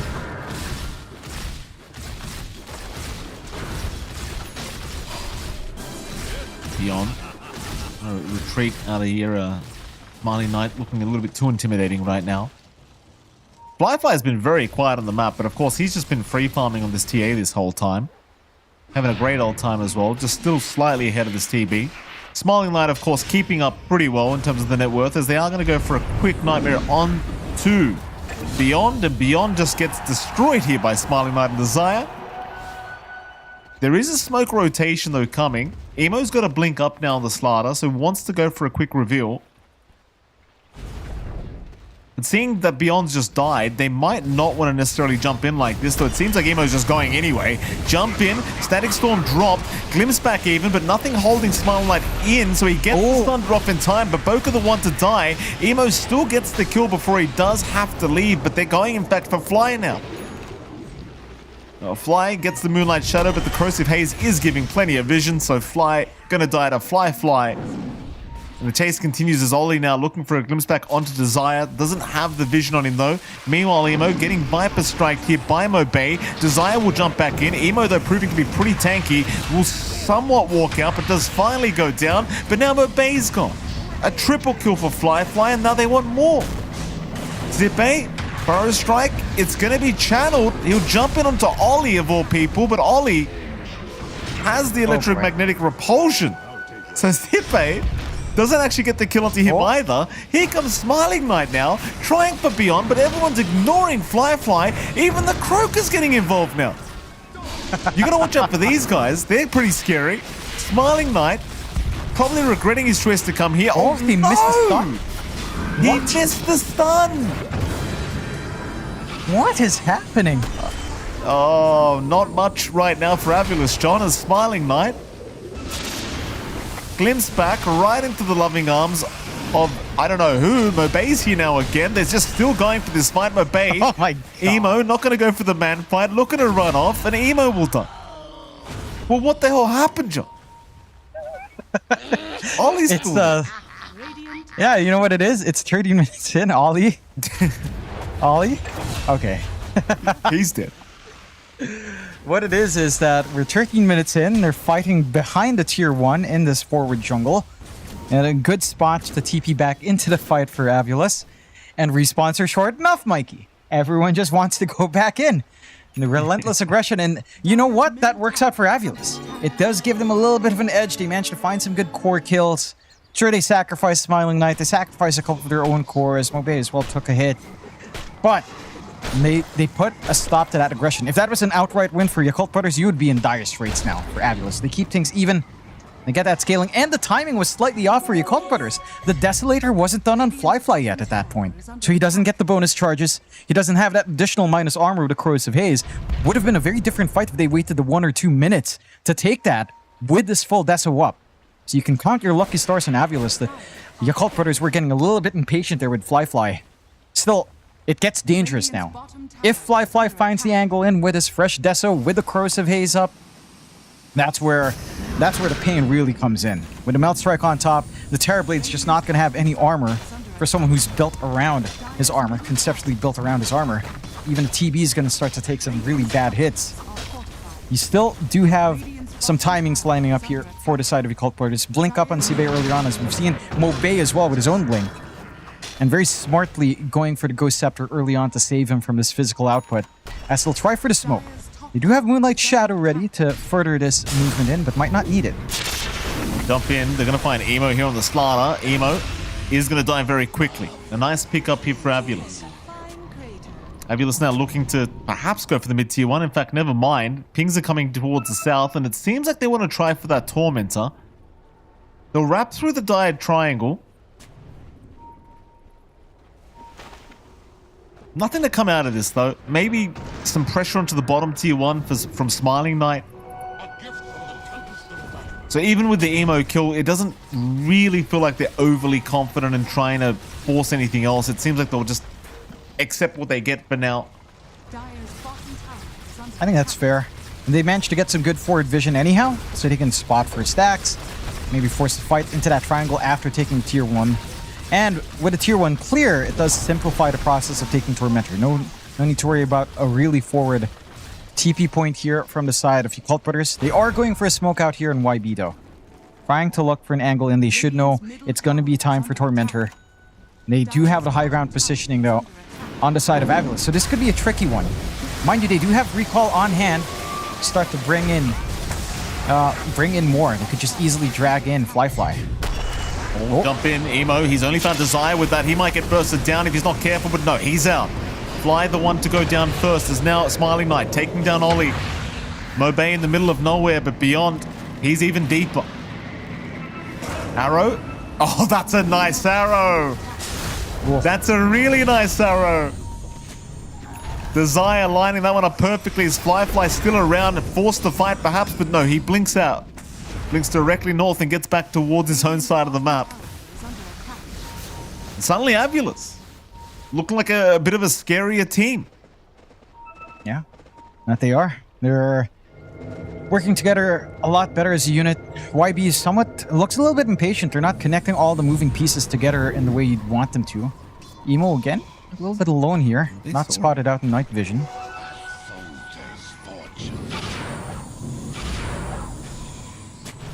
Here comes Maboka. He had to buy out the shards, but they're going. Jump in. Emo finds one target. Smiling Knight running right into the Static Storm as well, which makes matters really bad for him.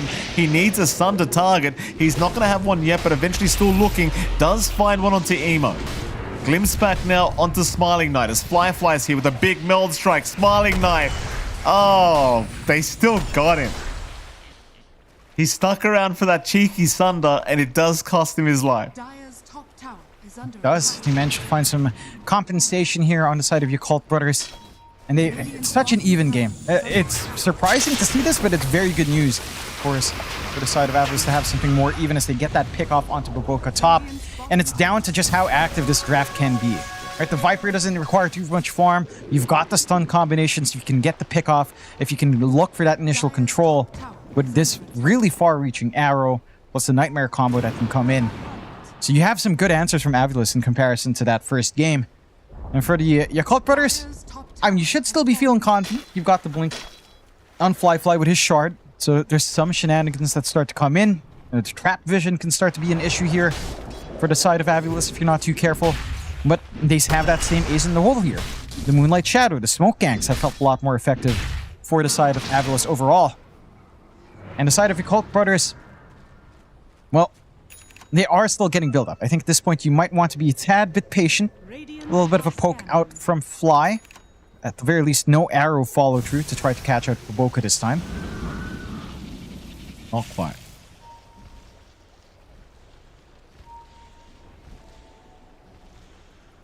So both teams a very close game now. 51% is the win probability for your Colt brothers, but that's about all they've got. In fact, it's 50-50 now. Dire are scanning. This TA still looks really, really strong, but there does come a point it's against the Viper or TB. It can get a little bit intimidating as time does go on. Especially if Mobe gets his hands on him and easily burn through these refraction charges. Fly, gonna find Baboka, but in fact Fly's the one to get caught out, but Emo does get Viper Strike, but he will retreat as now Fly, of course, is gonna die. Mobe also caught, not able to, oh my god, not only able to escape with all that minus armor, it's just too much damage. Way too much. And again, this minus armor combination is just terrifying. And I like the build-up coming out here from Emo. Like going straight for the Ags, gonna have that extra durability. You know, it is massive. That sustain that the Slaughter has once you hit that Ags timing up. But still, it's a lot of commitment. Absolutely. The Boka going down now, Zibe. The thing is for Avulus, considering how game 1 went, I think they're just more than happy to just secure any single kind of kill they can get to try and get a clear lead. Because now it seems like we are potentially looking at a Roshan attempt soon. Your Colt brothers were hanging around the area, and of course they do have a TA and a Slaughter. So naturally they do want Roshan. Here they go. Stun from Emo, not going to land. Zaya, though, had nothing to really try and hold him down. Nothing like a Yule Scepter or a Rod of Atos, and Fly was not near enough to go for the Nightmare, so Emo able to just walk out casually.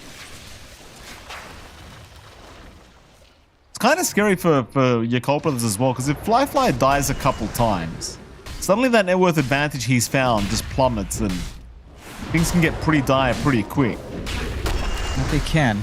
Have to really watch that win condition on Fly. Mind you, the Slaughter does scale in damage. I think that's something that you can't underestimate as well. Like after the Ags, if you manage to go for your own BKB, a Bloodthorn, or the good old Echo Saber Harpoon, Slaughter does still hit like a truck and is just very hard to clear off.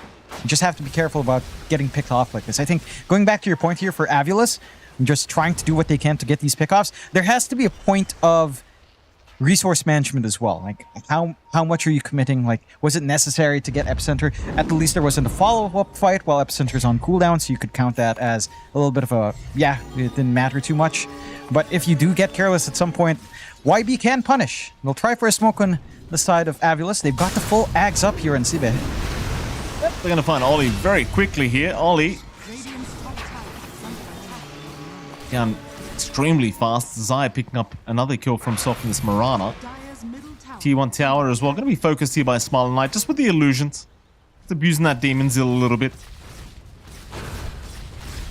So you can see Avula still ultra cautious about the way they approach these objectives. They're still paying a lot of respect to your Colt brothers, but you know, still finding small kills here and there. Is now bottom lane. This will be a big one. Beyond would really not appreciate getting nightmared right now.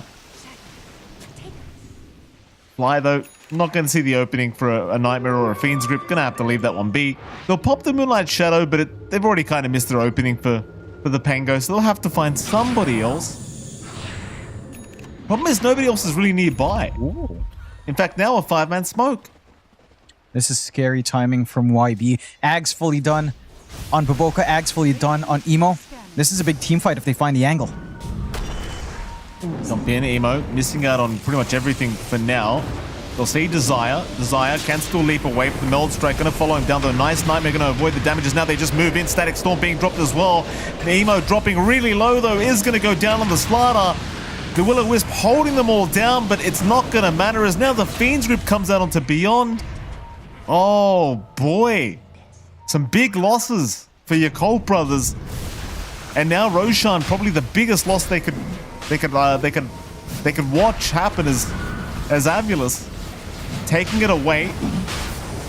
Fly sticking around with the rest of the squad, seeing if he can steal this Roshan. At least buying themselves time.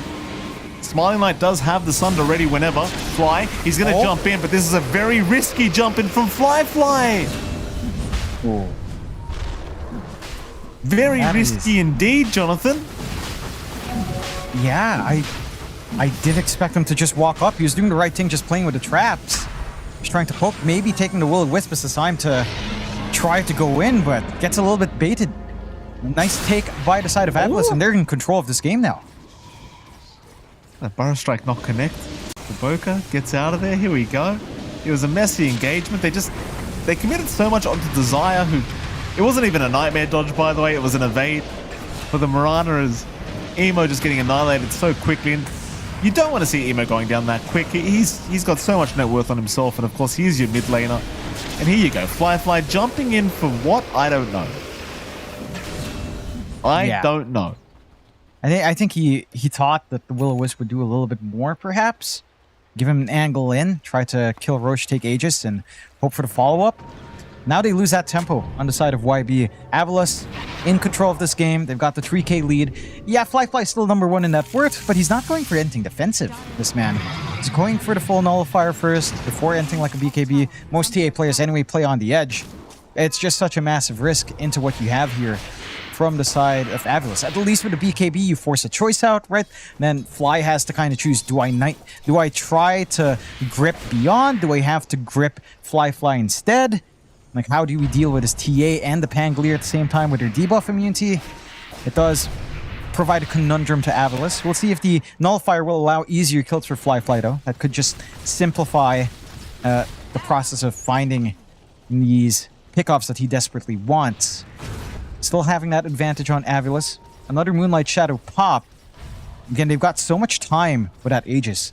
Like, one little team fight could lead to tier 2, maybe even a tier 3 if they're feeling frisky here on the side of Avilas. Playing it safe for now and just shoving away. They don't have forward vision, which is something that's holding them back a tad bit. So there is that the side of YB can play around. They've got the traps, they've got good ward placement to watch. They can't afford to play a little bit safer, play a little bit slower. No need to respond to Avilas trying to shove out these waves yet.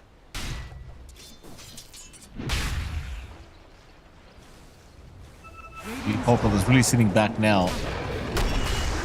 Momenta will be taken. Fly will pick up a free chance for himself now.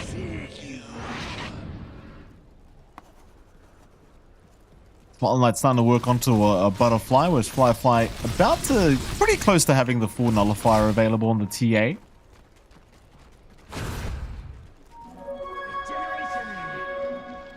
Fly going to show himself mid lane. He'll have Emo and Maboka nearby.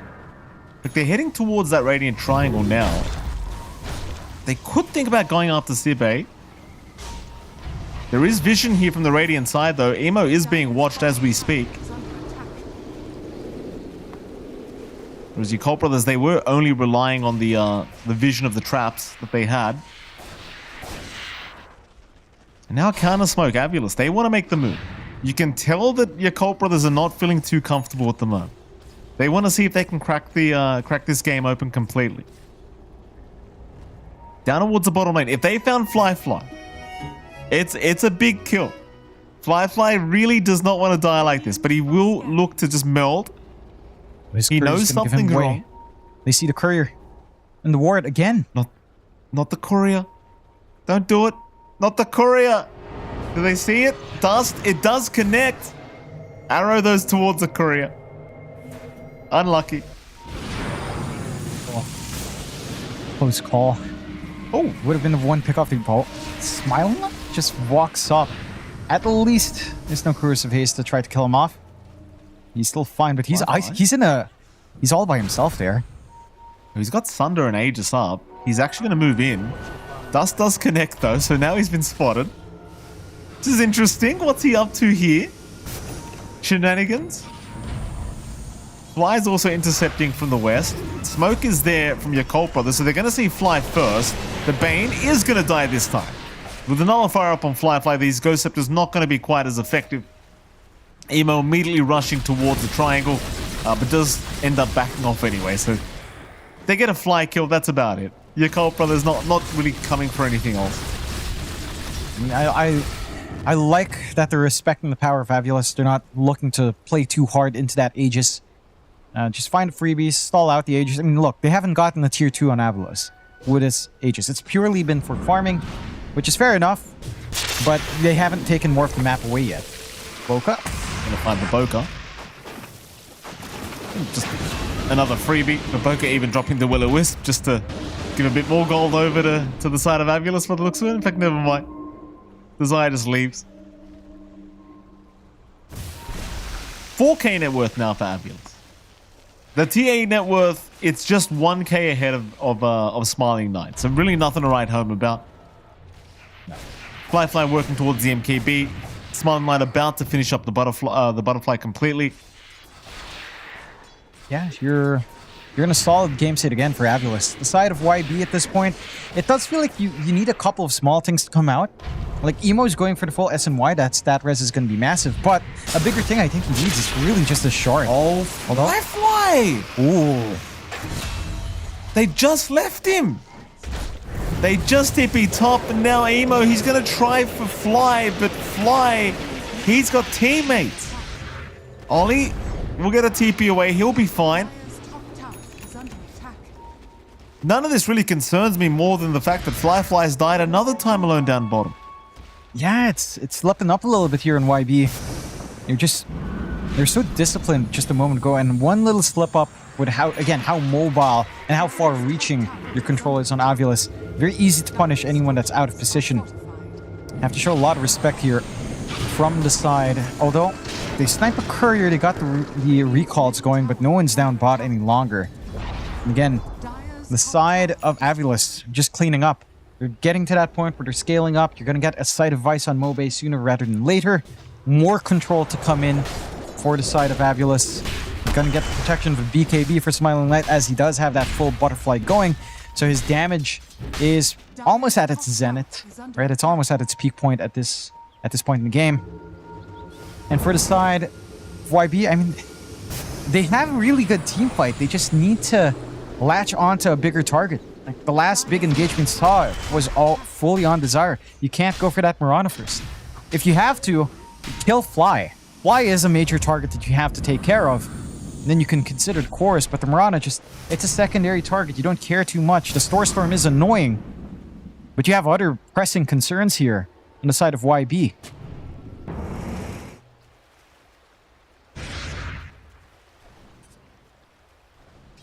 YB, I mean, they're down bottom again. There is some wards while they're here.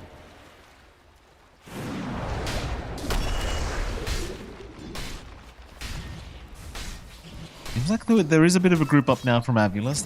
They have brought 3 bodies down for a defense where necessary. Meanwhile, though, Fly gotta be careful. Mobe and Smiling Knight are both at that top spot, but they won't see Fly.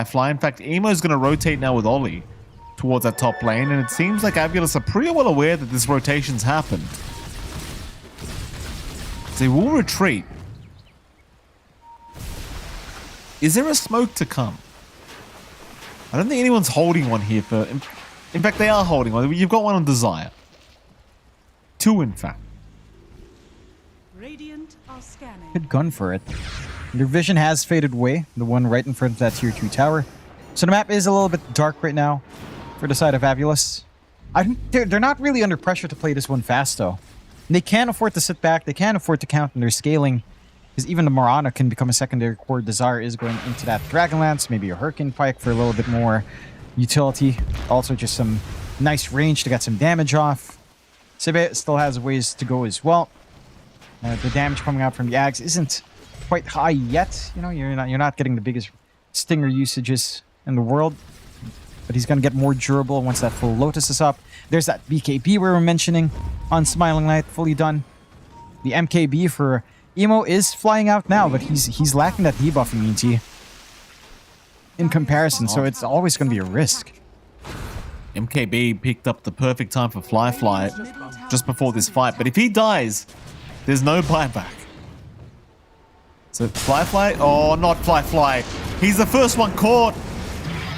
He's running. He's not out of it yet. In fact, the Fiend's grip was committed, but the Static Storm cancels it. Immediate cancel on Fly. Fly's gonna make it out. And that would have been a dangerous death too, because again, he just bought the MKB. And they may have spotted it to know that we could probably move high ground knowing that he's got no buyback as Roshan. It's a quick one. Sneaky Roshan. And that's the power of the Cobble. With those recall charges, just drag all of your team back into this point, and now they have a really good smoke angle out as well.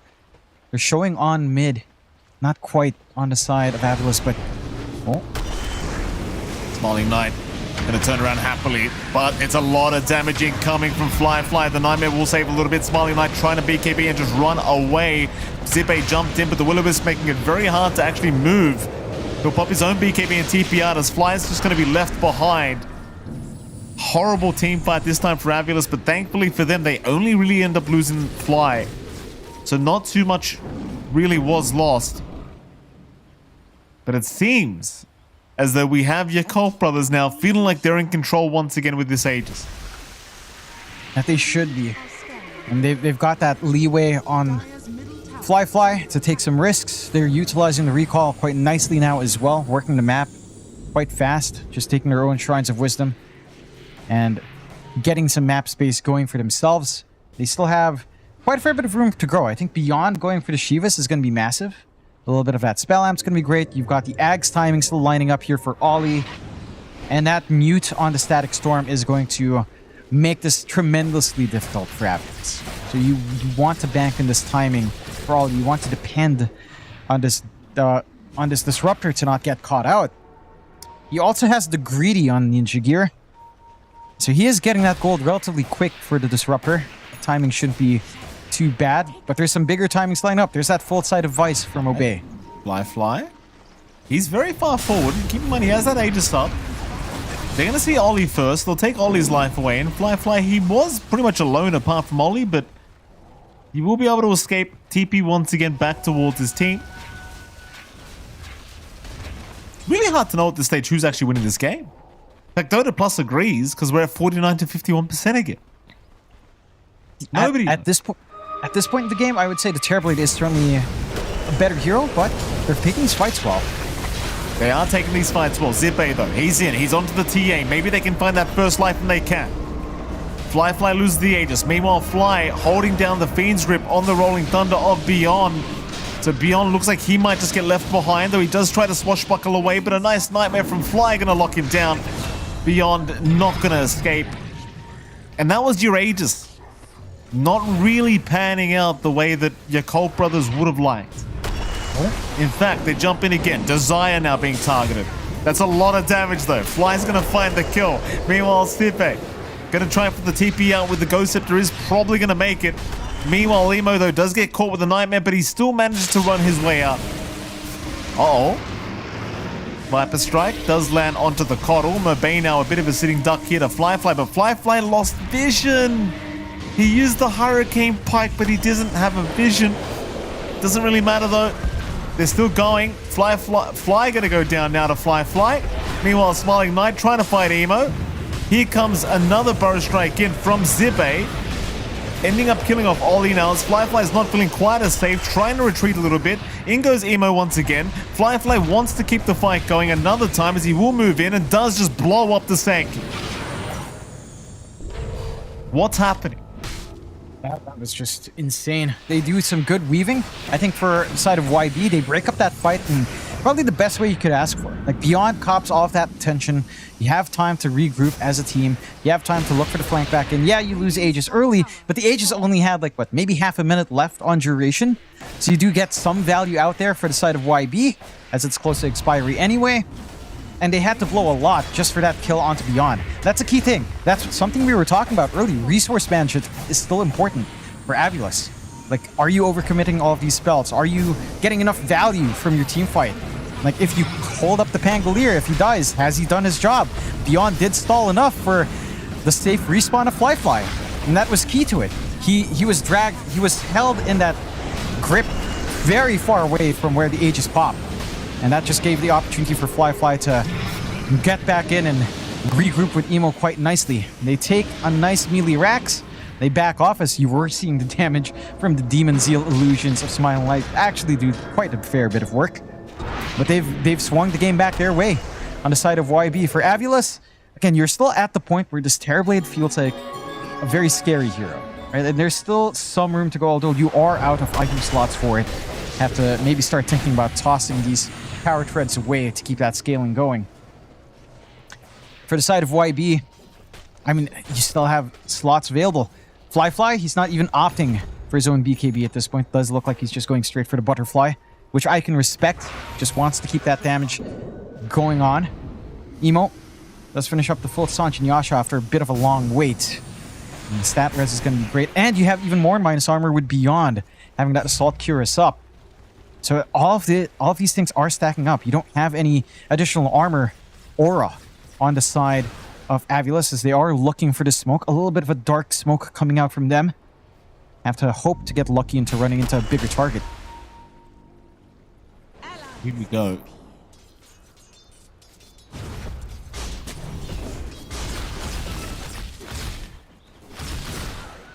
Oh, no sign of your Cult Brothers on the map. It's Moonlight Shadow from Avulus, not really getting them anywhere. They've got to get back and, of course, address that top lane, so they'll have to give up on the gank attempt, make a move back to defend. The Cult Brothers now feeling much safer seeing these heroes on the map.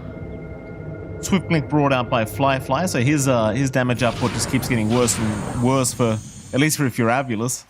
Here's a smoke up now from your Cult Brothers as they do look to move through the mid lane. In fact, never mind that, they'll move through to the Radiant Triangle.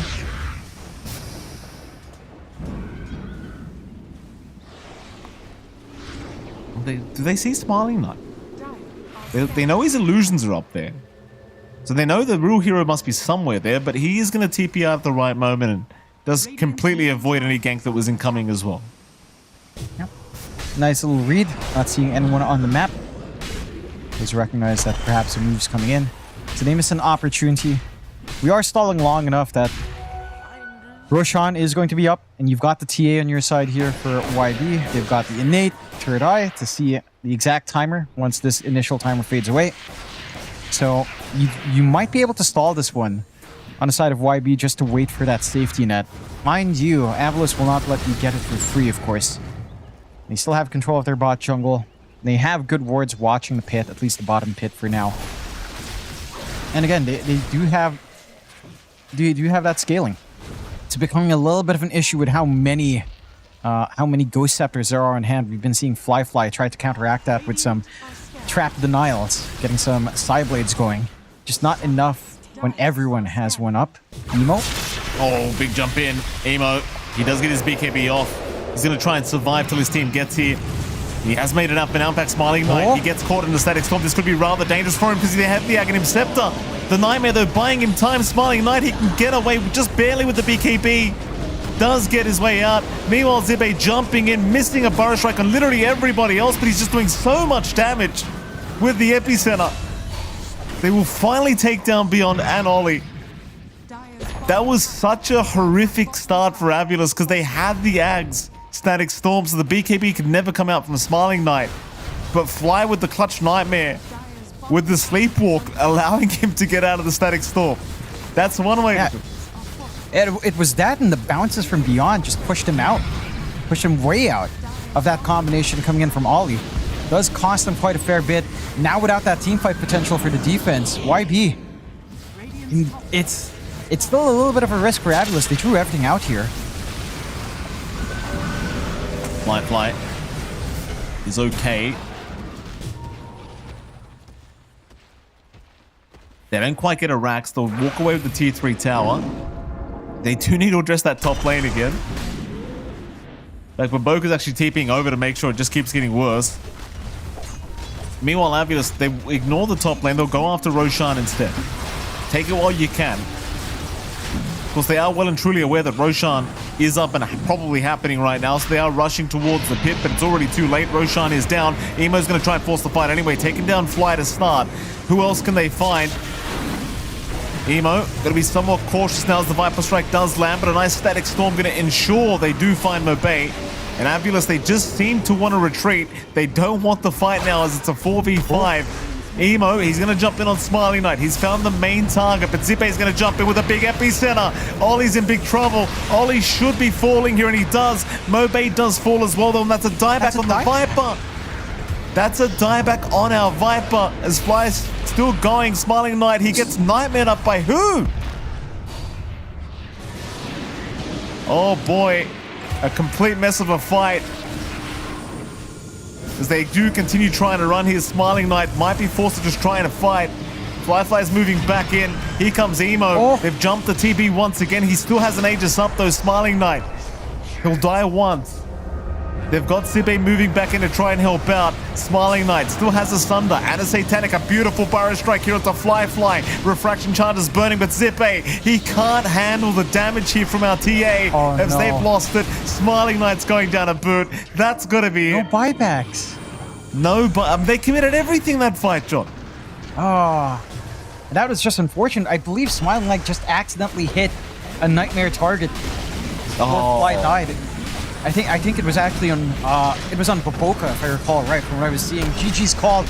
A good fight coming out from Avalis, a much better showing in comparison to game 1, but YB just on top of the game here in this series. You take this 2-0, and they secure their position into group stage number 2 in strong fashion, sending a strong message out as well, letting us know that the region is alive and well with their performance here in the group stage. They have looked sharp. And for the side of Avalis, an unfortunate way to close out a 0-2 in a tournament that has not gone too well for them. They had managed to get some draws, but not enough to drag themselves in Group Stage 1, of course. But the Occult Brothers, again, the power of probiotics saves the day, Mike. It certainly does, and you can see Emo very happy with the rest of the squad, securing another 2-0 victory. And Emo, look at this Giga Chat. He's just like, I can get a kill level 1 against the Viper. And he almost did. Go on eventually later on anyway, solo, as we are seeing more highlights from this game. And, you know, your Cole Brothers, it really did feel like they were in the lead by such an advantage for such a long time. There was a couple of deaths that, you know, you could argue Fly maybe shouldn't have had, that did cause them to kind of drop the ball for a while. But ultimately just kind of sticking to the game plan, and it all ends up working out very nicely for the side of your Cole Brothers, who, by the way, John, are not sponsored by your Cole, sad. Yeah. Maybe if they show up in EWC, you know, that's when, if they go to EWC, you know, it's an easy thing to sign up for. You know, get that brand out there would be one way to get about it. But yeah, they're doing spectacularly well. Like, it's been a rough time, of course, for the region. And we've had that recent drama lately with one other big org in Extreme. And it's good to see Occult Brothers just carrying this banner through in strong fashion. They're securing their spot, nice and clean, into Group Stage 2. Big things for them if they can ride through Group Stage 2 into the playoffs, maybe have enough points to flip into the top 8. You have to remember, Avalis is number 8 in the EPT, and they're out. And they have no chance to try to gain more points to secure their spot. So that makes the journey for everyone below them that much easier. It certainly does. A very interesting situation now for EWC in DreamLeague Season 26. But, Jonathan, we do have to go to a break, because right after a break, we're going to be back with somebody from your Cole Brothers to speak to in an interview. We'll see you all again very soon.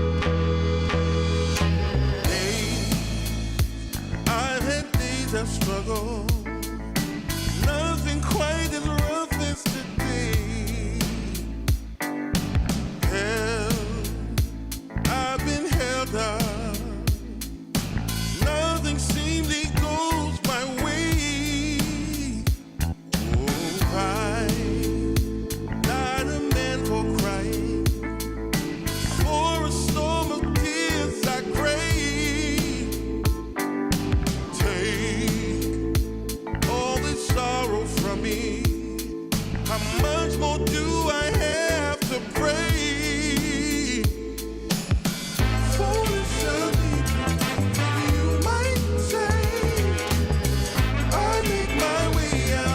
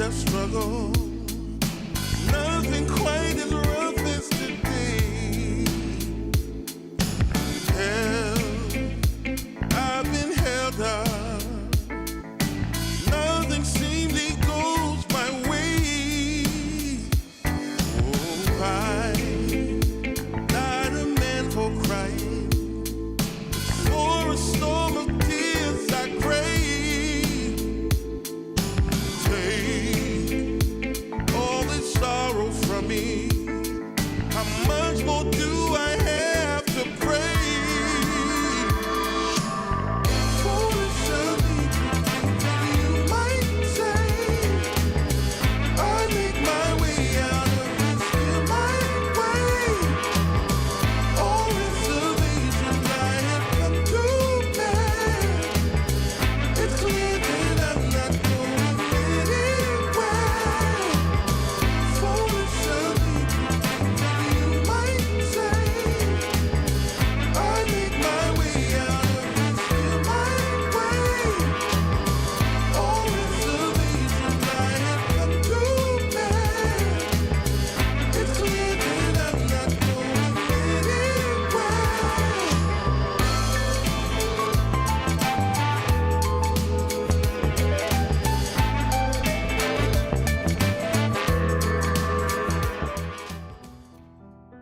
Welcome back, ladies and gentlemen. We are here after our short break, of course. As you saw, if you didn't tune in, we saw a very dominant kind of victory here from the Yakult brothers, at least in Game 1. Game 2 was a bit closer, but I think overall, I think Yakult brothers proved to be the much better team here today. Jonathan, I like this team.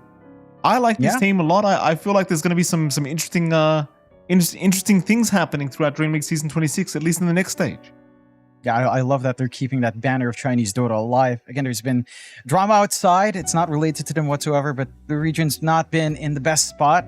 And having this strong performance in Group Stage 1, hopefully having that strong performance in Group Stage 2. And, you know, if they get a deep run, again, Avulus is out. There's no more points for them to gain beyond the 60 points they have for taking place in Group Stage 1. They have a shot, if they go far in DreamLeague, to get into the EWC. So this stands for a lot. This is a great start for them. We'll see if they can carry that momentum through. But it's good to see from the Chinese to go. Like, we're talking really far, right? Yeah, I think they need around 2,000 points at minimum. So we're talking about 5th. Likely you want 4th to really be secure because... No, I think 5th might be enough. I'm not too sure. I remember Avulus being at 2.3 or 2.2. So 5th might be enough, but it depends on how, you know, like, Shopify's gone. Enigma Galaxy could potentially take one of those slots. That also complicates things, right? So there's a bunch of things that have to go right, but they're on the road for it, Mike. We've got, thankfully, Jonathan, we've got someone on the line. In fact, it's going to be the founder of Yakult Brothers, Mr. Yakult himself. Yakult, congratulations on your 2-0 victory here up against Avulus. How you doing? Yakult， 首先恭喜你们2-0碾压了 Avulus 战队，这下成功的拿下很关键的2分，并且晋级到了下一轮小组赛。想问你现在感受怎么样？很开心啊，我们又有比赛可以打了呀。I'm super stoked. I'm super happy for the team. At least we get to continue playing in this competition, and we get to keep playing more matches. Oh, absolutely. Your team's looking absolutely fantastic at the moment. Tell me, why did you form the team in the first place, sir? Why did you make that choice? 就想问你，作为这个 YB 战队的创始人，当时为什么选择就是组建这个战队呢？就是在 IG 也工作了4-5年吧，然后去年 TI 结束以后，我还是想继续做 Dota 方面的工作。然后我看我几个好兄弟，很强的好兄弟，在家里也没队，我就把他们一个一个喊了出来。我说我们为什么要在家里什么也不干呢？我说我们出去闯一下，干一下，然后我们就组起来了。Well, after the end of TI13, previously the team IG disbanded, and me being a very experienced coach and manager, I kind of still wanted to keep developing a team, keep our players playing. So I went literally door to door to some of the best players in the Chinese region. They're all on very good terms with me. I went to them. I said to them, look, you guys are still young. You guys still got the skill, got the capability. Why rot at home? Take your skill out to the global stage. And I went door to door, giving them this inspiring speech, and that's how we got it going. Oh, that's pretty damn cool. I like that. Well, tell me then, you got the team together. As far as I'm aware, you got no sponsors and no team organization. How are you holding the team together?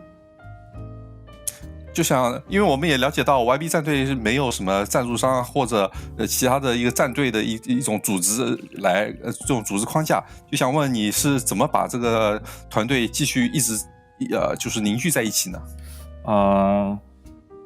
这几年的工作经历也让我学到很多吧，就用以前的经验安排赛训啊，出国差旅啊，还有可能有些商务合作吧。自己平时也打天梯吧，有个1万多分吧，有时候也跟他们给点建议吧。我希望，虽然我们现在没有赞助，没有老板，我还是想找到有合作、有对我们感兴趣的老板的。我还是想长期把这个队伍运营下去的，想一直做下去。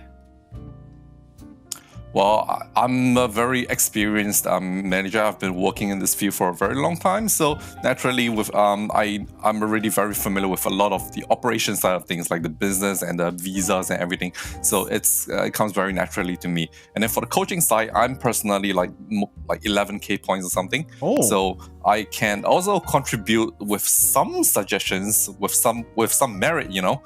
Not completely baseless like Reddit kind of ideas to the team to help them pass with the draft. And then but the most important thing here is that we are, despite the fact that we don't have a team, organization, or a sponsor, we're still looking for one. And we're a team with a lot of character, with a lot of personality.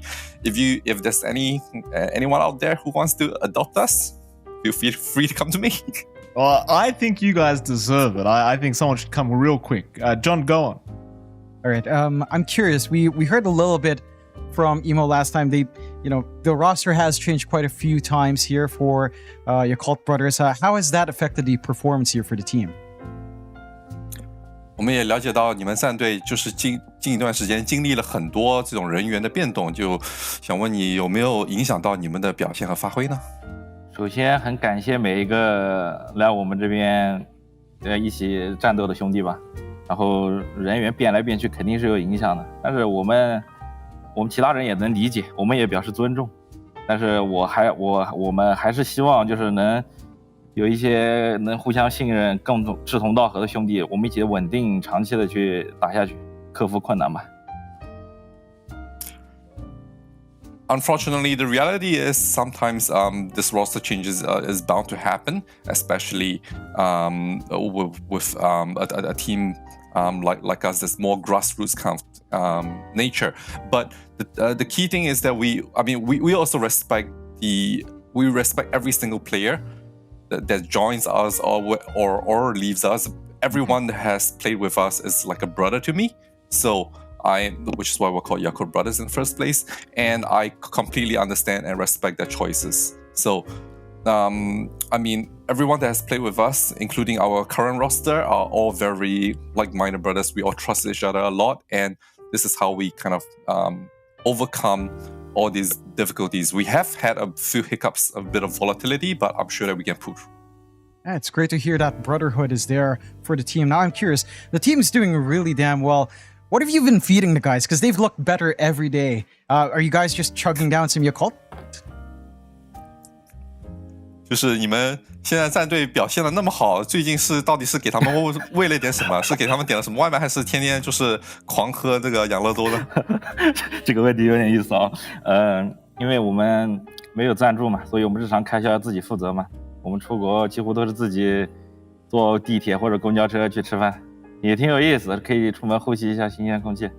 然后吃的最多的还是中餐和肯德基 KFC， 然后最近也给他们投喂一点然后麻薯面包吧，也挺好吃的。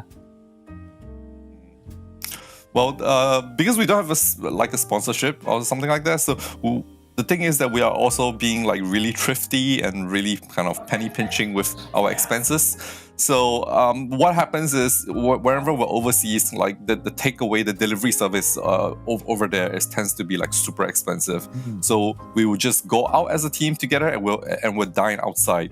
And this really helps with the team building and team bonding between everyone. And, we'll get some fresh air, keep everyone in very good form. So I think that kind of helps much more than one would expect. I'll say that the thing that I've been feeding them the most is probably like Chinese food and KFC. So mostly these two. Although recently, I think they've been taking a liking to like, what was it called? Like sweet potato bread or something. Oh. Yeah, so that's secret ingredient. Secret ingredients, my goodness. I like hearing that. I like that the brotherhood is really there for the team. Last thing from me here.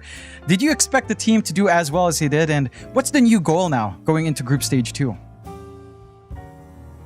最后就是问你，你是否有预料到你们战队这次成绩会有那么的好呢？以及你们现在已经成功晋级了前8，就是你们后面新的目标是什么？本来我们这次来梦幻联赛就是抱着个跟强队学习的态度，想多进步一下。只能说我兄弟们发挥真的很好，看得很爽，好吧。现在进入第2阶段小组赛了，那肯定想越打越好，多拿点分，因为 ACL 已经结束了，就是这是唯一的机会能参加 EWC 了，所以还是想努力一下，尽力而为吧。I definitely didn't expect our team to go do so well when we first entered the tournament. We came in more of a mentality of, you know what, we're just going to try to learn as much as we can from all the other teams out there, from all the top teams in the world, and just try to improve on ourselves. But you know, now that we've done so well, honestly, I'm just super happy for the team, super happy for everyone.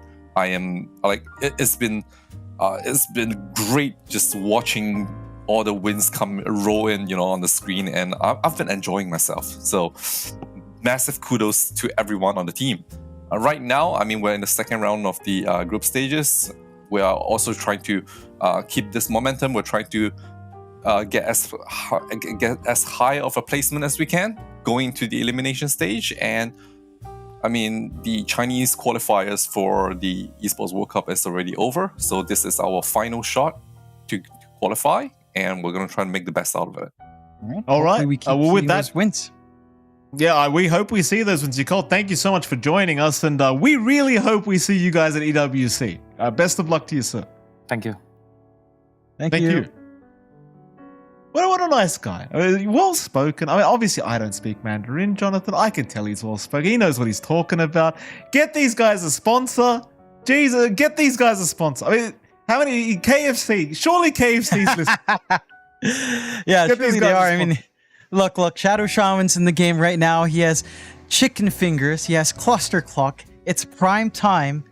You know, we get them in with the brothers. They could rename themselves the KFC brothers. Perfect time. If they wanted to, that would be perfect. But yeah, what a wonderful thing for them. And you know, we're tying up the group stages, right? Like we saw all of these teams that needed to play, needs to win. We can take a look at our standings here as we do close out. I don't believe we have as many tiebreakers as you'd expect. Maybe one in Group B, but Group A locked in. Aurora getting first seed, Nigma following, Bet Boom next, and Liquid scraping by as well at the 4th position with Shopify, Extreme, Boom, and OG Latam going home. For Group B, Parry, Yakult Brothers, Flipster Talon, Team are all secure. Falcons and Gaiman might have to play a tiebreaker, and Navi Jr., Avulus, Edge are out. And yes, there is going to be a tiebreaker for Falcons and Gladiators. So that's going to be, I believe, on the main stream. But what a group stage we've had, Mikey. Could you have expected, 1, Yakult Brothers doing so damn well, 2, Flipster Talon to actually not bomb out for once? Who would have thought? No, to both those questions, actually. A resounding no. But there you go, Jonathan. Things are happening here at DreamLeague Season 26.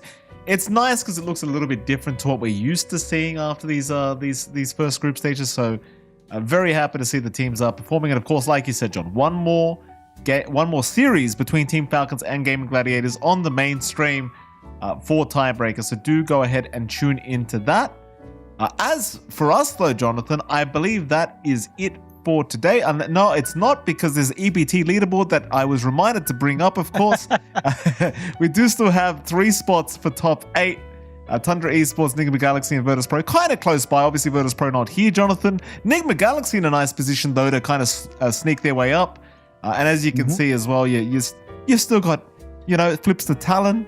You heard your Cole brothers, they're fighting for it too. Yep. Plenty of opportunity. That it is, and it's very interesting because, again, Avulus was already knocked down by their elimination, so they can't sustain that point.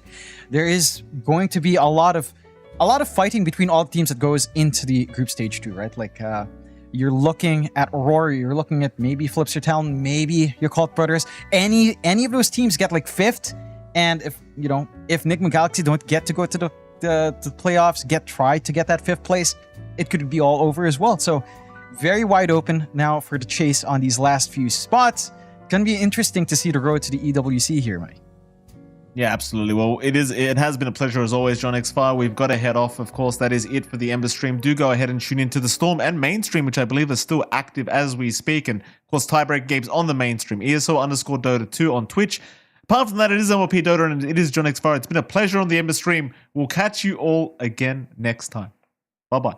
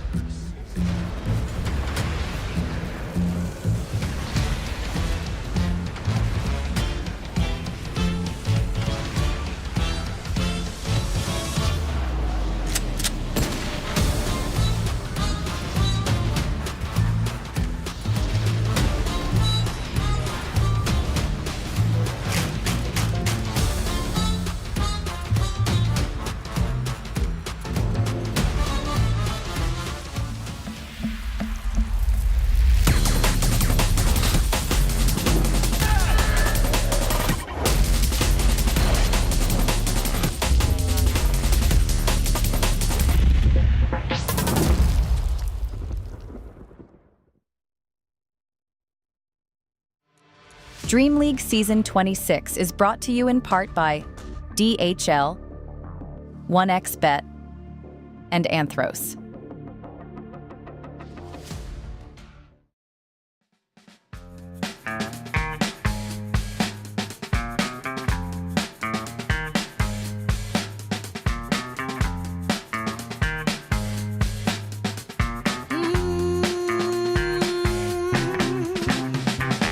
How I used to be was so good for me.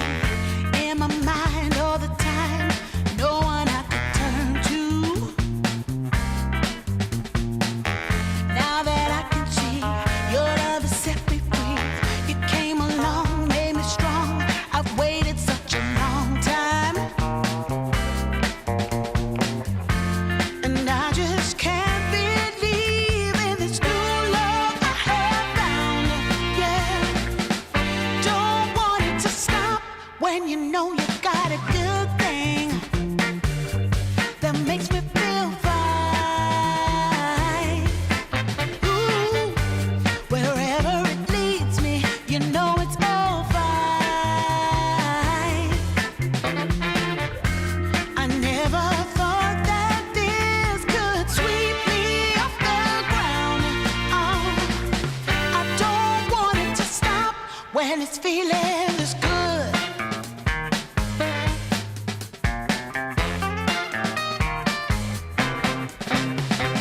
Whenever you're around, my heart begins to pound. Though I know you'll take it slow, no way to stop this feeling.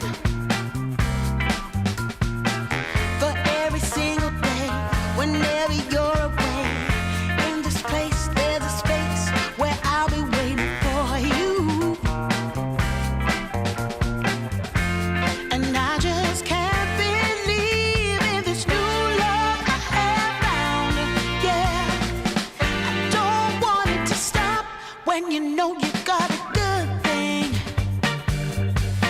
makes me feel fine. Ooh, wherever it leads me, you know it's all fine. I never thought that this could sweep me off the ground. I don't want it to stop. No, I don't want it to stop. I don't want it to stop when it's feeling is good. Feeling is good. Feeling is good. Ooh, feeling is good.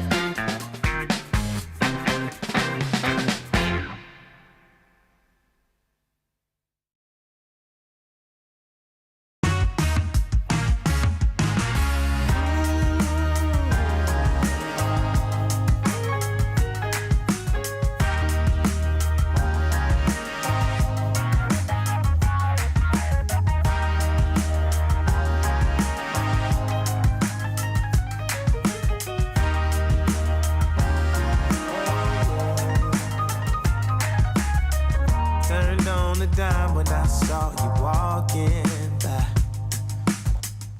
Something about you caught my